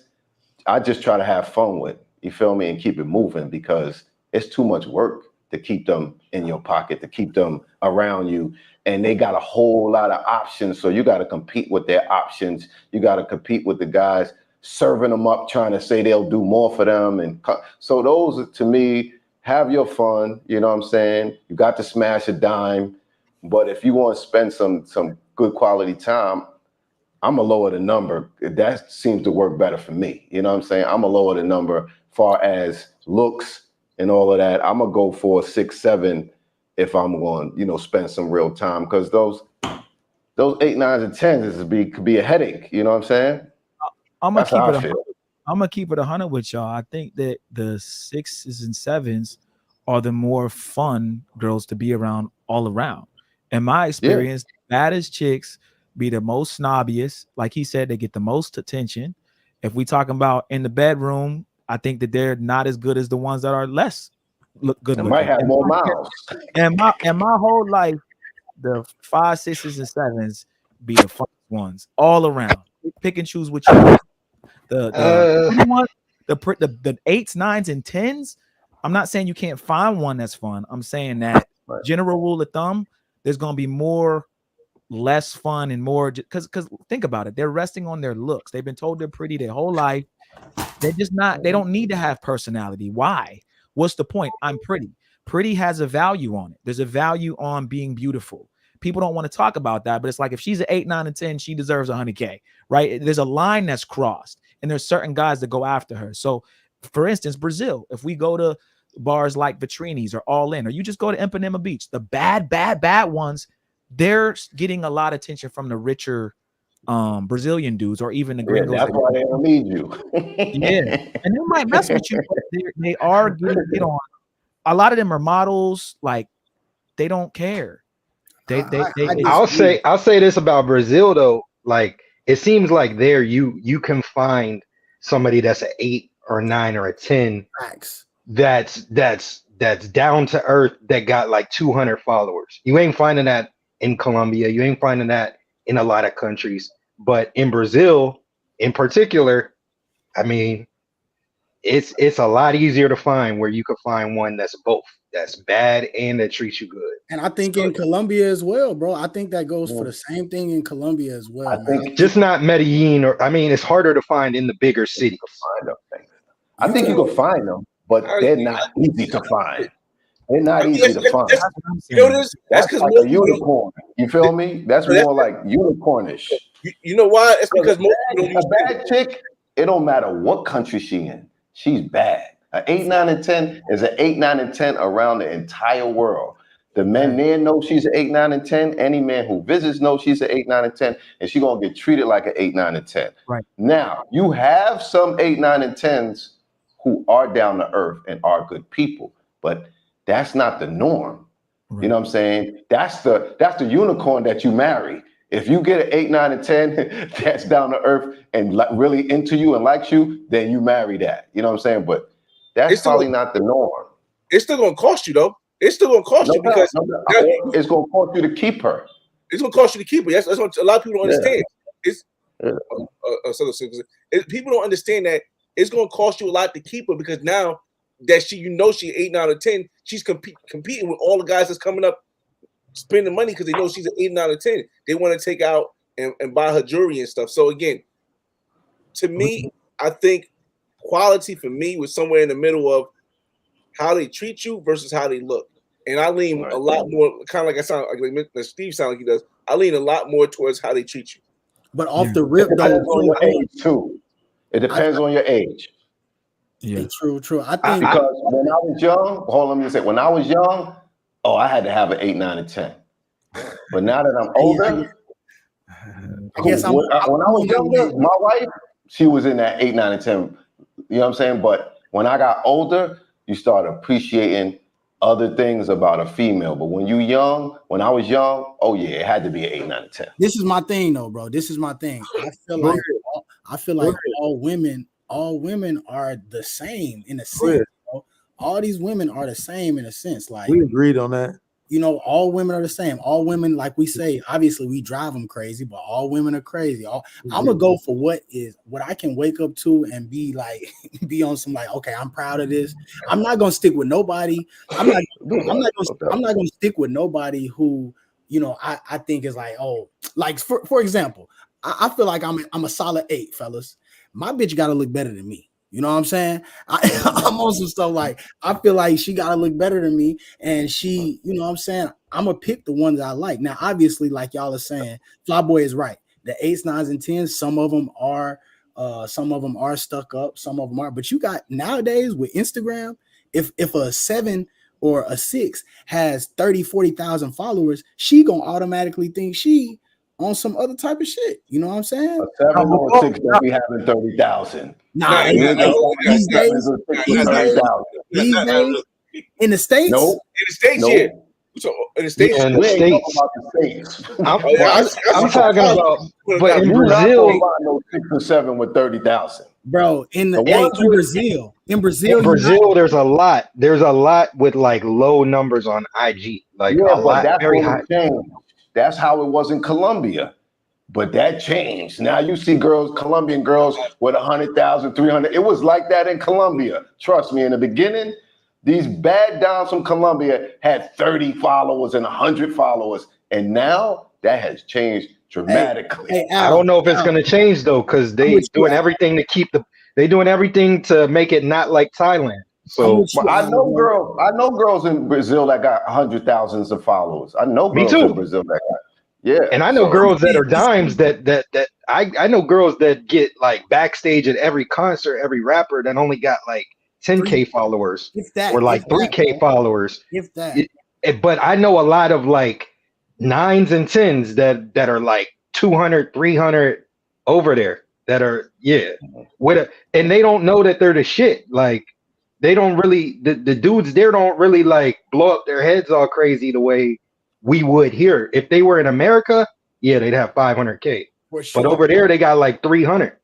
See, somebody I know what you're saying. They like said the guys in Colombia, it's so many pretty girls that most of the girls we fuck with in Colombia, they not good enough for some of the Colombian dudes. I think you guys said it earlier. Said most women are the same, but I think a lot of people leave out the fact that yes, most women have that crazy factor, regardless of what country they're from. They have similar wants and desires. However, the one thing that's different from the United States, which is the #1 economy in the world, is that guys in the United States are going to have more of a better chance. The majority of us are going to have a better chance when you go internationally, simply because economics matters. The woman has a different level of, like, let's say you have 2 women that's crazy. This woman, if you take her to Taco Bell, she's happy. This woman, you got to take her to Prime 12. United people are so think they think that the women are the same, but you don't have to do what you have to do. The culture is different too. But their top of the line shit costs less than the women in America. And that's what I was just about to say. You perfect. Yeah. Perfect. They want that iPhone 16. Yeah. For sure. Go to the steakhouse. They want to go. Hold on. I know Zoe don't probably want me to say this. They want to go to Click Clack. They want to go to the Click Clack Hotel. Shout out Click Clack, man. You hear me?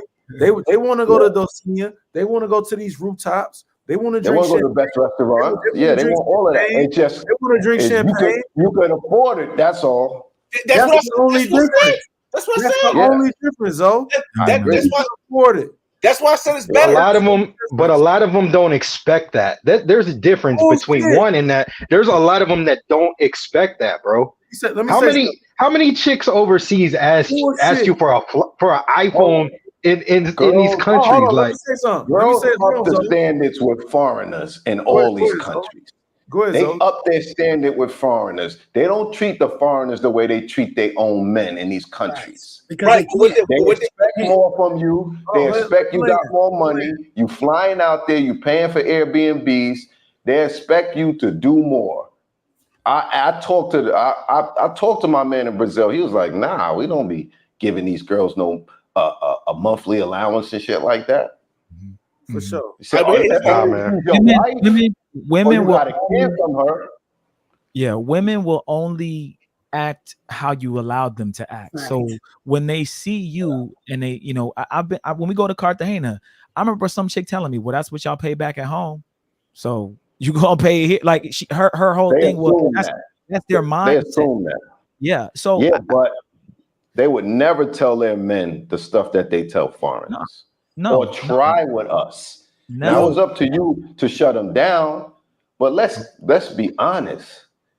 Dudes is not flying to another country, right? They come up there, unexpected price. They might not get 5 girls, they might get 2, but they not going home empty-handed, if you know what I mean. For sure. And that's how everything gets shifted over. For sure. Hey, but my shorty in Brazil, she used to kill me with this shit. It would be hilarious, bro. She'll be like, I mean, she'll say something and I'll say, "Oh, okay, is that much?"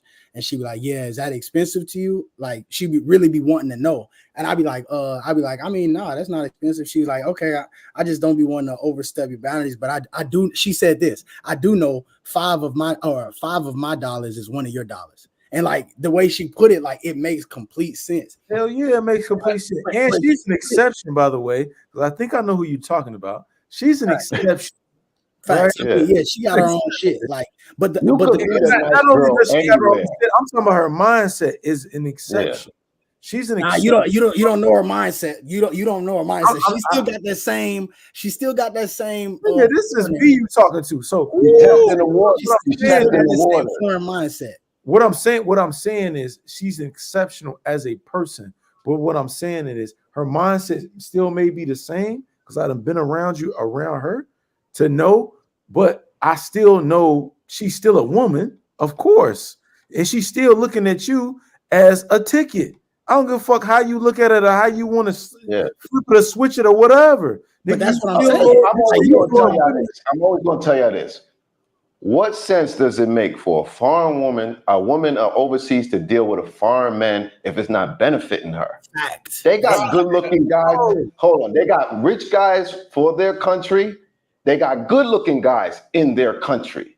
You know what I'm saying? So they don't have to deal with a foreigner dude unless it's benefiting them in some way. You know what I'm saying? Yeah, you could get a girl that likes you and all that, but on average, even her family gonna be like, "What is he doing for you?" You feel me? So and let's not fool ourselves. But it doesn't have to be. It don't have to be you give away your whole bank account to her though. That's the whole thing. You don't have to. You don't have to do that like you got to do that in the States. In the States, it's way more expensive. Girls aren't expecting iPhone. CinCity's my. I got my dates. I got my dates in my close story. Sin sees them all the time. Like Flyboy, Lord. Like y'all see the dates that I go on. Y'all see the chicks that I'm with. I'm not giving these girls iPhones. They're not expecting that shit from me. Oh, no, not something that big, but they're expecting a little more from you because you're a foreigner. Right. They expected me to take care of them, that's what you're supposed to do anyway. That's what you do with any chick. That's the point. Let me say something. But before you came along, was there a Brazilian dude taking care of them? No. But why are you comparing? Here's the problem. We're comparing. And let me say this. We're comparing. Go ahead, Fly. We're comparing what somebody else had to do versus what we had to do. Versus instead of comparing what we have to do in the States versus what we have to do over here. That's what we need to be comparing, not what someone else, a Brazilian has to do or a Colombian has to do versus what we have to do. Because yes, that's going to always be different. But if it costs me $700. If it costs me $1,000 in the States to take care of my woman the way she wants to be taken care of, but I can go to Thailand and have one for $500 is a better option. No, your time. Yeah, no doubt, no doubt, no doubt. Is important. Your But time and your the 500 that they expect from you is because you're American. They don't expect 500 from a Thai dude. That's all I'm just saying. I'm not saying whether it's right or wrong. I'm just saying those girls in there, they expect their family, everybody expect you to do more because you're American, you got American dollars, or you from London or wherever you from, they're expecting that. And when you ask the local dudes, they be like, hell no.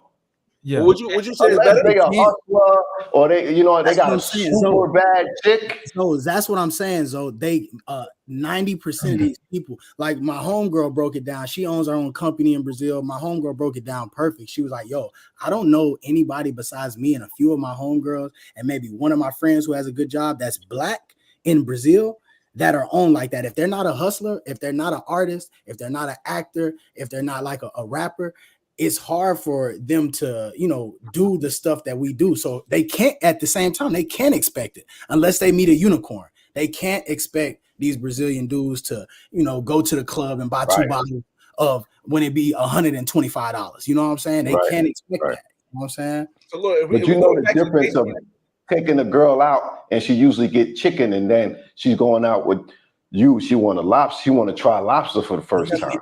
She usually getting chicken strips. What would you about to say, Fabio? She had so if we're going back to the base principle we've been discussing, right? Can we clearly say now that we agree that it is better to date overseas for majority? No, 100%. Why you saying no? Why you saying no? You just went through all that. Can I speak my piece on no? Hey, real quick, fellas, I'm about to get up out of here, man. I'm gonna holler at y'all boys. All right, man. All right. 100. All right. Appreciate you pulling up, fool. For sure. It was all in agreements. No, I don't. So what'd you say? Say that one more time. We all just explained is it better to date overseas? I don't need a long epilogue on. That's what I'm saying. No. And this is why I'm saying no. Okay. I believe no. Right? Because I believe that they want eventually the same shit. Okay? You may not think that short term, but they want the same shit. And some of these people is playing the long game. So yeah, it may be cheaper over there, right? It may be cheaper over there. And some of these people is playing the long game. Cheaper to do. What up, though, Flip? What up? What up? Help me understand. Go again. I think you got. Go ahead. Finish what you're gonna say. All right, hold on. I'm gonna mute you. All right, his shit ain't going. I'm gonna say this because it don't take me. I fly this motherfucker quick. Pause. This is what I'm gonna say. Right. I believe everybody wants the same thing. I think it's cheaper overseas. Over here, it costs you a little bit more, but eventually it's gonna cost you the same. They want their iPhone 16 long game. You eventually taking them to the click clack. You taking them to steakhouse restaurants because that's the shit that you want to do. Eventually, she gonna get used to what you like, right? She see you in the polo sweatsuit. She see me in the motherfucker the natty hat with the polo button up on. She gonna want that same dress too. She see me. I want to go to the rooftop spots. She gonna want the exposure too. She see me drinking champagne. She gonna want to drink champagne too. The cost never seen. Okay, so Sin, add all that up, do that here in Miami, and do the same thing in Rio, and it's gonna be considerably. It's gonna be like this. It's just gonna go. Can I finish? Far from each other. Can I finish? Yeah, go ahead. You're right. If you stay there. Most guys are not talking about staying there. You can't get no girl if you ain't there. Okay, but it ain't a girl if you ain't there. It ain't your girl if you ain't there. You know what I'm saying? That's what I'm saying, though. Like, if you're not there, most travelers, right? Can most travelers stay there for a long period of time? No. We talking about the guys that's moving places and living places. We're not talking about that. Yeah. Then I would agree. Then I would agree. Yeah. I gotta say it's better because I gotta be the devil's advocate. That's why I got on red. That's why I got on red. I gotta be the devil. I gotta be the devil's advocate. I see what he's saying. My fault. At first, I'm like, yo, I thought we all agreed. I get what he's saying. No, now. I agree. I'm agreeing with you guys, but then I'm also looking at the other travelers who don't have the opportunity to stay long term. They don't have the But we're opportunity. not talking about them because they're not going to have a relationship if you ain't staying long. Okay, well, then I agree with you. I agree. They shouldn't be dating anyway if you're only there for a week. But you know, I gotta play devil's advocate. We should. Sam right though. We should have pointed that out because listen, if you're not there consistently, it's a rental. My shorty in Medellin, y'all see, that's a rental. When I go there, she's there for me. When I'm here, it's here. I mean, I don't believe in sending money unless it's your birthday or Christmas. That's the only time I'm gonna send money. Your birthday or Christmas. I'll send money your birthday or Christmas. But we have to remember that we have different audiences that watch us. We share common audiences, but Zoe, you got guys that are short-time travelers just as well as I do, just as well as Mentuition does, just as well as Flip do, and just as well as Flyboy. So that's why I wanted to add that caveat to say, yes, I do agree with you guys, but then there's another token that says for the guys that can't.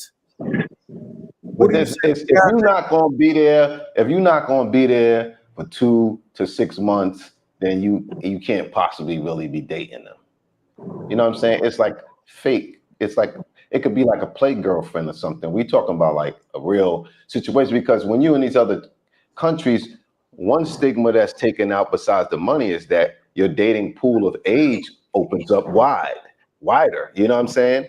They don't have that age stigma that they have in the West, as far as you can date a girl 10, 20 years younger than you. But in America, you know, that's not allowed. That's looked down upon. You know what I'm saying? If you could be 8 years older than a girl in America, and they gonna be like, oh, she too young for you. You robbing the cradle. You know what I'm saying? So you in America, all that gets shrunken down. You know what I'm saying? You got to spend more money. They expect more. You know, overseas, if you had a budget in certain countries to give your girl $500 a month, that would be great. You know what I'm saying? You can get everything you want from her. It might be 1,000 in certain places. It might be 1,500 in certain places. But that number ain't gonna work too much in America.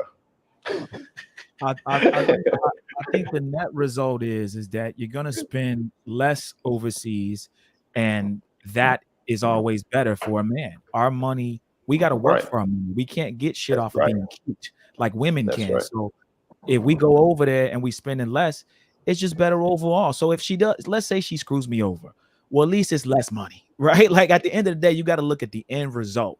And I think the end result is our time, our money, our attention that we give these women, all of that would be better overseas. And I think with the whole thing that Laura said about women being the same everywhere, that's right. Women are the same pretty much everywhere.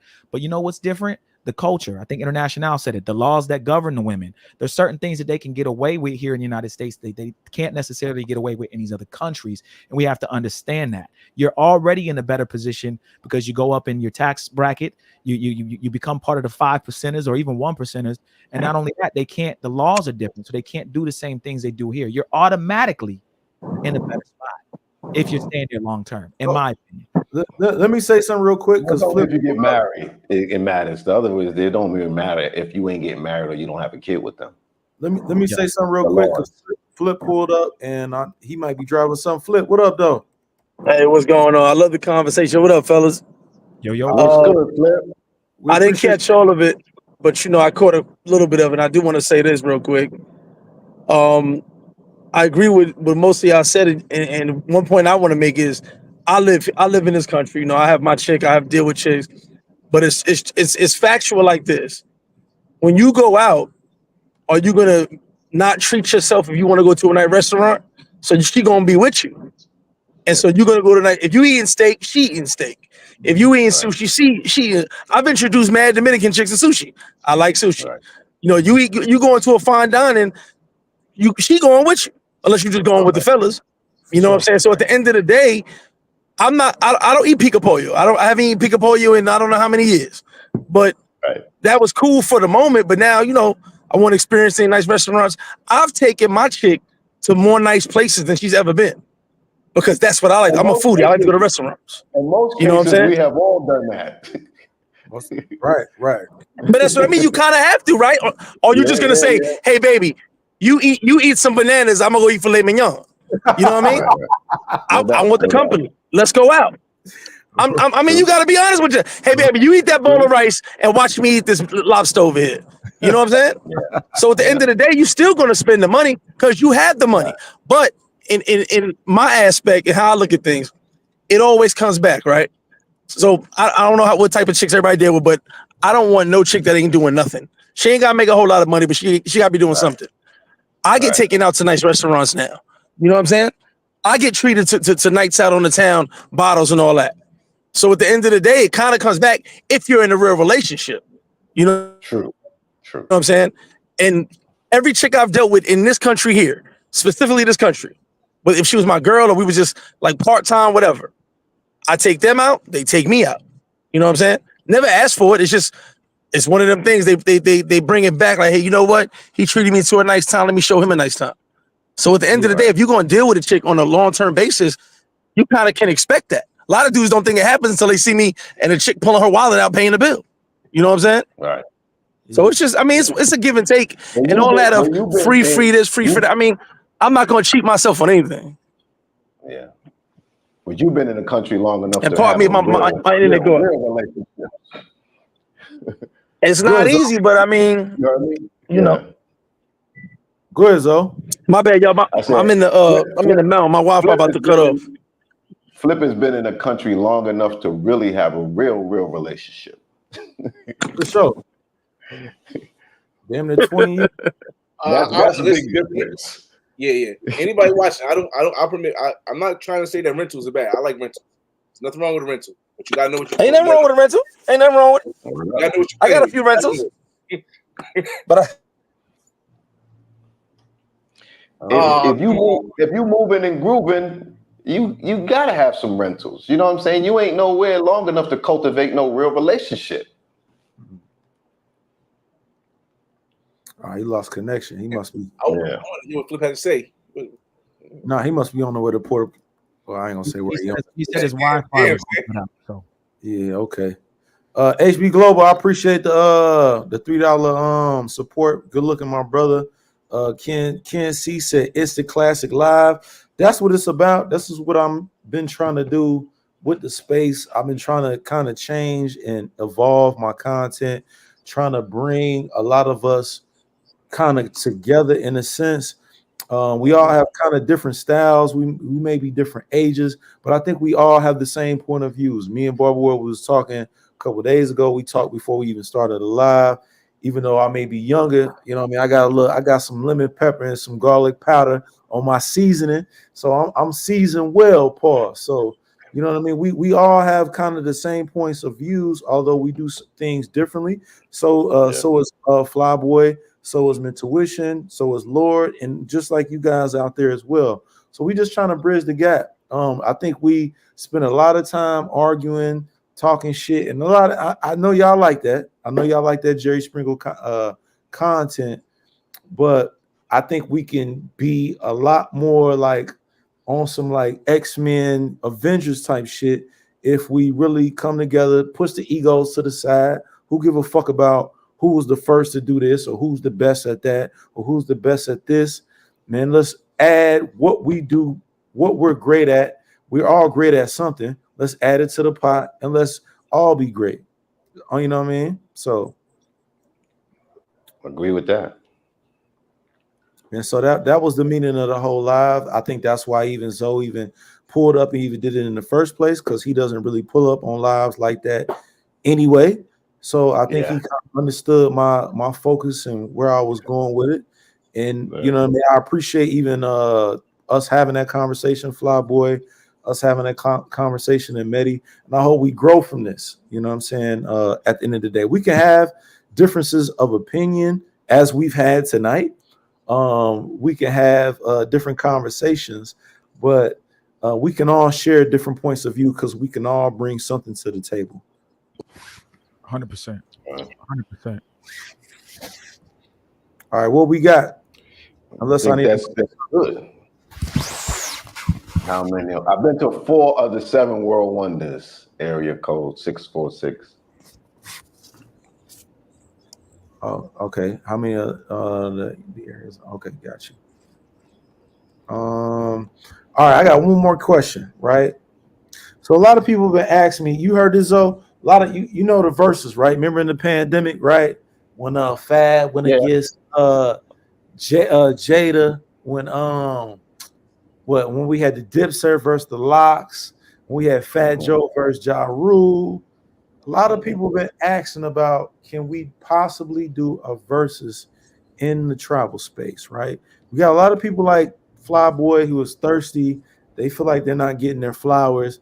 You know, they're hungry. They want to battle people because, you know, Flyboy's content is kind of dying. So he wants to go against people. I'm fucking with you, Flyboy. I'm fucking with you. But no. On a serious note, we have a lot of people out there that's asking me, hey, Cin, ask Zoe this, ask Zoe that. So they're like, man, a lot of people have been asking me for the last year, y'all should do a versus. Even me, I took the Jay-Z role. Like, man, I'm good on the versus. It's not really worth it. I don't see it. Although I do respect the, you know what I mean, the competition in the craft of content creating. I don't know if us as content creators, especially the legacy acts, the Zoes, the Checks, the Flyboys, the Aces, and then the up and comers, myself, the Mentuitions, the Keeses, you know what I mean, et cetera, et cetera. I don't know if we should put our, you know what I mean, our title to claim for a versus. Do you think that would be? I don't know what that would even look like. What will we be comparing? Oh no, I still got the verses where I slaughtered it, man. But I think the issue is that a lot of, like, you know how I said that we be joking and we get the point. As I said, you never see me aggressive or something like that. You never see Zoe aggressive. But I don't think every content creator can do that. That's the issue. I think in other words, I think the verses. What do you mean? What do you mean? In other words, I think the verses will turn into something negative because of how verses actually work. Like when I destroyed Keith on the verses, Keith didn't get mad about it. I mean, wait. We're not gonna let you do that, right? He's not here. He can't. I'm saying, but you was not gonna let you say you destroyed him. Yeah, but what I'm saying is that we were able to both just joke about it and all that stuff afterwards. But most creators are not like that, and I noticed that. That's one thing I noticed after that. I said, "Oh yeah, nah, this is we in a place now where we getting back to peace and stuff."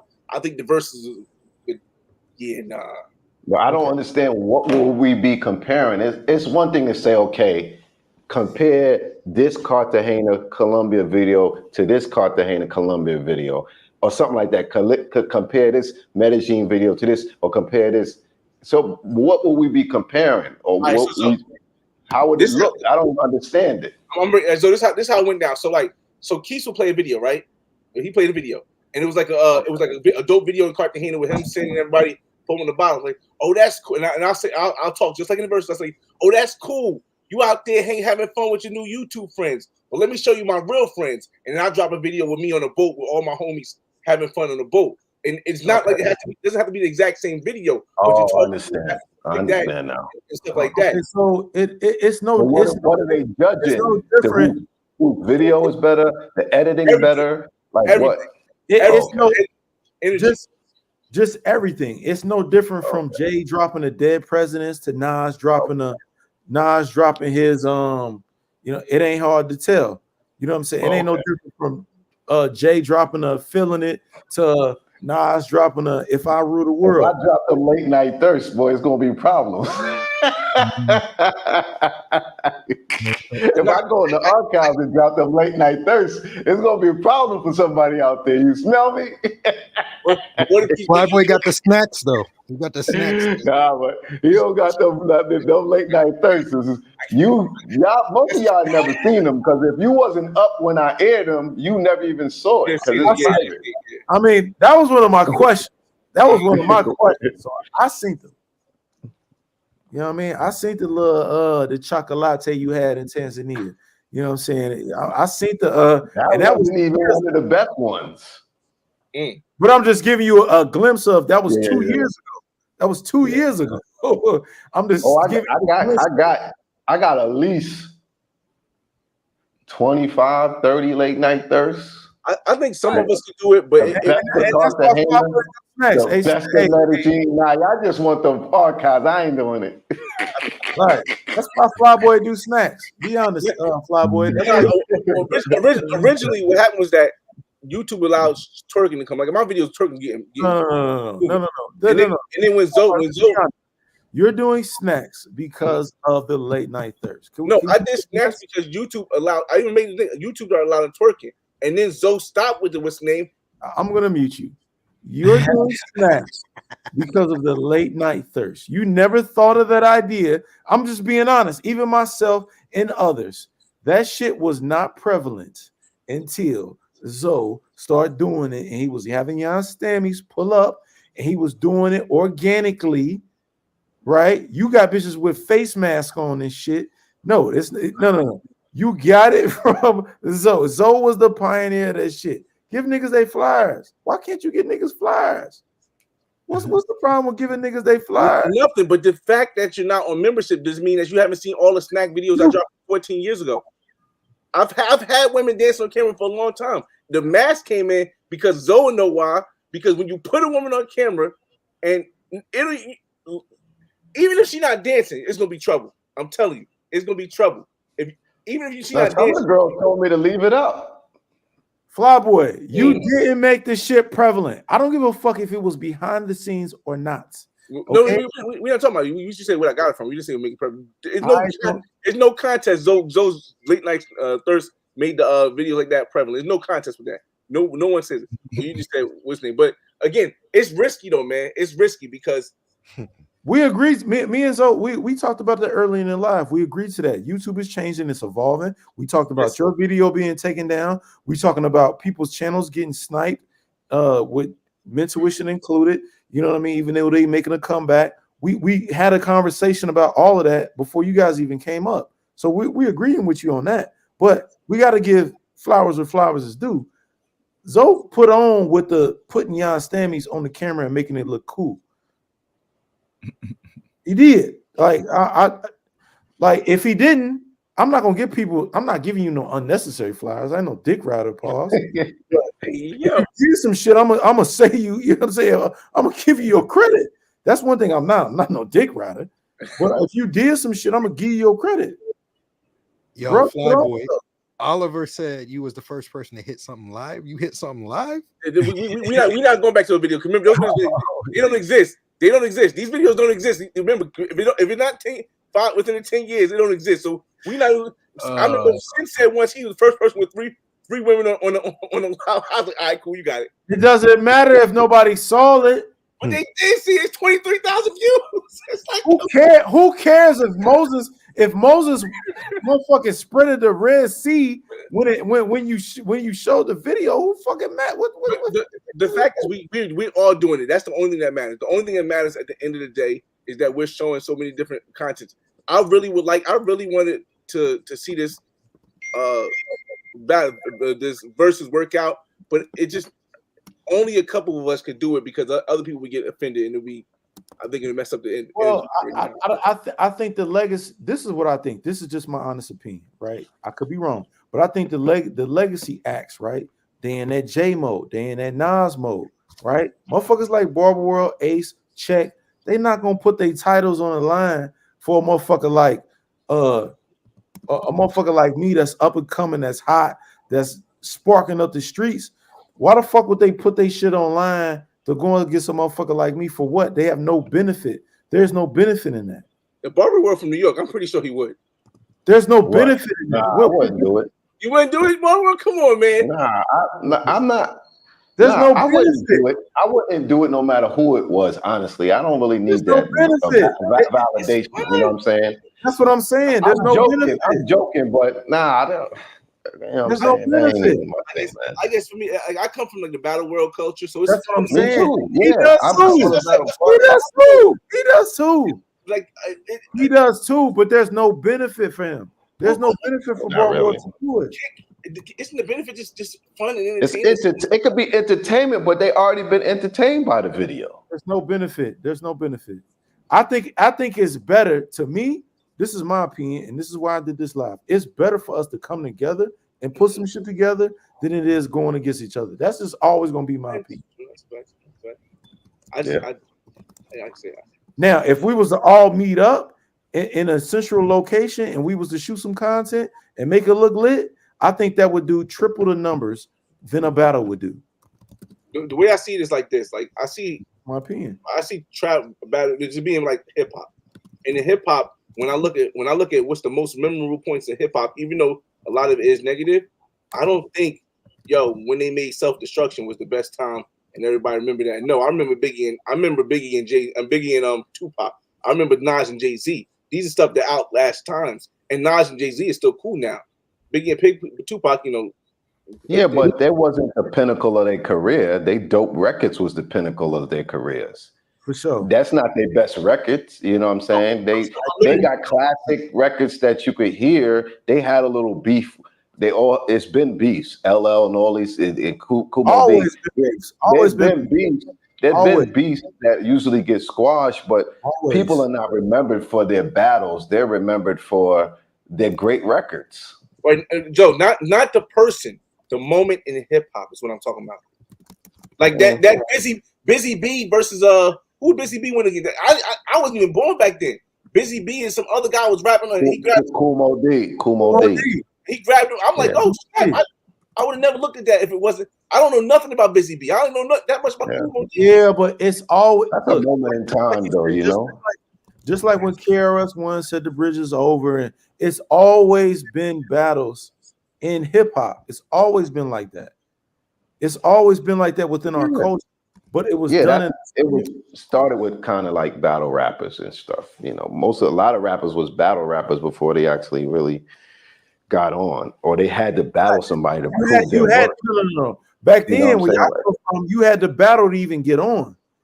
You had to battle to prove how good you was, and you want to make a name for yourself. They would battle, but it was. I get it. Let me see y'all do a couple, and then let me see. Let me see. But I don't. I know that, but to me, I just the best way to compete is to be creative. You feel me? That's the best way to compete. Is be creative. That's all. It don't really mean nobody really won. It's subjective anyway. Some people going to say this was better. Some people going to say that was better. It's not like rap when somebody could like diss you so much that you got to concede. You know what I'm saying? Rap is different. You could get dissed so much, like, Meek Mill had to just let Drake have that. You know what I'm saying? He just had to fall back. Right now, Drake is falling back. You know what I'm saying? So it's different with the rap battles. You know what I'm saying? Nas won that joint with Jay-Z, so it was like clear. You know what I'm saying? But putting videos against videos is kind of, it's different. You know what I'm saying? I got a soundbite for that. Go ahead, Steve. Pop shit, apologize, nigga. Just ask Kiss. Hey. You know what I'm saying? It's different, but I get what you're saying though. But it'd be hard to just take different videos and put it up and then put the other one up. The video is 20 minutes long. You're gonna take the best 1 minute out the video and put it against somebody. You know what I'm saying? I think it's like where if you were to do it, it would have to be channels that are similar. It would be stupid, in my opinion, to put two different channels against each other. You ever see the dance battle? Now they're doing dance battles where it's like a hip hop or a dude that's a pop locker versus like some contemporary ballet dancer, and you're like, why am I watching this dance battle? Yeah. I want to see two poppers and two. You know what I'm saying? I don't even want to see a locker with a popper. It just looks dumb. So I think if you do it, it has to be similar content, and then maybe it would be entertaining. It would have to be some of stuff I do is vlogging and some of it is videos. It just depends. You know what I mean? Because some of them, I'm gonna start off with the drone shot, the boom to this, cut with the music. Nobody does that like I do that. They do their own version. And then I got vlogs where I'm just walking and talking. So it'd be strange depending on what you're gonna compare, Who got the prettiest girl in their video? What we comparing? You know what I'm saying? that would be a good one. You know what I'm saying? KBS had it on lock, though. I think KBS had it on lock. What? I think KBS had it on lock. No comment. But that's the difference between showing girls walking and sitting down. totally being different. No, But that's you not have to the compare. same. If it was Yeah. KBS, you would have to compare walking videos. Yeah, that's what I'm saying. He's not interacting with nobody. You gotta, So I you would get have to compare that. He would have to compare that to maybe KLOK TV, yeah, to the yeah. Pudo or TVs. Rami's You know what I'm walking saying? videos. You understand? That's totally different. Anybody could videotape the prettiest girls. Why they don't know? No, You know that's what I'm saying? that. We on the same thing. But he just said prettiest girls. Now, I mean, honestly, if we including everything, Yeah, but it would have to be similar channels. Prettiest It's girls. got to be similar. You know what I'm saying? It'll have to be similar, just like in music. Right. It's got to be similar. That's why the Yeah, verses like- in music right. is so dope, because it was Yeah. similar, right? Like Yeah. when Locks against Dipset, when I fucking don't think it's necessary. We don't need to compete like that. I think it would be cool if it was friendly, but I know that our egos wouldn't allow it to be friendly. So no, I don't think it'll work. No.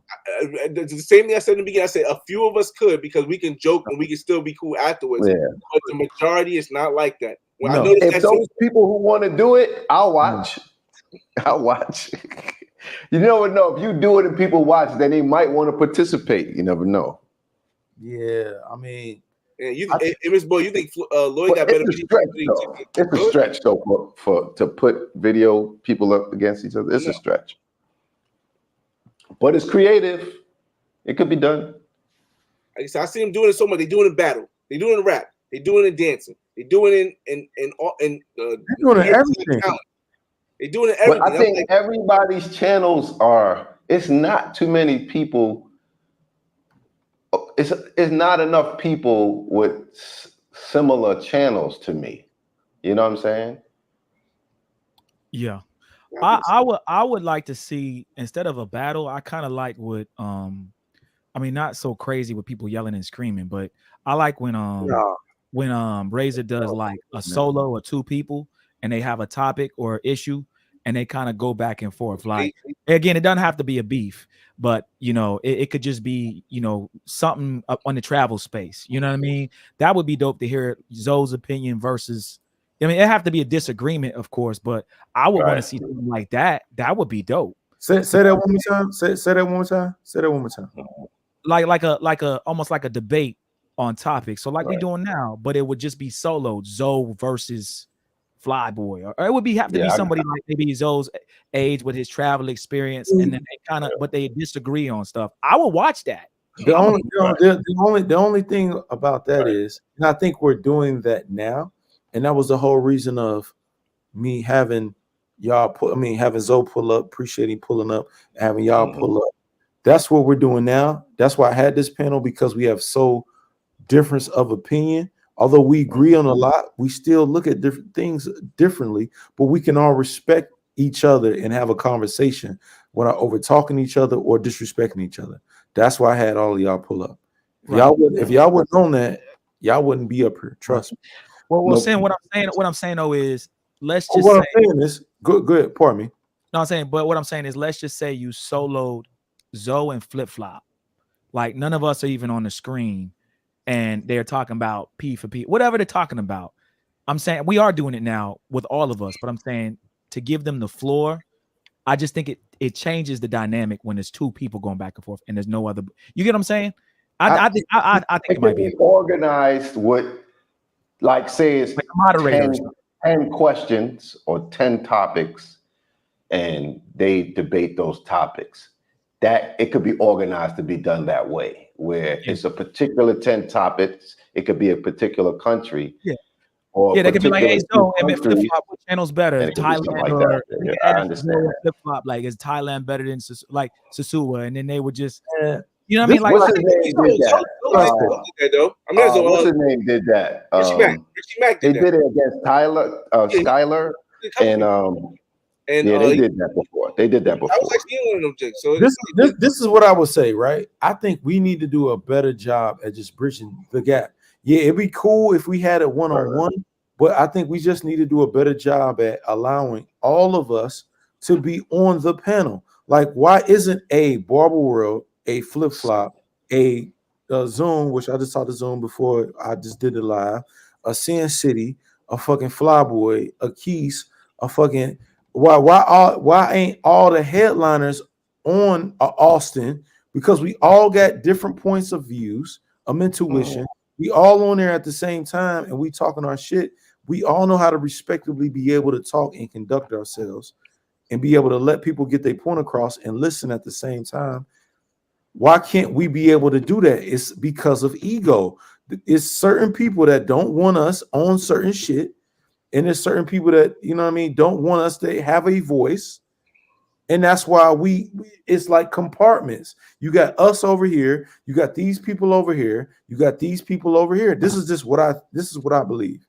This is what I think. I don't know anybody that wouldn't let anybody on this panel. Somebody. So why hasn't it been done yet? What you mean? Zoe I think nobody tried to do it really. Why hasn't it been done yet? Like Zoe been I don't have no beef with nobody, so it don't really matter to me. I don't have no beef with nobody either. Yeah. Neither does Zoe, neither do you. But why hasn't it been done yet? Zoe been traveling for how many years? Everybody been traveling for how many years? Ain't been done yet. No, we've been on Raise the Race channel with a bunch of us at one point. All right, that's usually talking about somebody, not necessarily talking about a topic, debating a topic. It's usually more like I'm saying on Razor, it's usually like, you know, talking about somebody. It's not usually debating a topic. You know what I'm saying? Exactly. No disrespect to race, you know, yeah. But it's a little That's bit. what we call it the smoke show, because people be beefing. You feel me? Exactly. And people be going crazy on there, being disrespectful, cursing at people at times. It's crazy. Exactly. We all been outside for a while. Flyboy. I met Zoe before I even started a YouTube channel. We've been outside for a while, right? Why is it that we have not been able to bridge the gap? We ain't all on the same panel at the same time. Why? That's what the people want to see. Well, earlier, you know, you guys wasn't, but most of us we've been on everybody's panel, man. Bullshit. That's not true. I've even been on preview individually. I'm talking about seeing a Zoe, seeing an Austin, seeing a Skylar, seeing a CinCity, seeing a Flyboy, seeing a Keys, seeing a Intuition, I'm talking about we all on the same Stammy at the same time, and we talking our shit and we giving our point of view. It ain't happened. Has it happened? I don't think it's vanity though. I think it's more like a time thing, man. I don't think it's like bullshit. How we set that up? Yeah. How we set it up? I have been on some panels that was talking about something relevant in the past, not nothing lately. BMT channel, we was talking about. I've been on panels before that was talking about something relevant or invited on stuff. I have to add my little 2 cents too. Consistently, just saying, of course, consistently, no. There's never been one person that's had everybody consistently. No. But has it happened before? Of course, but not consistently, no. Now, that's the whole reason why, like I said, I invited Zoe on this motherfucker. That's why the whole reason why I invited y'all to bridge the gap. I'm trying to bridge that gap. Now, I don't know if I can do it. I ain't Malcolm, but I mean, I'm trying to put the pieces to the puzzle in order to do it. But has it been done yet? No, I'm talking about everybody, to the Rellos, to everybody. I don't care what type of content you make or what you do. Everybody has their voice. Everybody able to put their chips at the table on some dead presidents. When Jay was sitting at the table with AZ, Big, Junior Mafia, I'm talking about some shit like that, where you got the whole conglomerate sitting at the table. Everybody may be different, and we all got different points of view, but it's box office, it's HBO, and everybody wants to hear everybody's points of view to give or take on what they want to listen to or what they don't. It would be better though, just 2 people at a time though. You think so? Yeah, because it'll be too many opinions and too many people that have to give a break and show respect and let somebody get their point across. I think 2 people at a time would be perfect. Maybe 3, but anything outside of that is just too many personalities, too many opinions, and not enough time, in my opinion.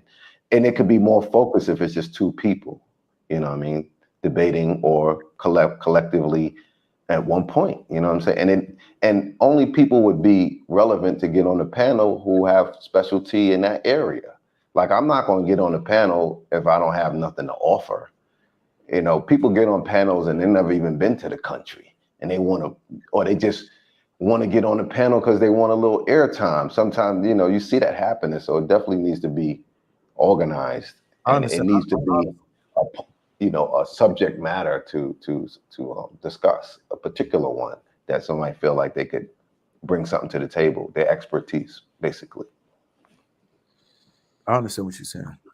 I wanted to see that 24 hours thing, man. That thing, I even tried that. We couldn't. I wanted to see that 24 hour thing where you get a perspective from everybody. It's different, like a bunch of you guys made it up, not me. It was a bunch of different creators in one place for 24 hours, and y'all filmed different locations. You get to see everybody's perspective during that 24 hours. That concept was just it's a great concept, but you got to be able to bridge the gap to be able to make it work. That's the whole reason why we doing it live now. Now we bridging the gap. You know what I'm saying? Like I fuck with Zoe, I fuck with you. We got Mitsuition on here. We had Lord on here. We got other, Flip been on here. We all connected, right? We all connected to somebody, right? We all connected to the powers that be. Everybody at this table. So everything is right here in front of us.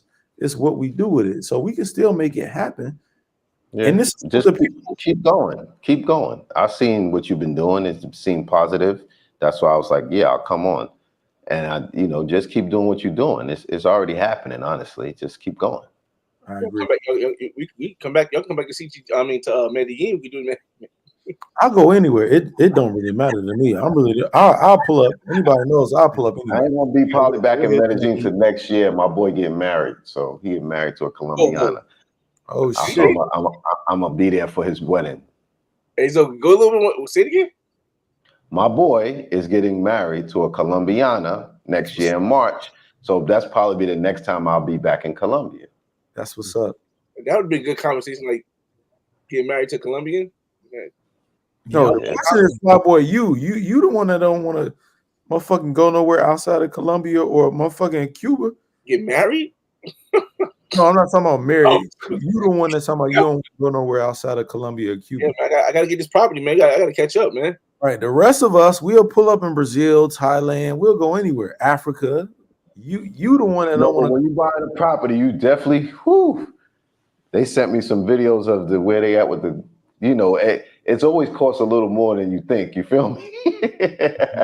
They always come and stumble upon a problem, and you're like, damn. All right, you know what I'm saying? But it's looking good. I gotta dip out. I gotta get to sleep and get up for work in the morning and shit. So yeah. We said shout out to the panel. Appreciate you for having. Appreciate you. Shout out to Mentuition. Yeah, appreciate you. It's national. Yes, sir. Take care, guys. All right. Yeah. Yeah. I'm going to a wedding in Ghana. No, I'm not gonna get married in Ghana. I'm going to a wedding in Ghana, but that's one day. I'm also going to Afro Future. That's like 2 days.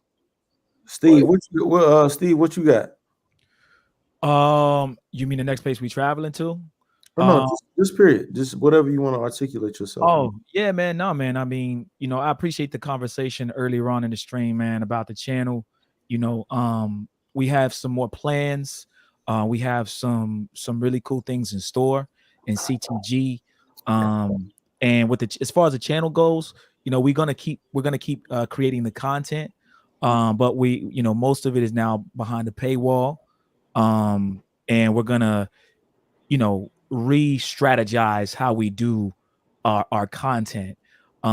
It's gonna be, we're gonna keep going live, as we do Monday, Wednesday, Saturday. But I appreciate it, man. We had 500 views on the live the other day. 75 people in the chat on a channel that only had 175 people. So it was, subscribed. So it was dope. A lot of people really mess with the content. So I think that the content is super risky. It's super out there. It's sort of a kind of a conversation you have, hey man, this is, one of those type of joints. So I get what y'all are saying, but I think that with all the stuff that's happening, man, with a lot of guys getting, scoped and, I was talking to another YouTuber and I was like, yo, a lot of these brothers, they never been around beautiful chicks before. They never been around Latina women before. So when they go there, they get excited. We just had a guy that brought 3 girls back to his place and got deleted. This was a couple days ago, a story that just happened. So these guys are going over there buck wilding. So I think the way we present the material and how people digest it needs to be different.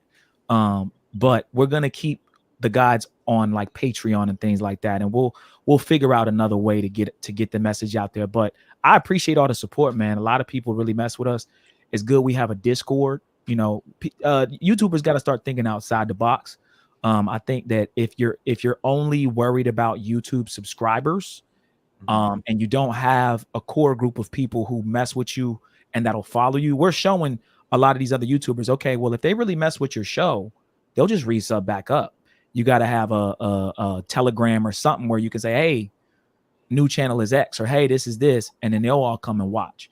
But we have X, we have which is Twitter, we have Rumble, we have all the other platforms.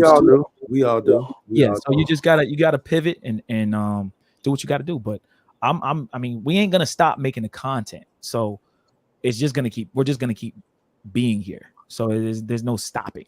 There's no giving up. You know what I'm saying? We have enough Patreon support to continue to do what we do. So I'm gonna ask one question. The vehicle. I'm gonna ask one question. I think you know the question I'm gonna ask. Mm-hmm. I heard all of that. I heard y'all gonna switch it up. Zoe, I know you about through. I heard that. I saw that, young. So I know you about through. But let me ask you this question. The titles. Are y'all gonna switch? Can you please switch the titles? Switch the titles of the way we make the videos? No, the names. Well, you know, we have some things we're gonna do with the titles. Yes, for sure. Can you please switch the titles? Let's keep it a buck. I can't tell you what we're gonna do, but we're gonna. I'm not asking you to tell me anything. I'm just asking, can you please switch the titles? I'll say this. We are going to alter the titles to some degree, but we are not going to change them. We're not going to change them considerably. No, we're not.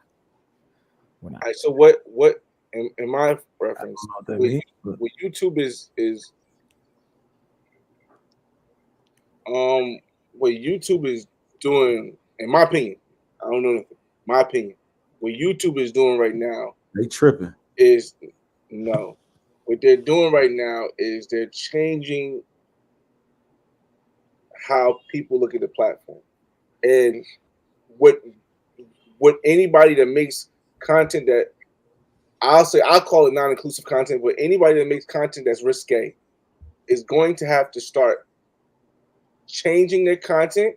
We talked about this.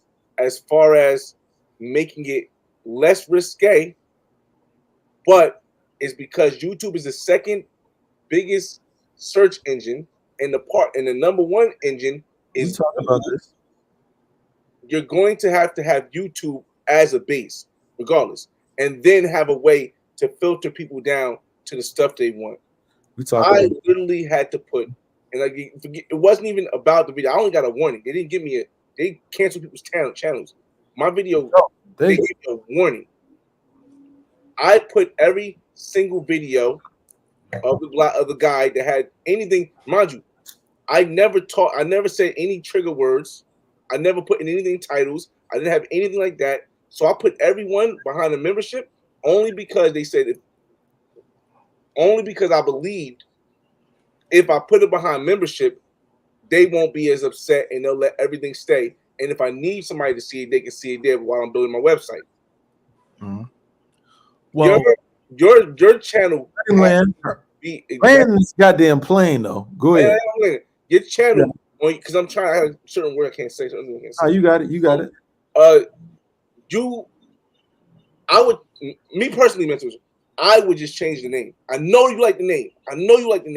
I would change the name because what happens is that when your channel is deleted. What do you mean change the name? I gotta go to the bathroom. Change the name of the channel. Because as I told 215, when you try to reapply for partner program, that name is going to come up and get canceled out if you use it, even without using the emails. So again, that's something I would say. Okay, so let me respond to that. And I'll try to be as my opinion direct as possible without, being too long-winded. But I'll say this: when you have a product that people like and they want, YouTube is just the vehicle. YouTube is what the second biggest search engine in the world. Correct. Awesome. I have a video that people really want. They really like it. So, right? So when you have that, you can then filter people over. I don't need to be monetized. It doesn't matter. See, people are thinking small. Please, YouTube, don't ban my channel. I hope you just don't ban it. I want to have 100,000, 150,000 subscribers because I want all the clout. It doesn't matter where they see your videos at. All that matters is they saw it. So for those that hate on our channel, I see some of y'all in the chat. 2 million people saw my Cartagena breakdown. So still, when I go to Cartagena, hey, yo, I saw your video. I was at the casino at the Hard Rock 2 weeks ago in Hollywood, Florida here. Yo, your intuition. It doesn't delete the memory. It doesn't delete what they see. So YouTube, if you have a product, see if your channel's boring or you're making content that people don't want to see, or your show's boring or people don't rock with you, then you're gone. Poof, they take your channel. No one cares. But if you have a Discord, a Telegram, hey, new channel's this. Hey, watch us on Patreon. We're live on Patreon tonight. Hey, if you want to see us, we're going live on X. And we have a new YouTube channel that we're going live on. They'll probably ban us, but we'll be back again under a new name. It doesn't matter. They like the guides. They like the breakdowns, and they rock with us. So I need some of the YouTubers to think bigger than YouTube and understand that you can use it because it's the second biggest search engine to get eyes on it. That's all that matters.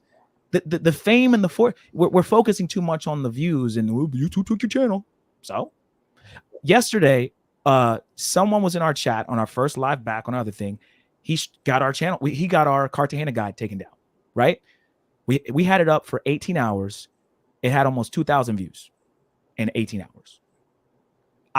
Right? So that's what I'm trying to get you to understand. When you have something that's gold, or people rock with you, it's not even just, I'm not trying to be cocky. It's just, if people just rock with you or your content, or it's something like informative is what we put out, they can't ban you. How can YouTube ban me? Someone explain to me how they can keep banning my channel, but how can they stop me? I have the masters. It's like Jay-Z. I bought my masters.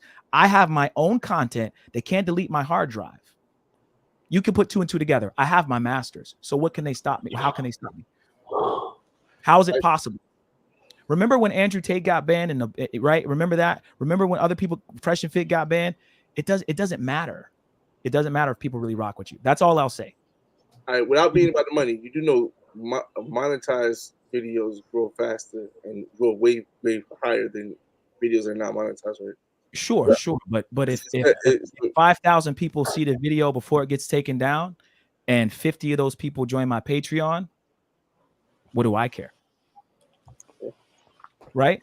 We're thinking that YouTube, right? I don't need to be monetized by YouTube. Here's my Cash App.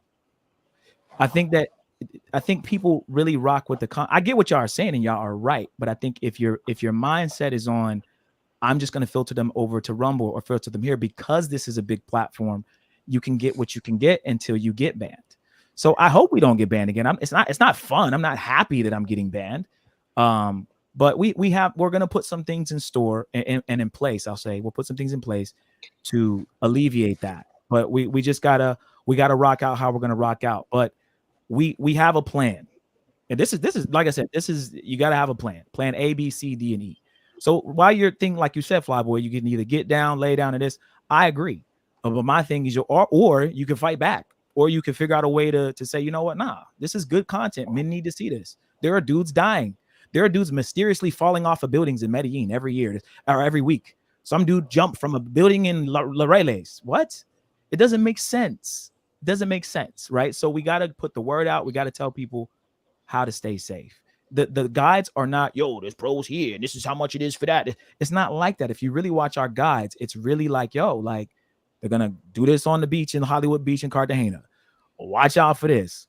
When you go to Delirium, this is the play. it's not just about girls, and it's not. It's 15 minutes of our hour and 30 long breakdown was about specifically about the chicas. The rest of it was just, hey, keep your room clean. Hey man, she ain't going right. It's just all these little tidbits of how people need to move properly. That's it, and people rock with it. So me putting it up yesterday and getting 2,000 views before our live ended is assurance enough for me that it's good enough information to put out. And if we can get people to join the Patreon from it, they can't ban our Patreon. And even if they do, we got locals, we got other platforms we can bring people to. So that's what I think. Not everybody can do that though, right? If you're 215, right? No offense to some of these guys, but like if you have, I keep giving V-Swells. Some people keep getting strays, but like if you're just putting up certain kinds of videos, I'll just say this. I won't say names and be mean, but if you're just putting up kinds of videos and you're one-sided or people don't really rock with the content like that, if your channel gets taken, you'd be devastated because you wouldn't have like, what do you gotta up? They take everything. These dudes need to really start backing their stuff up. They took Andre Love Crossing's channel, and I don't even think that channel had anything about Colombia on it from what I saw. So I don't know why he got deleted, and he had 100+ K. So he said something about Trump, said something political that got his channel taken down. There we go.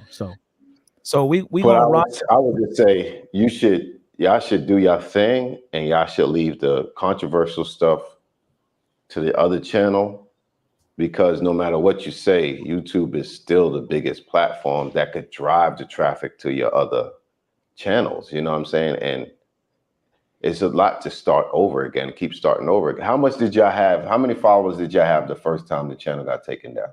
23. 20K. That's a lot to lose. For sure. And y'all didn't re-up on that. Y'all didn't even go to 10K. So even though people might have joined your channel the first time, people join channels and never unsubscribe.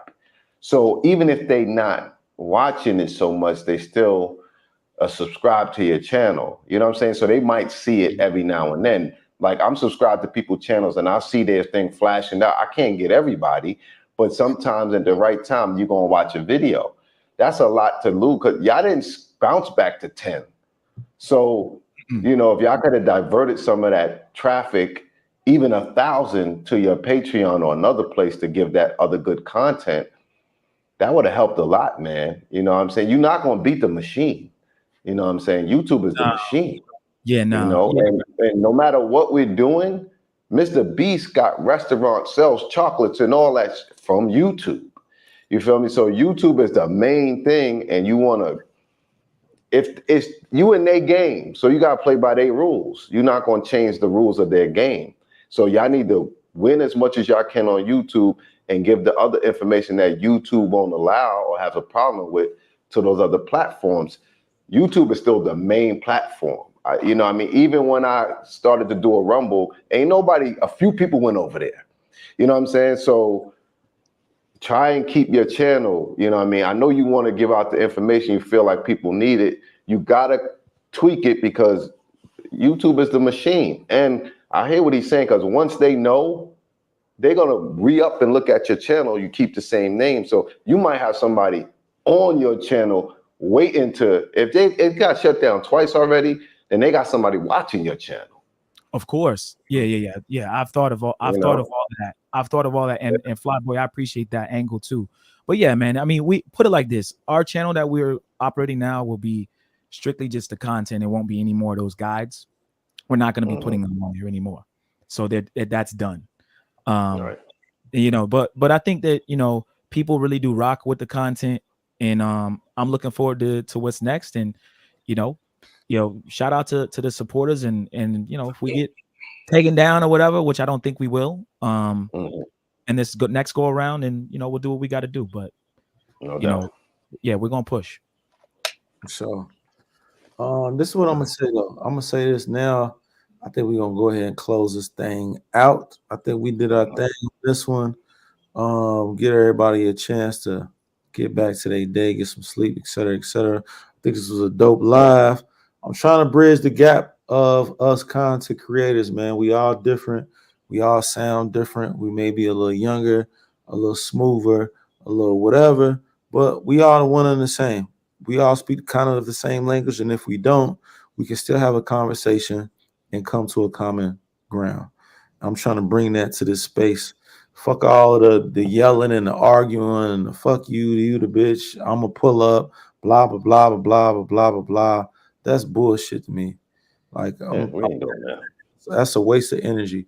We all got pieces of the puzzle that we can share.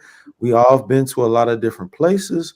We've all seen a lot of different things, and we can really bridge this shit. So we need to continue to build on this. You know what I mean? Shout out to Flyboy. Shout out to Zoe. You know what I mean? For us kicking it in the park, because if that wouldn't have happened, we wouldn't be here. Shout out to Mitsubishi for me meeting y'all out there in during Carnival, during Brazil Carnival, because if that didn't happen, y'all wouldn't be here either.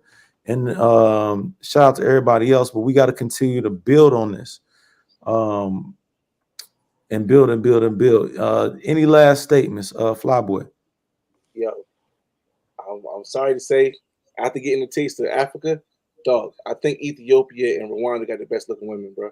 I've been saying that. Bro, I've been saying Ethiopians look better than Latina girls to me. They look better. I was in the thing all yesterday, bro, and they had women. Wait. Hold on, wait. When did you get a taste of Africa? At the United Nations Forum, when all the top African people came there. Well, see, this is when I say there's still a taste, bro. I mean, it was people from every single nation. I just met a Congolese guy. Your outfits is crazy, but yo, I met people from all dog. It was no question that the Ethiopian and Rwanda women would just stand out different from Nigerian, Kenyan. My man, it was like, oh, what the hell? Until you actually experience the country, I don't think you can speak on it. What you think the United Nations thing was? I don't give a fuck. The United Nations. So you think you know my country of Congo just because you met one Congolese person at the United Nations? I'm talking about some of them. Are you kidding me? I'm talking about. In my opinion, was they Americanized though? No, it wasn't. Most of them speak English. Ethiopian and Eritrean, them girls are the baddest. They're the baddest girls, bro. Hey, Sid, am I not allowed to get my? That is cap. No. It depends what you like. It just depends what you like. It's subjective. It's cap until you actually look. This is one thing I always say in this travel space. It's beautiful women everywhere. That's one. There's beautiful women everywhere. Two, you cannot speak on a place until you've actually experienced it. Don't tell me about your Googles or what you met at the United Nations if you've never been to the country. Are you kidding me? I can't tell you about my experience of the women I met from different countries around the world. No, if you haven't been there. But you said they was the baddest, though. You said they was the baddest. I'm just talking about they was baddest in that situation. I just said they was the baddest. That's all I said. I didn't see the baddest. I seen the baddest from what I've seen. They was the baddest in Africa from what I've seen there. I can't say that. You didn't say that. Now you saying that. That's clear. I can't say from my experience what I seen. They were the baddest ones completely by far.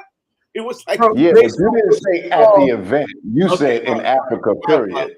My apologies. Said at the event, and from what I've seen in the past, Rwandan and Ethiopian is just like whoa. Right, and your experience, you don't have enough experience. You're not qualified to be able to speak on this. Oh, that's fair. Okay. You're not qualified. That's my experience.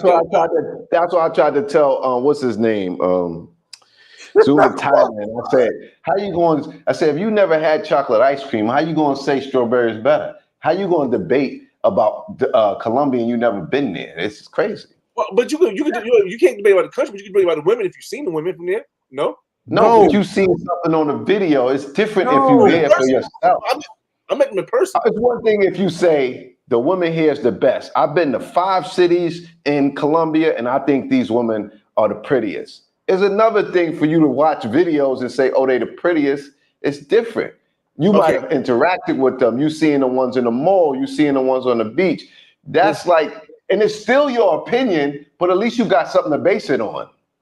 I'm right. So that's what that's all I did. I based it on what I've seen in the past in person from South Africa to Kenya to Ghana to Nigeria to what I've seen in person. That's not a true picture of the country. That's just some people at an event. From the country.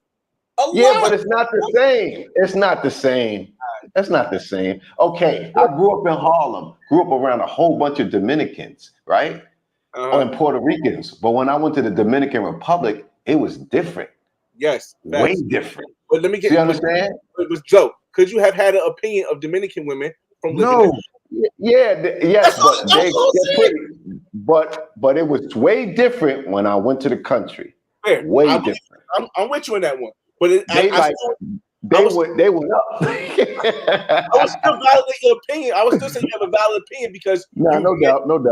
I know what you're saying, but no disrespect to Congo. Saying it was cool in there, man. But you got your man here. He don't like that. He ain't trying to hear that. my whole thing is, I get what you're saying, and I agree with you. But what I'm saying is, I think we are unqualified to speak about certain places if we hadn't been to said places. You have not been to the continent of Africa. So just because you went to a convention, right, and you on your, you know what I mean, do the right thing, Spike Lee shit, don't mean that you know the country. That's a fact.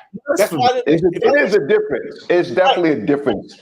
It's a whole different. When you're there, when you're with the people, you got to factor in how they treat you, how they act, the culture, how the average looks to the baddest ones look, because you're gonna have that. You know what I'm saying? All I'm saying is experience. But a lot of people think Ethiopians are the prettiest, and I understand that because they're ones gorgeous. that look most not gorgeous phenotype African. I mean, I'm African. And that's what people like. I know, but phenotype, you know, like I don't know. Ethiopians look different than most other African countries. Eritreans, Ethiopians, they got a look. Then Somalians got a look. Right? But then Nigerians, you could be Nigerian or from Ghana or some other places and you wouldn't know. But you would easily be able to say, you Ethiopian, oh no, you're Eritrean. You're not going to mistake them Ethiopian for a Nigerian. That's what we're saying. Like, they have a distinctive different look. 100%. For the most part. But overall, you agree with me, right? What? Well, that's East Africa. Like I said, you comparing West Africa to East Africa. Those are two. If you like the look, I like the curly hair. So yeah, I'm gonna give them some props. But it was fine women everywhere I went. It was some fine ass women everywhere I went. I only went to 3 countries, but it was all fine. It was always something I liked. Them booties in Tanzania, boy. Whoo wee. That waist to hip ratio, they had that on smash. Rwanda got that too, so You're right. You haven't been to Rwanda. I'm dating a Rwanda woman that came down here. Shut up, man. All right, man. You haven't even been around. How you gonna speak on Rwanda? He dated everything. He dated Rwanda. What's the other one he said he dated? Man, you're not qualified to speak on this topic. God, I can't even talk about the chicks. You gotta see. You were talking about the chicks in the States. No, that's wrong. They don't live.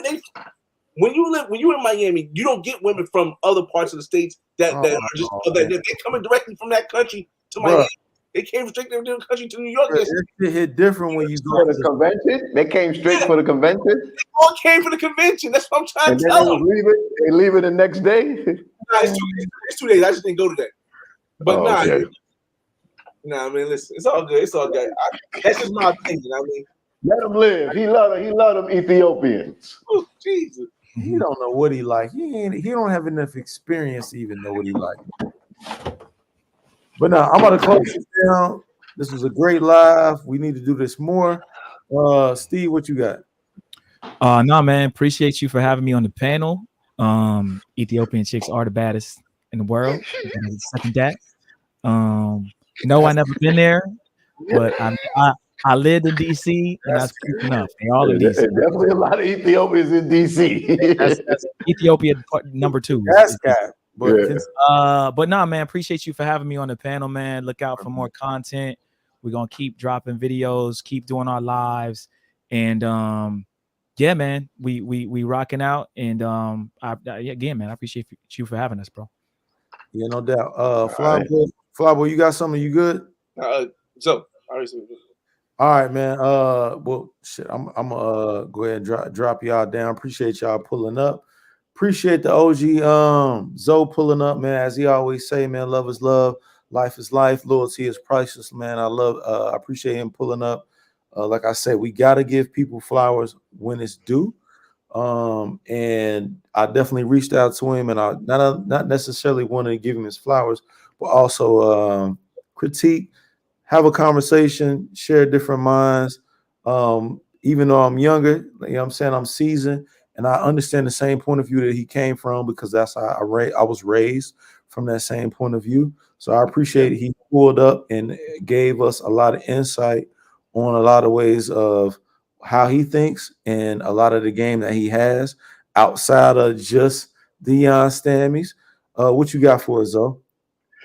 Oh man, pleasure being on the show. Pleasure connecting with the brotherhood, and you know, check the brother out. You know what I'm saying? International Zoe, Barber World TV. You know, come on this journey with me, man. I'm gonna take y'all some places. For sure, man. For sure. We're gonna go ahead and close this down, man. Shout out to the whole Harlem. Shout out to the whole New York, Midwest. We doing our thing. And just all the other content creators out here. We trying to bridge the gap. I'm trying to make, you know what I mean? I'm trying to be maybe the one that, you know what I mean, put the pieces to the puzzle so we can solve this little thing.